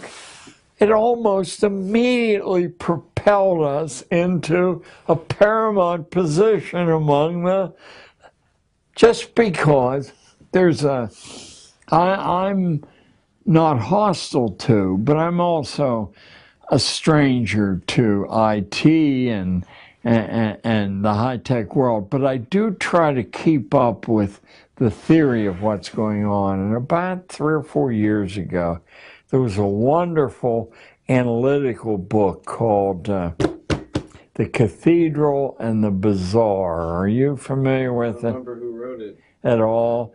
And I read it, and I saw almost immediately what I thought nature was about, proving itself through IT. The author or authors maintain that the crowd collectively has more wisdom and insight collectively, and gave some hair-raising examples. A huge gold ore body in Canada was discovered by the company putting its limited, it knew that there had to be an ore body there, but it also knew that if it used the normal procedures and the hole proved dry, excuse the mixed metaphor there, that they would be exhausted and they would have to sell what they knew. It's Goldcorp today, GG on the exchange. So how did they discover the ore body? Instead of going to the recognized engineers and blowing all their wad on one shot, on the internet they globally put out to anyone at all, from any background at all.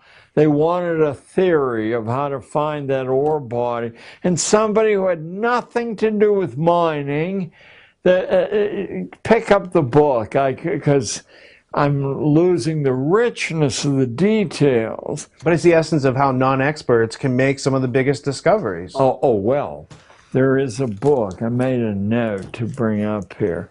There's a book that used to be required reading at MIT, and maybe still would be. It's by a middle-level physicist named Robert Scott Root Bernstein. It's called Creativity. It's this thick, and the structure internally is so maddening. It's done in the form of a group discussion among different people, why he did that. But eventually I forced myself to read it, and what just comes pouring out of it is how actual life, world-changing discoveries are made. This is an MIT textbook. Apparently, by adding funds and assistance to a project, you almost destroy your ability to make these breakthroughs. People who have to saw ice cube trays in half to make a piece of lab equipment, etc., are the people who transcend the conventional. Now, that's often then taken over by a big project. One of the most recent dramatic examples, and I'm sure you can Google or whatever the search engine term is, there was 2 or 3 years ago in 60 Minutes, there was an account of a new way to treat cancerous tumors with radiation, without any side effects at all, and it had been discovered by a man in his garage who was had nothing to do with cancer research. John Canzius is who you're talking about, right? Who? John Canzius? Yes, Canzius. And he worked in radio and television, and He was a kid, he was an enthusiast, and he knew that if you shot radio waves through metal, that it heated up, and he wondered if it would kill a tumor, but not leave the devastation that radiation does. And in fact, it did. Now, we don't have to take it on faith. The leading cancer researchers in the world said, this is a whole new ball game, you know, and some key research hospitals and took the process over. And Canzius's motivation was, he was in the terminal stages of cancer himself, and he knew that the established treatments wouldn't help him. And in fact, he was too far gone and he died. I think the thing is at Pittsburgh now, but it's at some major universities. But I heard the reigning expert in the world say this makes all the past, you know, irrelevant. But that's a commonality. I copied some notes out of the Ruth Bernstein book. He said that intensive and narrow scientific training will guarantee that you never make a scientific breakthrough. You know, you can get the best Johns Hopkins, it doesn't matter. It's the narrowness of training. The people who make these breakthroughs have as wide a range of mental and physical tools as possible. They almost invariably play musical instruments, are good at languages, etc., etc. Most successful people in physics make it by going off by themselves and learning whatever they want to, not following the history of the physical sciences. What they learn from mentors is how to deal with ambiguity. But the established bodies of scientific knowledge get in the way of thinking afresh. You know, as soon as you hear these things, they're so commonsensical, you say, of course, why didn't I think of that? Just a couple more here. Virtually every scientific pioneer, men like Edison, Franklin, Einstein, Planck, Maxwell, many others, had early opportunities to do absolutely independent research.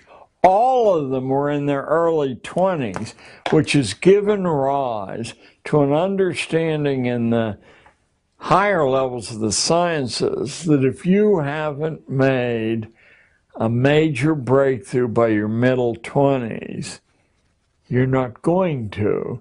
What you can do is head up a project and be a bureaucrat and take credit, as many college professors do, for the discoveries of your students, but you're not going to be worth gambling on.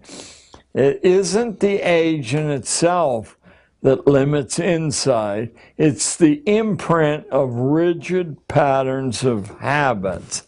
Now, I happen to dig up a wonderful quote from William James Psychology, I think printed in 1890, and the book given credit for establishing psychology as an academic subject. And James was, of course, he had ambivalent feelings, but he certainly was a disciple of Wundt there. Now, this is a direct quote from William James Psychology 121 years ago. Habit is the enormous flywheel of society, its most precious agent. It alone saves the children of fortune from the envious uprisings of the poor. It alone prevents the most repulsive jobs from being deserted. It holds the miner in his darkness. It keeps different social strata from mixing. Well, I'll just complete. One of the insights of discovering that really electrified me as I was reading it is how frequently the great discovery in the scientific arena is not made by the specialists in that area, by somebody from another area completely divorced who transfers into chemistry or physics, has fresh eyes, cuts through the habits that lock the mind in place, and makes the discovery. Says freedom and flexibility is much more valuable than planning. Insight comes only by getting out of ruts and plugging into a variety of methods. So these great truths, it isn't that we're discovering them now. We're taking them out of their burial places and saying, hey, look, wake up. You know, the world is much bigger and much different than you believe it is because you've been conditioned to believe it's that way. I have something here. I have the 6 purposes of schooling as laid down in 1917 by the man who Harvard named their honor lecture in education for. So far from being a fringe individual, this guy is the reason the Harvard honor lecture in education is named as it is. The Ingalls lecture.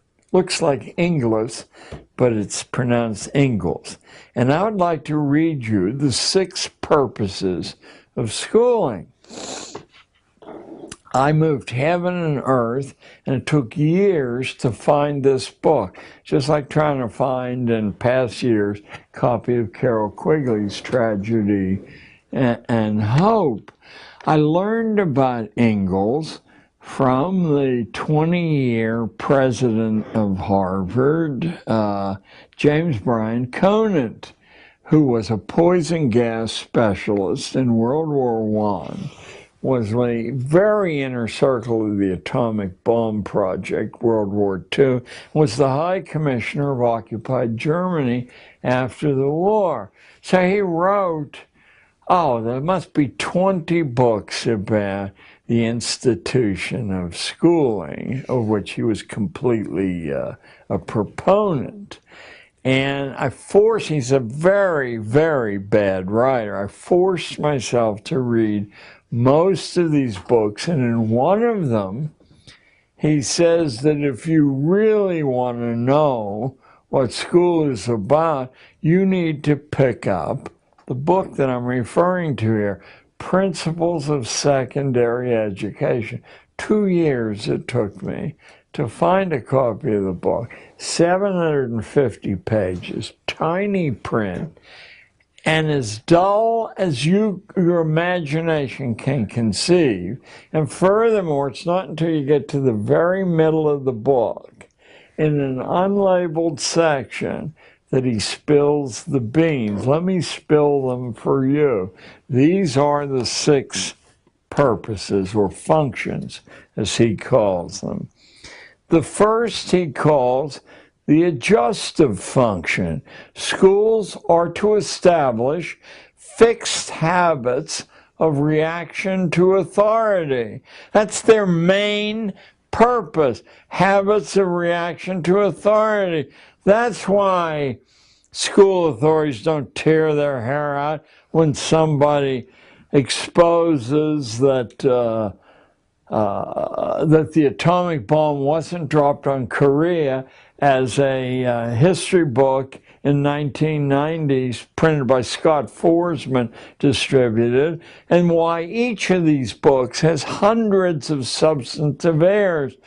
Learning isn't the reason the texts are distributed. So first is the adjustive function, fixed habits. Now, here comes the wonderful insight that being able to analyze a detail will give you.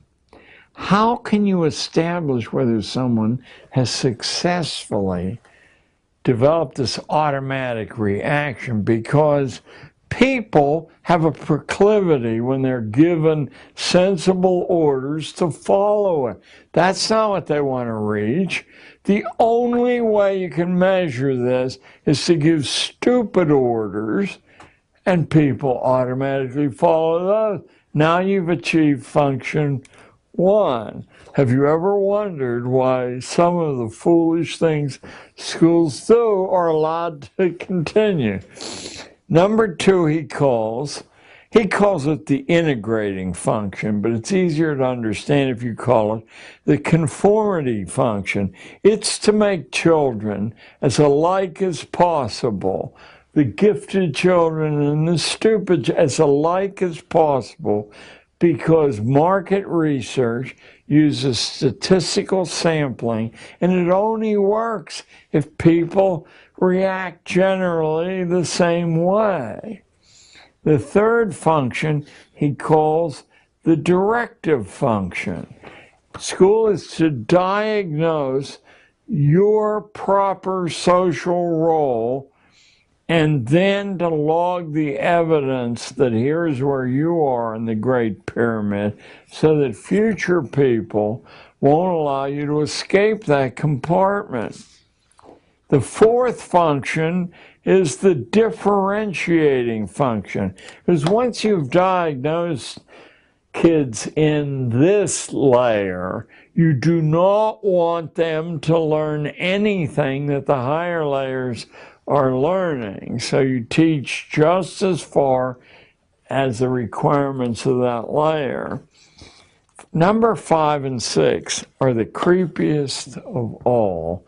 Number 5 is the selective function. What that means is what Darwin meant by natural selection.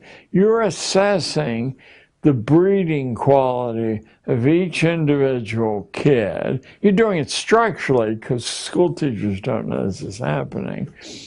And you're trying to use ways to prevent the poorer stuff from breeding, and those ways are hanging labels, humiliating labels around their neck, encouraging the shallowness of thinking, you know.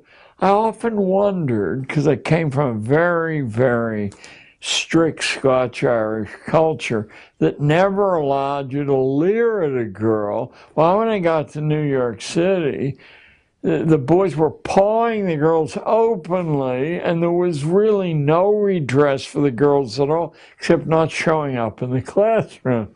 You know, high absentee rates.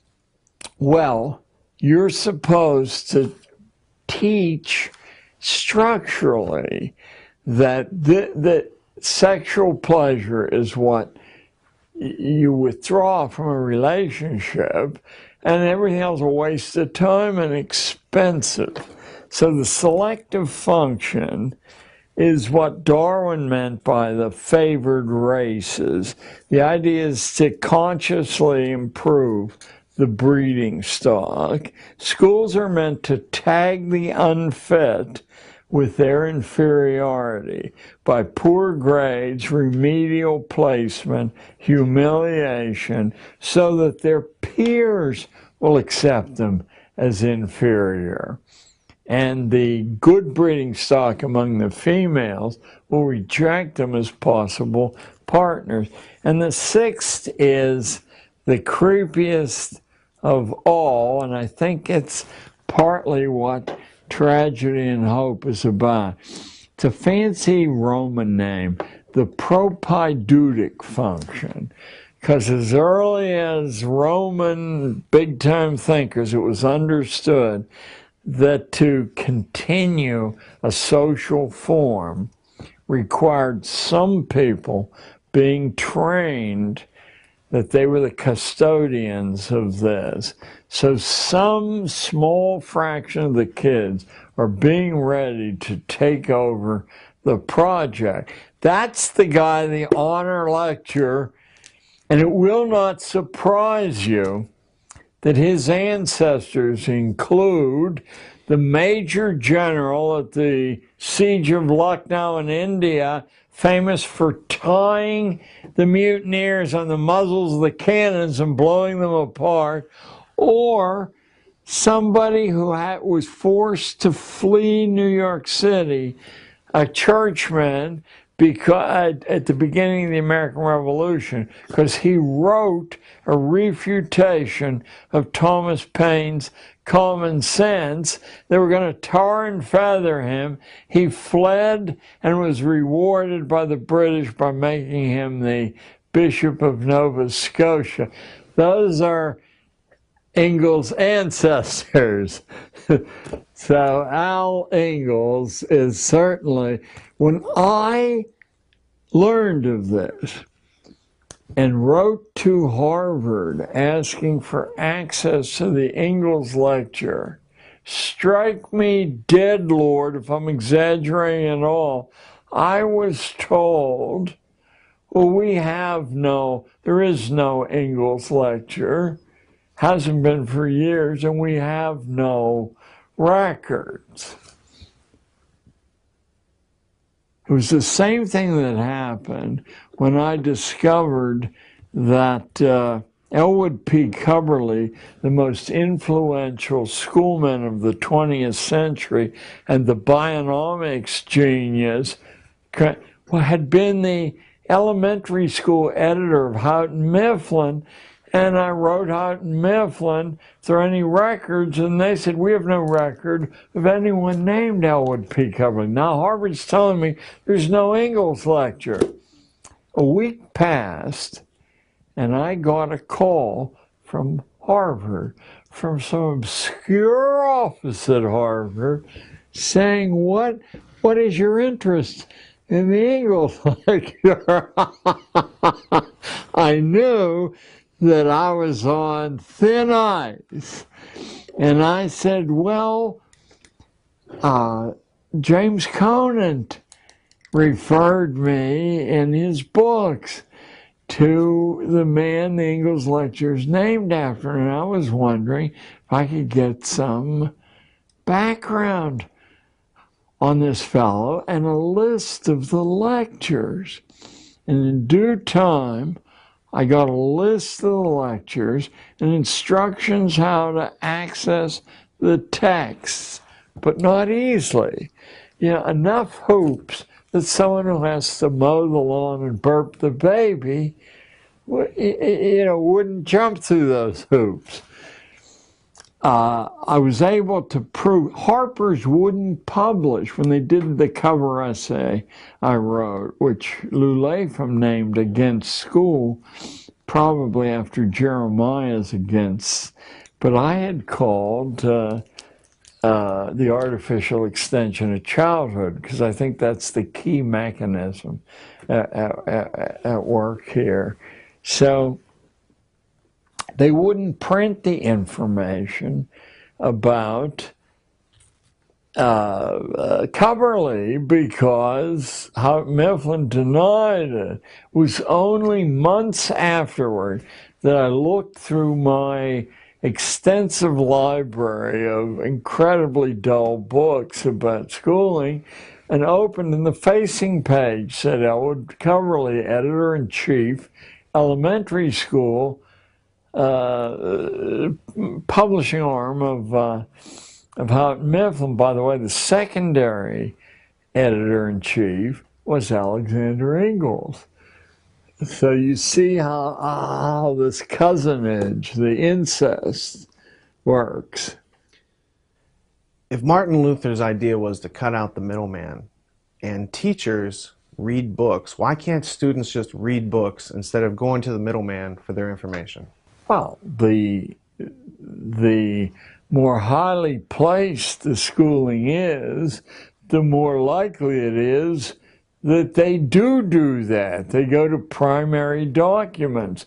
They understand how suspicious all secondary documents are. Not that they aren't useful, but they give the writer or the editorial staff the ability to shift the information. That's why in the reprints of Quigley's Tragedy and Hope, we really need some of you out there to sit with the original and sit with the reprint and make sure the key things aren't eluded on perfectly reasonable grounds that, we want to shrink this down from 1,300 pages to 1,000 or whatever.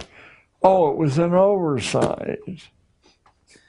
We have 9 minutes left. I have 2 questions, and then we can do an informal book signing and get you out of here. What time? Yeah, well, you should want to know what happens to an ordinary class of 13-year-olds when they get a smattering of that. I mean, as much as they can absorb in a short time. Well, many of you will have seen Strawberry Fields, the monument to the Beatles in Central Park.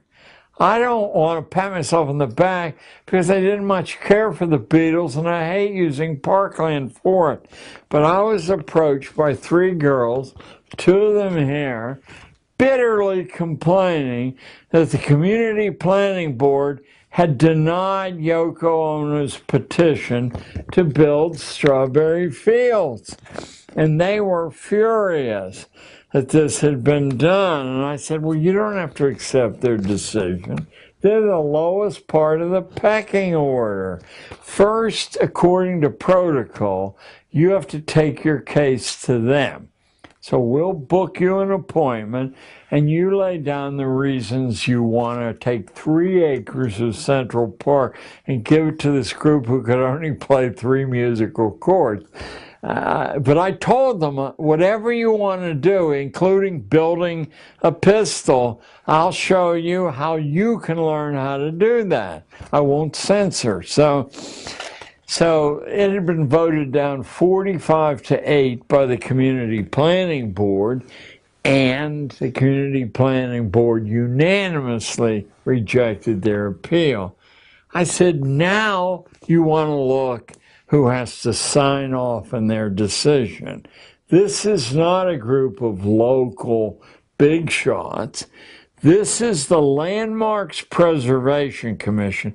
You don't get on that unless your ancestors come over on the Mayflower or you have $10 billion. I said, this is the elite of the elite. And now what you want to do is research. The names are publicly accessible. 23 of them, and I'll bet 4 or 5 of them would already be in favor of this thing. All you need is 12 of them to reject this for it to happen. So you find out who these people are and get as much biographical information. IT has made this on these people, and you will find the buttons to play them like a noble organ. You can find out what causes they became noteworthy for, etc., etc.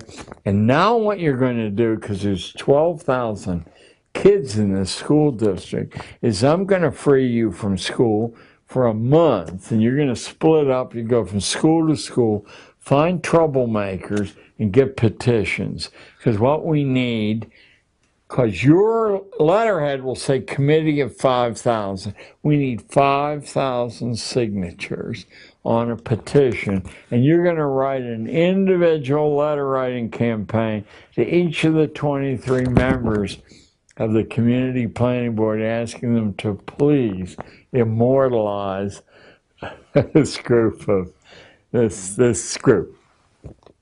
Well, I get a phone call in the front office from someone out of class.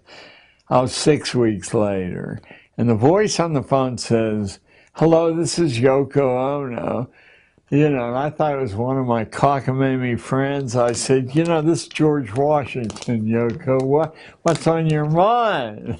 Fortunately, she didn't take umbrage. Maybe didn't even hear me saying it. She said, "The decision has been reversed. I want to hold a party at the Dakota for these girls. Could they be released from school?" Well, I don't know, Yoko. I mean, I'm going to miss a lot. So, that's one. Look at this one. Here's a 12-year-old C student from, well, he lived in Hong Kong. Well, he was a C student, but he was a polite young fellow. He was going nowhere there, and he had the effrontery to go to a pizza parlor in an all-white Upper West Side in 1980, and the owner of the parlor, a 6'6" crazy Greek who happened to be a friend of mine, took his pizza, took his soda, threw them away. The charge was he had taken 2 straws. You only allow 1 straw, right? So he comes over ranting about racial prejudice. I said it was the wrong thing to do, and I'm going to show you how to deal with it. But I don't think it was racial prejudice. His clientele at lunch comes from the collegiate school. They wear blue blazers, gold buttons. John F. Kennedy's kid went there. They leave big tips for his staff. And he knows that public school kids, black or white, go in there for lunch, he's going to lose that blue ribbon trade.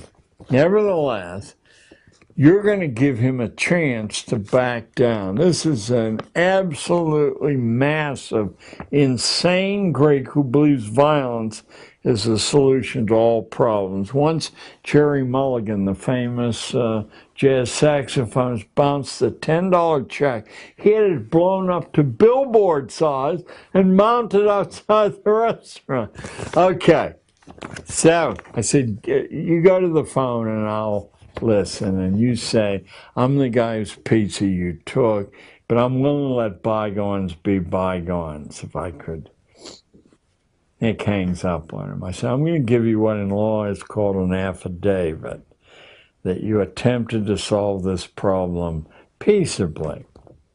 Now, I said, you want to go over there in person tomorrow, and I'll provide a long-distance witness, and you want to say, look, it's just a slice of pizza. Give me my slice of pizza back.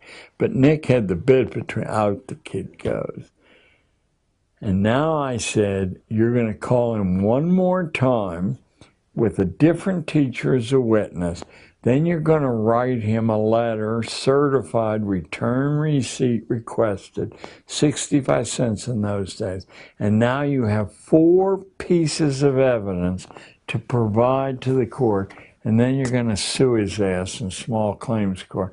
Only cost like $3 in those days. But it was 17 miles from the school. Kids can't sue. I said, anyone with $3 can sue. It doesn't mean you're going to win. But the way the referee in small claims court decides, since it's one person's, is who has evidence that they acted reasonably. And you will have 4 pieces of evidence, and this guy will be steam coming out of his ears. Well, he was awarded triple damages. How about that?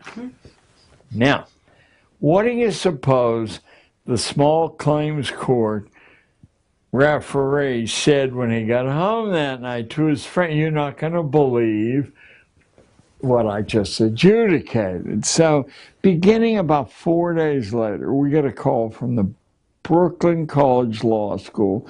Could he come over and lecture? Of course, he said no, and I said, listen, I'll ruin you if you don't. We'll work it out. Then Columbia Law School called.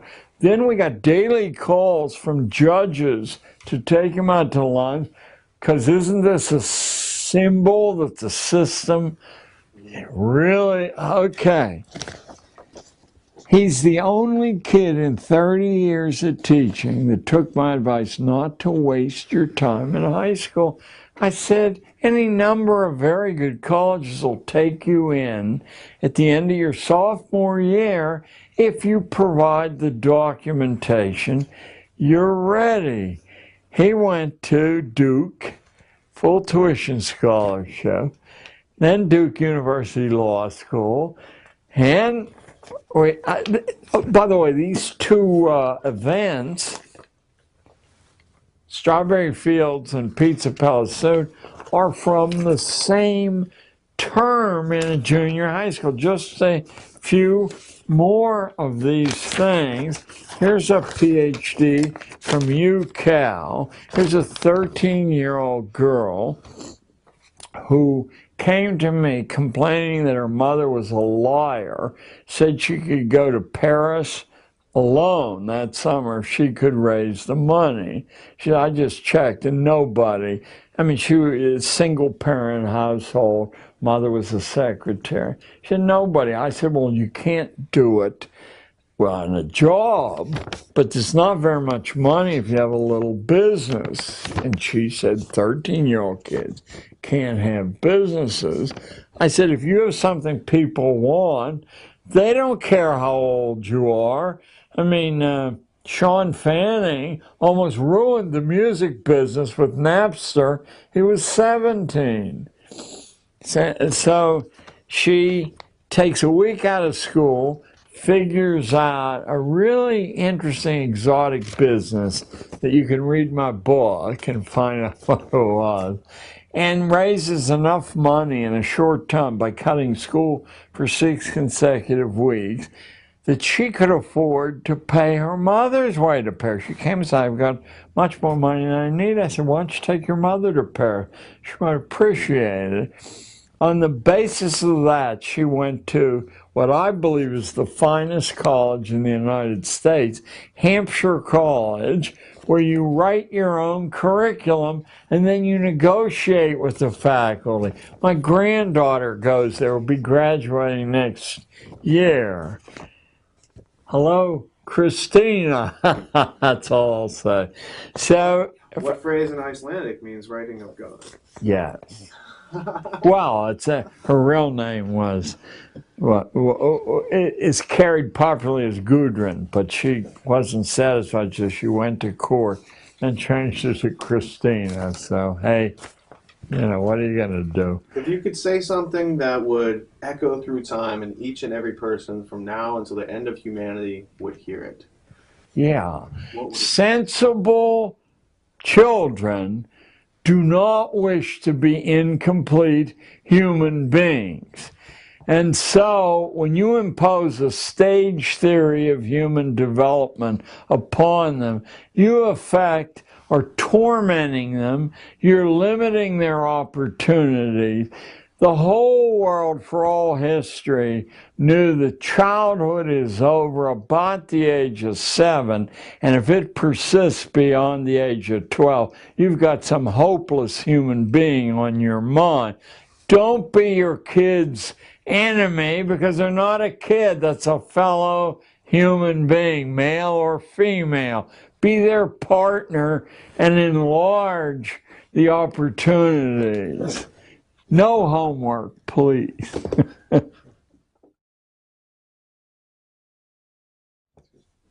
What does a college education really get you in the 21st century? I think it's consistently given less and less.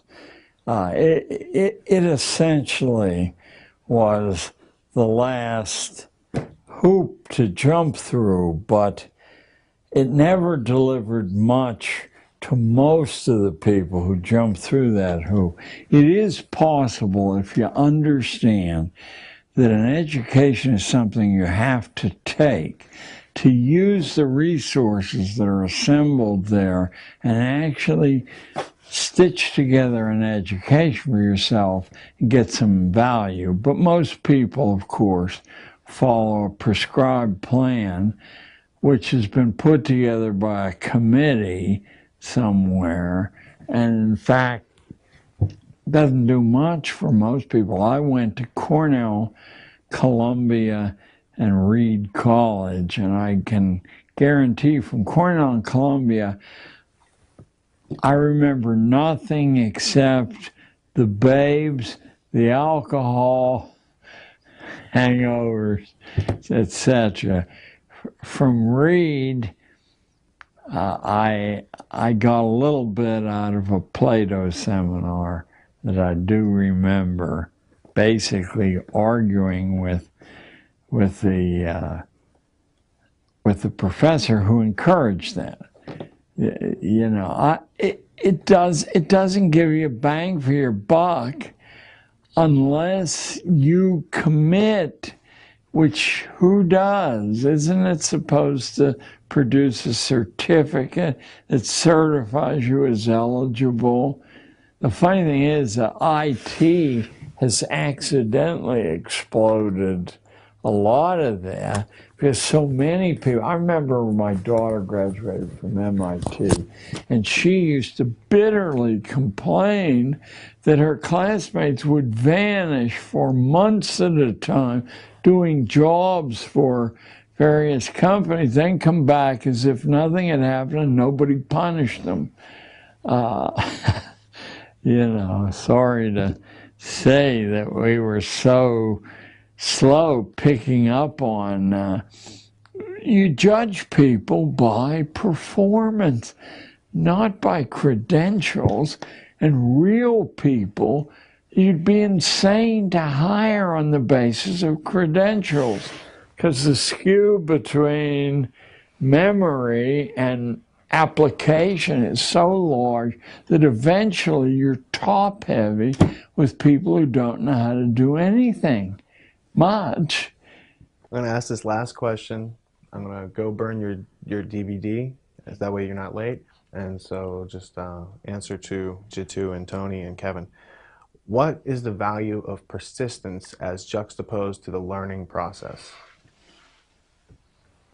About 10 years ago, I helped to set up a foundation that at Edison High School in New Jersey awards $10,000 a year to the most persistent student in the class. And persistence in the face of adversity is the final test. If you can stick to something, nothing is difficult to learn. I mean, nothing at all. But the natural selection process, operating on a low boredom quotient, on personal disrespect, I can't do that, and many other things, eliminates almost everyone except the persistent. Those are the ones who demonstrate merit. Now, obviously, a lot of the control mechanism is inherited or appointed, but the parts that aren't go to the persistent. And that includes the arts and the sciences as well as politics. I mean, who could imagine, for example, that an obviously inferior human being, I'm not speaking politically here, like George W. Bush, could pass through all the screens on the way up and then be elected not once but twice by the American population. He flunked his pilot's course 25 out of 100, and now he's supposed to be given a jet to fly in combat. But of course he pulled strings, he didn't do that. He clearly was an imbecile. He looked like an imbecile, he talked like an imbecile, and you cannot believe that any decisions attributed to him were actually made by him. No one would be crazy enough to put him in charge and say, you mind the store and I'll go off. So, but he was persistent, and he did reject the negative assessments that occurred all through his life. What Iraq is about, in my opinion, is showing Daddy that the people who embarrassed Daddy got their comeuppance, and who the hell cares that the carnage is he's one of the great mass murderers in history, but Daddy's reputation was saved from disgrace. What do you feel the role of UNESCO has been in the manipulation of the educational curriculum? Well, I'm bothered a little bit by the general mass of conspiracy literature attributes powers to the United Nations, which it simply doesn't have. That doesn't mean that it isn't filled with villainous intentions. I mean that it never succeeded in becoming. People say it's a respectable institution, but they don't behave. No one says, what does the UN say about it? No one says that. You know, and they've almost given up trying. I mean, there's now a minority opinion that it's not worth spending the money to have it in the United States. You know, because it's as much anti-American as it carries out our subtler designs. I've noticed that UNESCO focuses a lot of their workings on the educational framework of nations, and you go to the website. But you and I would too. Pestalozzi and Herbart and Wundt are all listed. Yeah, of course. Well, wouldn't anyone say it's easier to deal with unformed minds with no experience, wean them away from... Yeah, I mean, it's in an engineering sense what you would expect to happen, and so we wouldn't be surprised that that's what does happen. Who was Johann Pestalozzi, and what were some of his few ideas? The most intriguing thing about the followers of Pestalozzi are that they never count the fact that every single one of his projects quickly failed. Every single one of them. What he had that was intriguing to the Prussian hierarchy and really the global hierarchy was that his method of kindness, and it may have been sincere, his method of kindness was a new weapon in the arsenal of, instead of whipping the poor, threatening them, menacing them, tormenting them, you killed them with kindness. The written principles of the Fabians are Pestalozzian, you know, by extending this blanket of kindness to people. It's still effective in that, you know, lots of a big fraction of the American population expects charity and sees it as a blessing. Now, it's not hard to see why on this day or that day it could be a blessing, but overall, that you get weaker and weaker, like your arm gets weaker if it doesn't lift stuff above your head. I mean, it's such a fundamental principle of human physics, including mental physics, that to pull the wool over so many people's eyes. I've got your disc. It's got all the transcripts from your Gnostic media interviews, Jan's definition of liberal, and some Gordon Wasson information for you. You also talked about the cruise to open up excellent. Asia. And this is excellent. This is Taft. Taft's on the. It's Roosevelt's daughter. Roosevelt's president. Taft goes with her, and they open up. They go back to Japan after. Who is the admiral that you mentioned that went over there? Not Dewey.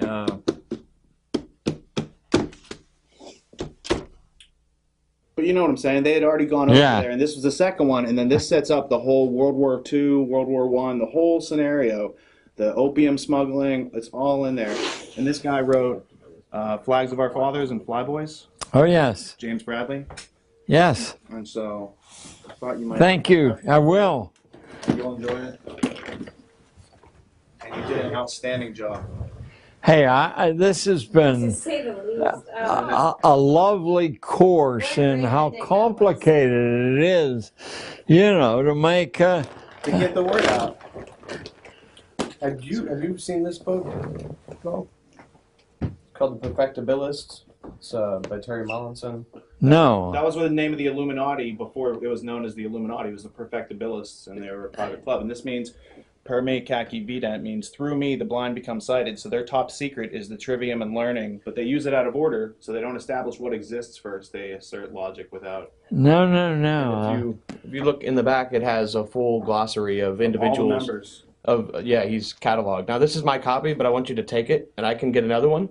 Oh, and then you can God bless. Chris Milligan. And God bless. This here is the reference of Carl Wundt, and it goes into some of his colleagues, and you'll have a lot of references to your own material. Thank you all, and certainly. Now you got a heavy bag to carry. Now I got a heavy bag to carry. I'll take it for you. I'll get it. Let me get your mic off, yeah? Yes.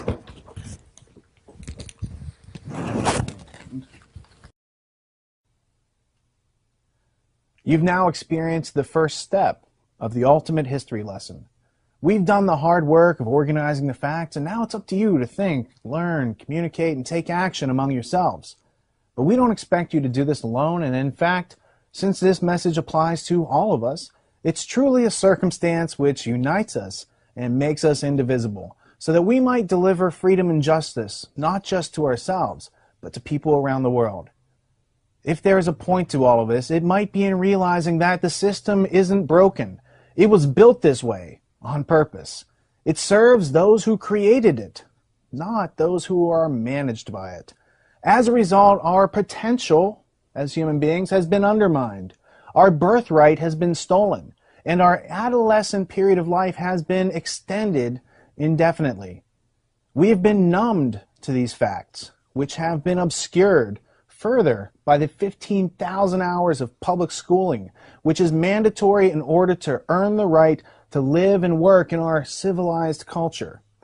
We have been under the impression that public schooling was about educating us as a measure to prepare us for life, but those assumptions were formed based upon information supplied to us by our natural predators, who may dress and speak like us, but in their minds, intentions, and actions, they hold us in contempt. They manage us like livestock, and they poison us both figuratively and literally, as if we were pests. Each of us has a choice to make, and the question is, what is most important to us? Is it the products which money buys, or is it having a safe, happy, and healthy family? Unfortunately, it doesn't seem that we can have both in this culture. We must choose to either put our full support behind that which is most important to us, or face losing everything. I made that choice 8 years ago, and through the help of some friends, I transformed the materials around me into the resources which have delivered this message to you. In the minutes before Patrick Henry spoke into existence the phrase, "Give me liberty," or "Give me death," in his speech to the Second Virginia Convention on March 23, 1775, he first addressed the convention's president, Peyton Randolph of Williamsburg. Quote, "For my own part, I consider it as nothing less than a question of freedom or slavery, and in proportion to the magnitude of the subject ought to be the freedom of debate. It is only in this way that we can hope to arrive at truth and to fulfill the great responsibility which we hold to God and country. Should I keep back my opinions at such a time, through fear of giving offense, I should consider myself guilty of treason towards my country, and an act of disloyalty toward the majesty of heaven, which I revere above all earthly kings. Mr. President, it is natural to man to indulge in the illusions of hope. We are apt to shut our eyes against painful truth and listen to the song of that siren until she transforms us into beasts. Is this the part of wise men, engaged in a great and arduous struggle for liberty? Are we disposed to being of the number of those having eyes, see not, and having ears, hear not, the things which so nearly concern their temporal salvation? For my part, whatever anguish of spirit it may cost, I am willing to know the whole truth, to know the worst, and to provide for it." End quote. So, if you realize that your family and or community was in danger, how would you make them aware of it as a measure to protect them from the peril? Well, once you meet and surmount the mental obstacles by employing your use of reason, it would then be logical to organize the facts, connect and communicate with your loved ones and community, to learn together how to dispel confusion, how to take informed constructive actions, and when you meet resistance, how to learn your way forward. It doesn't benefit anyone to continue to sanitize the world for our youth, as it prevents them from developing a strong immune system and thereby undermines their chances of survival in this world. To that end, as I mentioned in the introduction, we've also created the ultimatehistorylesson.com, which specifically hosts the YouTube version of this interview in video form, as well as the MP3 versions for your downloading pleasure, as well as the transcript, references, notes, links, primary source materials, and every other piece of media associated with this interview set, all with the goal of helping you to understand. And while this all might sound like a good idea, most people need a little help outgrowing the habits which enable us to be so easily manipulated. In order to help each and every individual tap into their internal natural resources, we created tragedyandhope.com, which acts as a next step for those who seek to learn more after screening our productions. Now that you've heard John talk about the book, Tragedy and Hope, A History of the World in Our Time by Dr. Carol Quigley, you'll indeed appreciate the fact that we've created an international network of independent media producers, all of whom consistently provide educational films, podcasts, and video reports, commercial-free and free to the public. With over 1,400 people from all over the world posting videos, posting blogs, forming study and research groups, and learning the arts of intellectual self-defense and strategic problem solving, we have built a truly unique experience which has thus far been denied to the general public. And it is in every way designed to help you realize your birthright. In this last hour, I was surprised to learn about John's key role in helping Yoko Ono get approval to create Strawberry Fields, a section of Central Park in New York dedicated to John Lennon, across the street from where he was shot in front of the Dakota Hotel. We've done a lot since creating Tragedy and Hope in 2009, so let me share a bit of synchronicity about how all this began. These are the last few pages of the premiere issue of our interactive magazine before it evolved into an interactive community of critical thinkers. I'd say that not only have we come a long way, but we've also stayed on track, and I think that's reflected in the synchronicity of these full circle moments. We're serious about studying the big problems, identifying the root causes, and enacting constructive solutions. And we sure could use your help. And in return, we'll help you catch up on what you've been missing.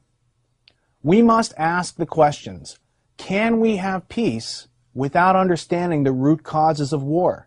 Can we have liberty without the responsibility and reason incorporated into our actions to bring it about? Why aren't we preparing our children for their lives?